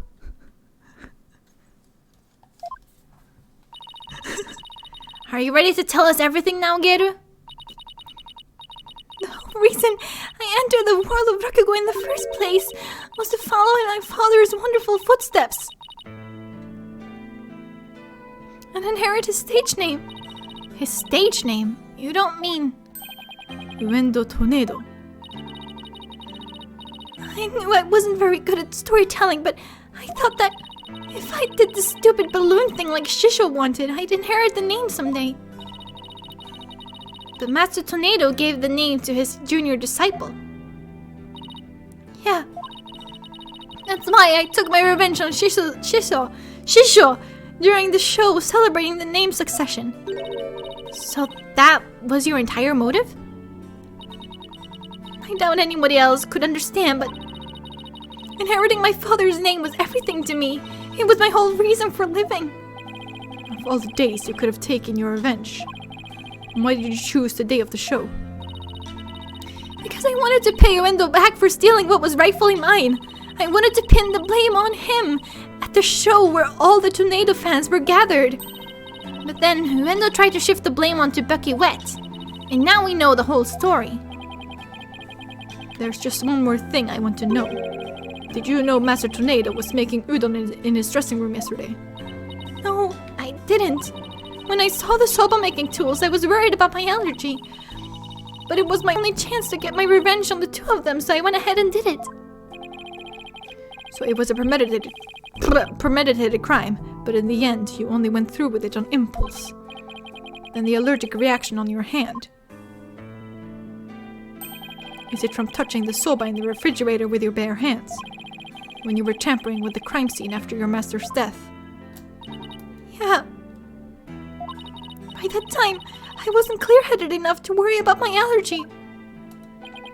Geru, how could you do all this, you idiot? Keru, I get your desire to inherit your father's name. But what you really should have inherited from him wasn't his name, but his heart. His heart?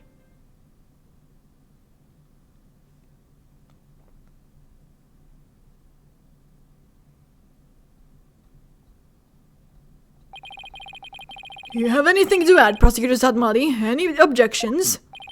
No, Your Honor. Miss Athena Sykes. Yes? That's the first time he's used my name. I shall. Be sure to remember your name. Really?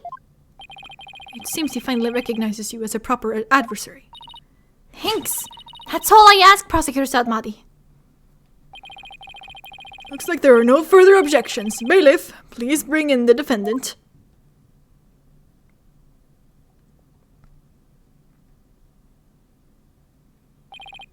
Ah, good. It seems you have made a full recovery. Now then, this court finds the defendant Bucky Wet. Not guilty, let's go! Woo!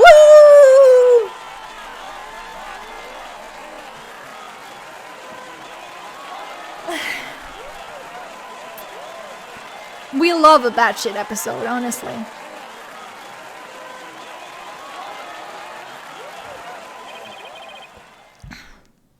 This court is adjourned.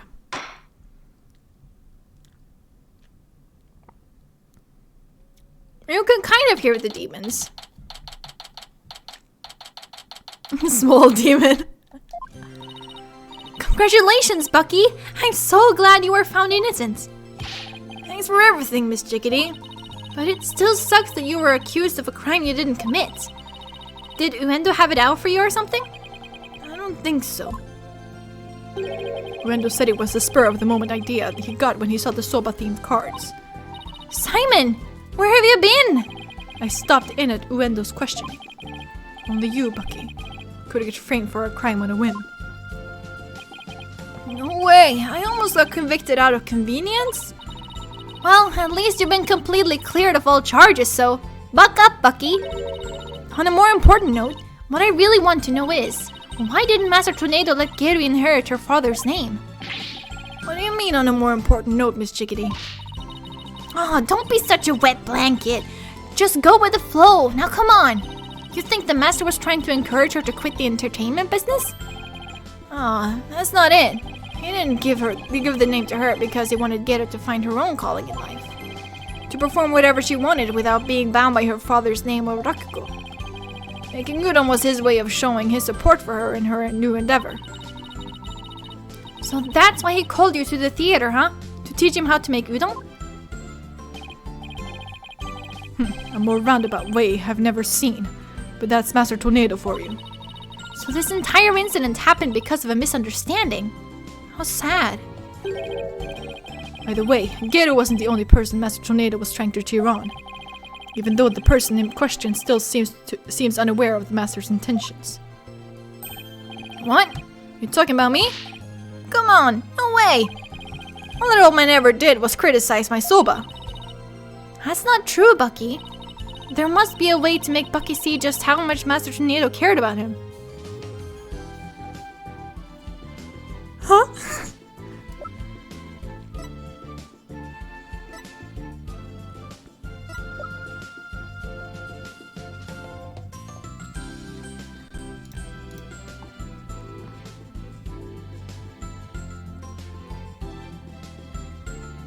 The wet soba. Okay, it is.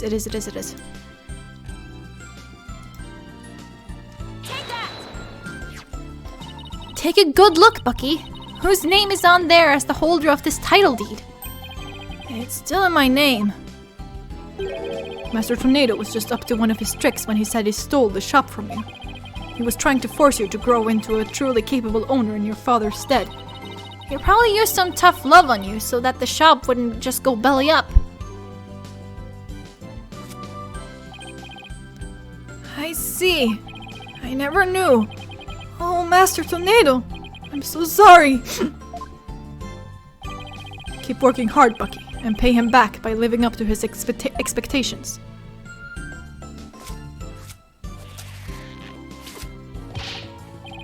Thanks, Saimi. And you too, Miss Chickadee. One day, my soba's gonna be so good, it'll knock that old man's socks clean off.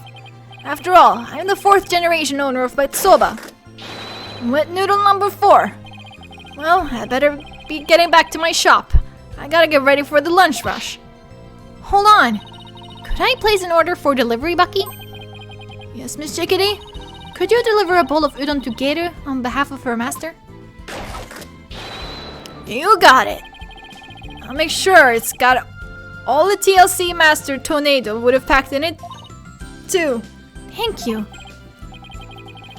Well, see you. Be sure to drop by the shop sometime. I will, and I'll bring the whole agency with me. Do us all proud, Bucky. I'll have the best soba in town waiting for you when you come. Peace out. It's nice to see somebody giving it their all, isn't it? I wonder if I leveled up any thanks to this case. Don't kid yourself. The trial would have been a spectacle and a half had I not been by your side. You don't know that!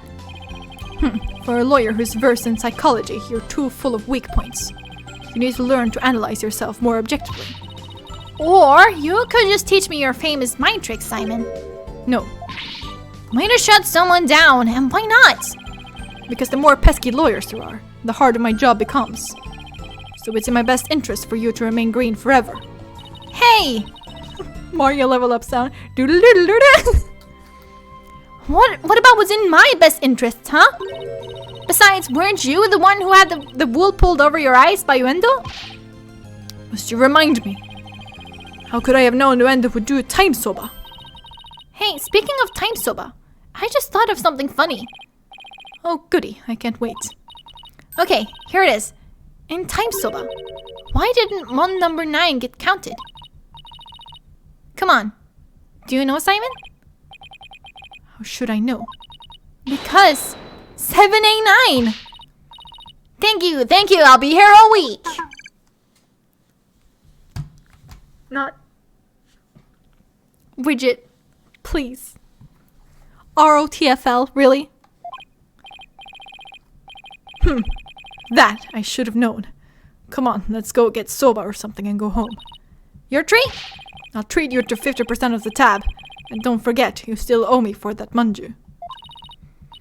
Really, Simon? It wouldn't hurt for you to pay for me every once in a while, you know? Quit squawking and start walking, Athena. Hey, wait for me! I may still have a ways to go as a lawyer. But just like Mr. Wright, Apollo, and Simon before me, I'm going to get there someday. After all, I've inherited their passion for our courts and the law. Je peux le faire! I can do this!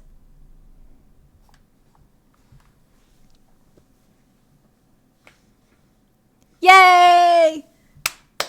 5 hours, it's a meh.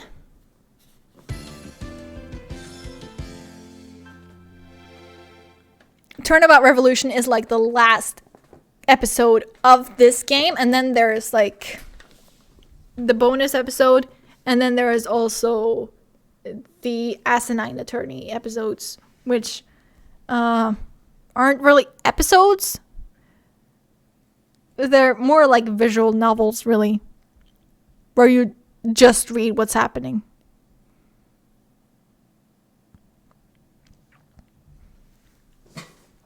You think I would lie to you? I would never.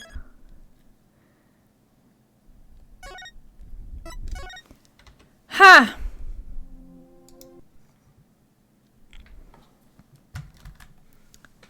But yeah. There is a reason why I love that episode so much. It's just completely batshit.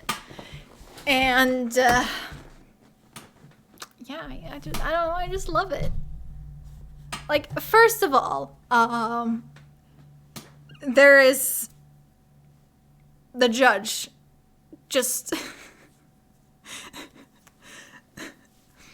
there is the judge who is just like completely like lusting over Gator's balloons.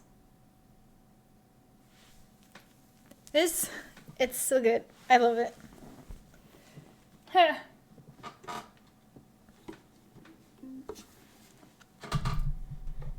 Also, I figured that the microphone sound was like not that good. Let's see, need this for today.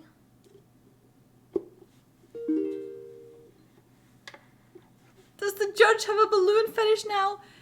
I mean, I wouldn't be surprised. What?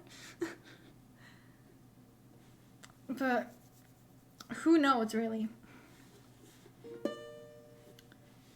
Okay, so today I am gonna do a song I've done before on YouTube. I believe I removed the video, or at least I made it private, because it's just so old and I'm just so awkward in it. But it's a song called Legendary by the Somersets. Okay. Let's go.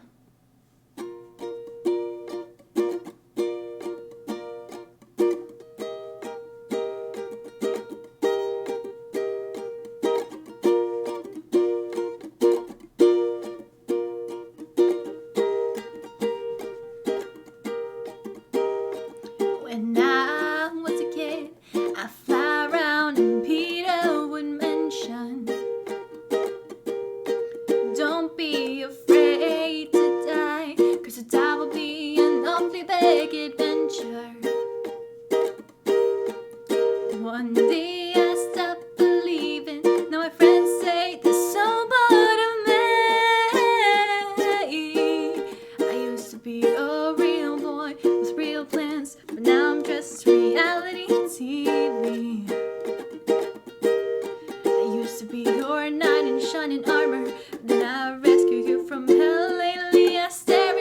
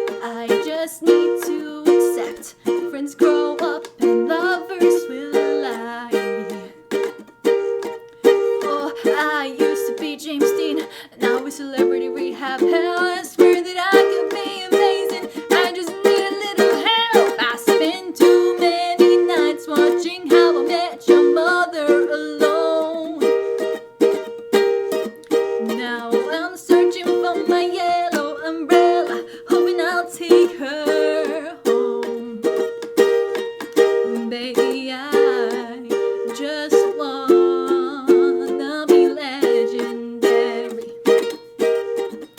Yeah, we all just wanna be legendary. Oh, na na na na na na na na na na na na na. Na na na na na na na na na na na na na na na na na na na na. I used to be your knight in shining armor, then I rescue you from hell. Lately I stare into the mirror and I say to myself, I was your knight in shining armor, then I rescue you from hell. I swear that I could be amazing.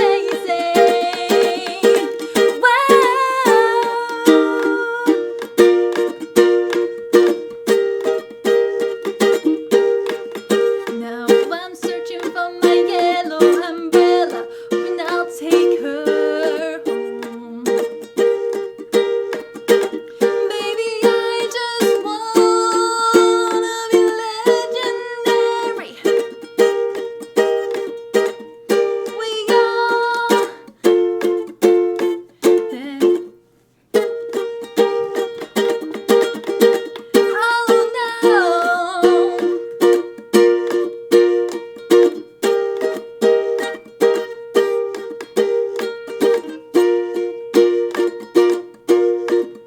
one day I stop believing. Don't be afraid.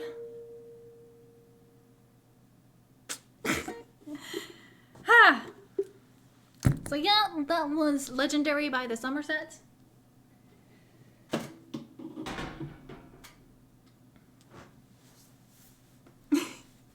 You're so sweet. But yeah, that was a lot of fun. I had a lot of fun with this stream.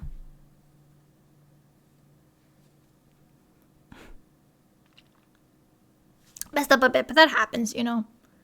Also, I have been drinking today. Not that I'm like overly drunk or anything. I'm not like Bucky, you know.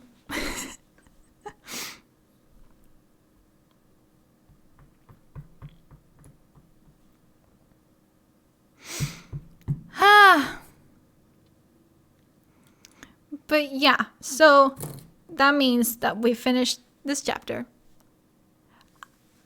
Oh, I've played the ukulele for how long? God, when did I first get it? I can never remember. I should have like a... Bucky is a whole other level of junk. Well, let me check my old Facebook account because I like posted a picture when I got my first ukulele.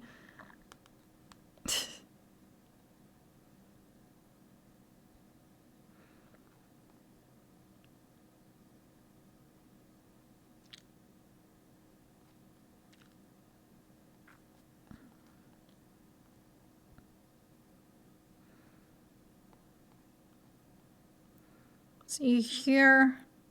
So since 2013, I would guess. So it's been like 8 years.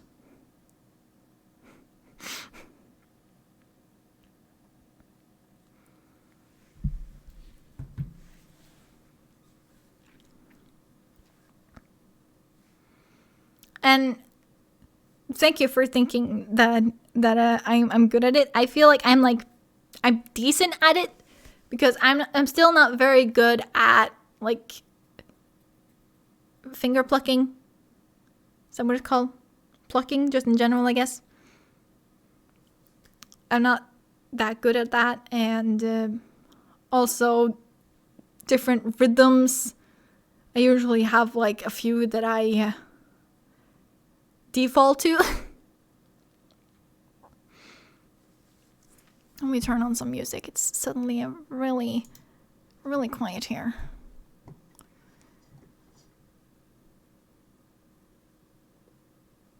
Yeah, it's plucking. Finger plucking. Yeah, I have the perfect thing. I have the perfect thing to play here.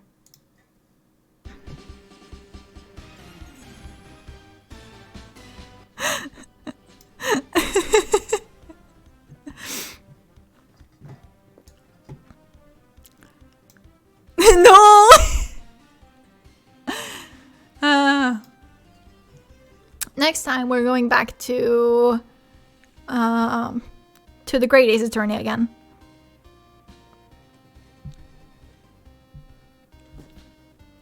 So I'm excited to see what's gonna happen there. But also, I think I should finish To the Moon soon, so maybe I should do that this weekend.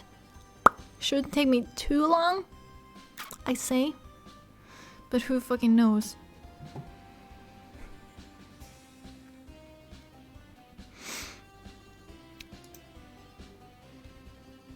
So, see what other crazy court case Strongheart has for us. Oh yeah.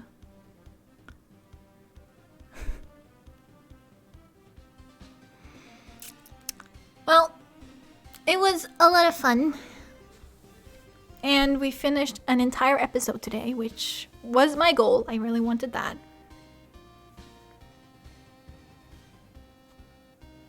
Still can't believe that we fucking sent out a carrier hawk to get us manju buns. To get a witness fucking drunk. Get a witness so drunk they fucking passed out. My manju buns! Manju buns! Nande ga det? Fetch me my drunken buns, pet hawk!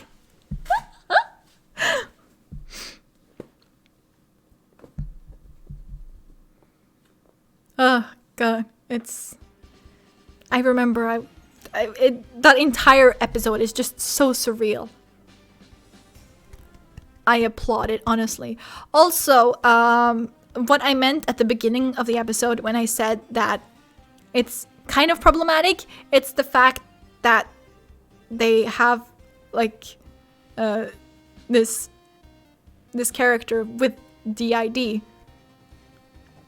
And obviously they could have gone so much worse with it.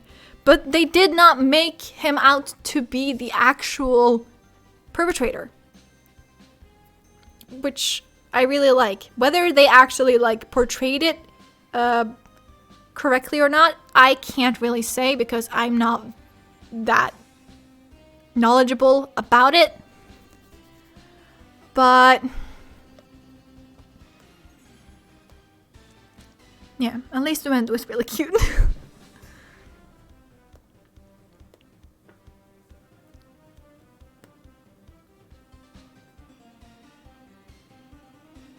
Yes, that too.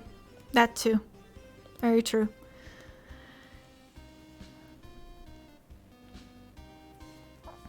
I'm glad you were here for it, and they all just kind of rolled with it after the first shock. I mean, the only person that was just kind of like, what the fuck is this, is Sadmadi. Which, I want to say I kind of get, but also like... Bitch, if you don't fucking shut the fuck up about the Holy Mother for like 2 seconds, I will punch you in the nose. I don't fucking know. But he keeps bringing it up as if it like has any like substantial value in this court. It doesn't. Holy Mother this, Holy Mother that, Holy Mother of God. God. Ugh.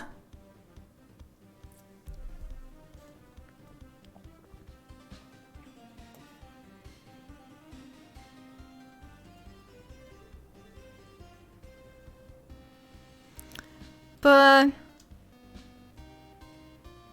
yeah, I don't know when. Not like that, anyways. Oh. You're not wrong.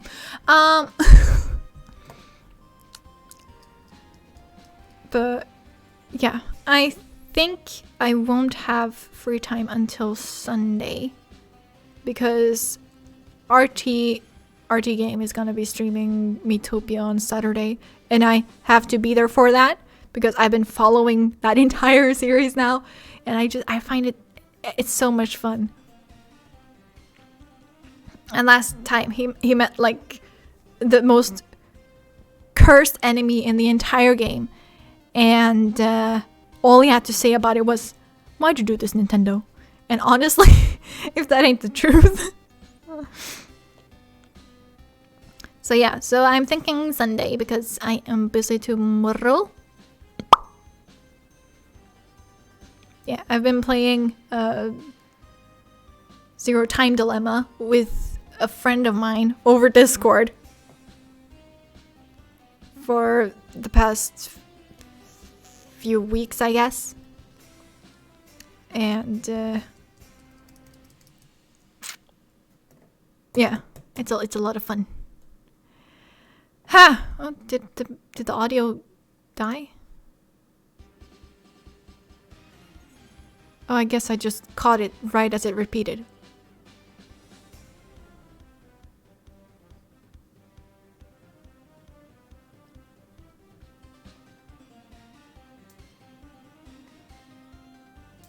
Link what?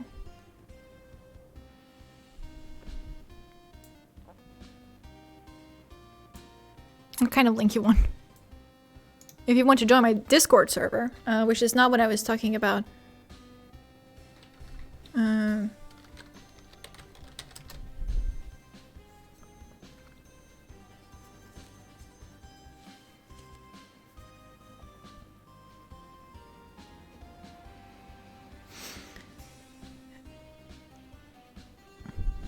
Who knows? But yeah. God, I just feel like I don't know what to talk about.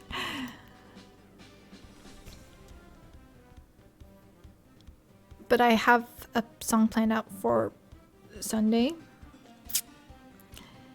So I am finally going to like get into more of my requests now this weekend because I haven't really had the time for that. So I had to just like go with songs that I already know / half know, I guess. But yeah, that's it for today. It's been a lot of fun. And I hope to see you again on Sunday when I'm gonna be playing the rest of To the Moon. You can watch, I believe there should be either a VOD here on my channel or on my YouTube channel. Fleur, you can link that. I don't have direct access to that right now. So if you just like want to like know the story up until now, just know that I cried like 5 minutes into the game. That's all you really need to know. I'm big baby. No, but it's just a game that hits me a lot. Thank you so much. And yeah, hope to see you for that, because I'm looking forward to finishing it because I have something planned. Ooh. Though to be fair, I'm probably just gonna be like, I'm gonna be crying. So what else? I was thinking about something, but do I remember what I was thinking about? No. I forget what I think about as I think about it. Ooh, secret plans. Ooh. Well, kind of. No. Yes, do bring plenty of napkins. That is very much necessary.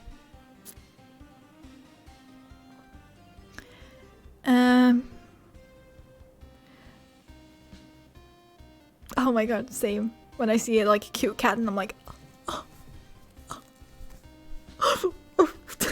I'm like crying over cats. God.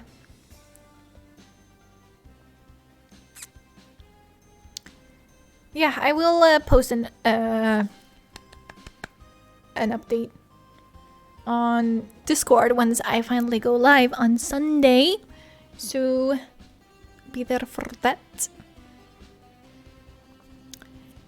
And yeah, I'm excited to finish To the Moon because then I can finally eventually get on to like the other games in the same series, kind of, I guess. Oh, that's so cute. Anyways, yeah, that's it for tonight. I also probably actually shouldn't have, like,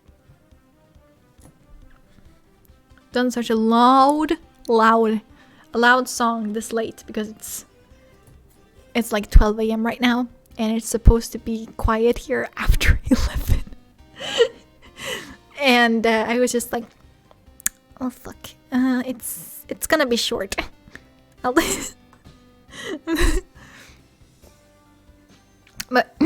I'm just rambling. So with that, I'm just gonna go now, and I have to see you on Sunday. And have a good day or night or whatever it is, wherever in the world you are. And bye bye.